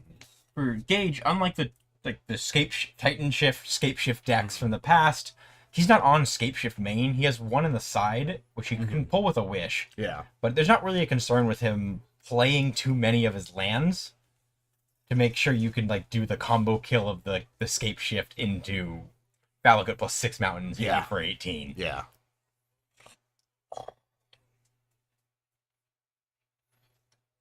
They kind of awkward the Transmogrify Patrick, working as effectively the 5th copy of Indomitable Creativity. yeah.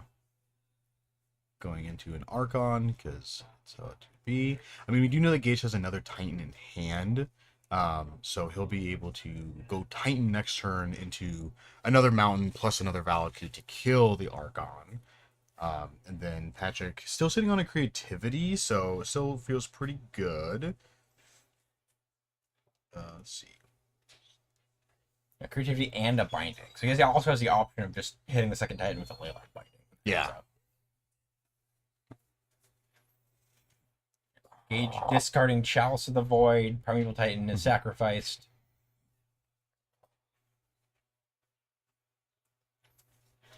A 6-point life total swing with Archon's built-in lightning helix. Yeah. The card just does. The card does so much. Didn't see what Patrick drew there. A third Titan. Third Okay. Titan, all right. I mean, I guess if you just jam Titans over and over again.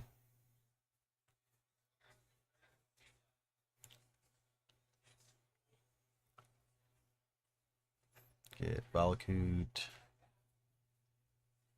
Stomping Ground. 6 damage to the Archon. Yeah, and seeing this list too is definitely super awkward for Patrick, because he can't even just creativity his opponent's Titan away. And then just, I mean, he could always go into a Soccer Tribe Elder, but then there's just the chance that he just hits an Emrakul, and then you're just real sad. Like, you're just not stoked about that at all. He's sitting like triple Spell Pierce, and he drew an Archon, which is no good.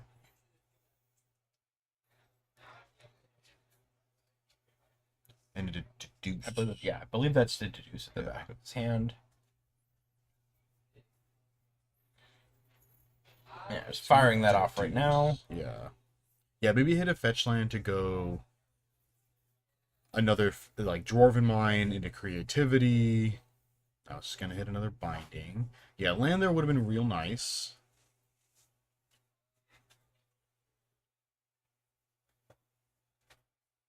It's going to pass here.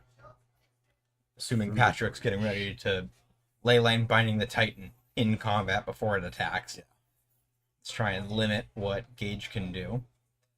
Although that through the breach with his 3rd copy of Primeval Titan is definitely going to do some damage here. Yeah.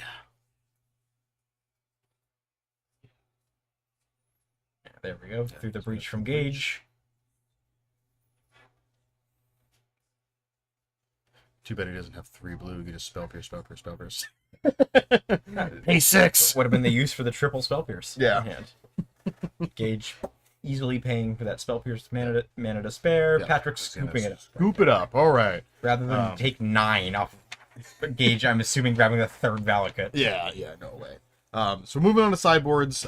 So we saw Patrick's earlier, so he's got 2 Veils, 2 Pick Your Poisons, 2 Silences, 2 Stern Scoldings, 2 Change the Equations of Planes, 1 Beseiju, 1 Terrastodon, 1 Elishnorn Mother Machines, and 1 Elishnorn Grand Cenobite. We might be seeing the Mother Machines coming in this matchup, because it definitely just straight up shuts down Valakut and Primeval Titans, which is definitely solid. Maybe we'll see... I don't know if we'll see any Besejus coming in, maybe an extra one, just to kind of pick those off a little bit early, and then maybe some change equations so we can get rid of the Through the Breaches. Pick Your Poison, unfortunately, being a sorcery, doesn't deal with your opponent through the breaching in an Emrakul, but, you know, might be an option if he does want to bring it in. He's expecting. Patrick does have Teferi, which would let him do that, but that's likely like a little too cute to that's be very relying true. on here. That would be very cool. That's something you don't see every day. That would also go on the bingo card. Yes, it would go on the bingo card. For Gage's side across the table, he's got a sideboard with 1 Beseiju, 1 Chalice of the Void, 1 Flame Slash, 2 Pick Your Poison, 2 Archdruid's Charm, 3 Force of Vigor, 1 Scape Shift, 2 Storm's Wrath, 1 Damping Sphere, and 1 Engineered Explosives. Okay. I'm pretty sure the Engineered Explosives would come in. Yeah, get rid of 0 drops before they're able to creativity away. And then the other thing, because Gage does have that 1 copy of Wish, he still does have access to sideboard cards during the match. Yeah, just being an engineered explosives. Maybe also Archdruid's Charm. I don't think Archdruid's Charm is too bad here. I mean, it makes his Titans kill Archons, and then it also makes kills Leyline Binding. That's very true. Yeah. Yeah, he's considering them right now. Yeah. Yeah, definitely a solid It card. looks like they're to coming bring in, and he's got a Beseiju who shelters all in the sideboard. Yes. The original Beseiju, Yeah. not the new one. Yeah. The That's original coming one. in as well here. Oh yeah, definitely for the counter spells. That's definitely a neat card. For those of you who haven't seen that card, that is a legendary land still that produces a colorless, and you lose 2 life when it produces a colorless, and it's used to cast an instant or sorcery. That spell can't be countered. So very different than the Beseiju that the new Beseiju that we're used to seeing in Modern. Definitely an interesting pick, and what's real neat is Archdruid Charm also just goes and gets it. Yes. You Yeah, could Archdruid's Archdruid Charm Charm is and doing put it a right into lot of play. work in this deck. Yeah. Gage looking at the Pick Your Poisons Yeah, here. it does also kill Archons, so that's not too bad. It kills Archons, it kills Leyline Bindings, it kills Fable the Mirror Fable. Breaker, so there's a pretty good amount of stuff that it does also kill in addition to Archer's Charm. So it's kind of like a 1-mana Archdruid Charm in that sense, so that he doesn't need to Titan in order to kill Archons. Patrick was seeing how many Archons he takes out, because it seems close enough where if you just are sitting on like a bunch of counter spells and Gage doesn't have a Beseiju, then just playing like Elishnorn Mother Machines is just game over. Like they just can't win, right? You As long can't. as Gage has the Emrakul. So Yeah, but if he doesn't like have Through the Breach, like Yes.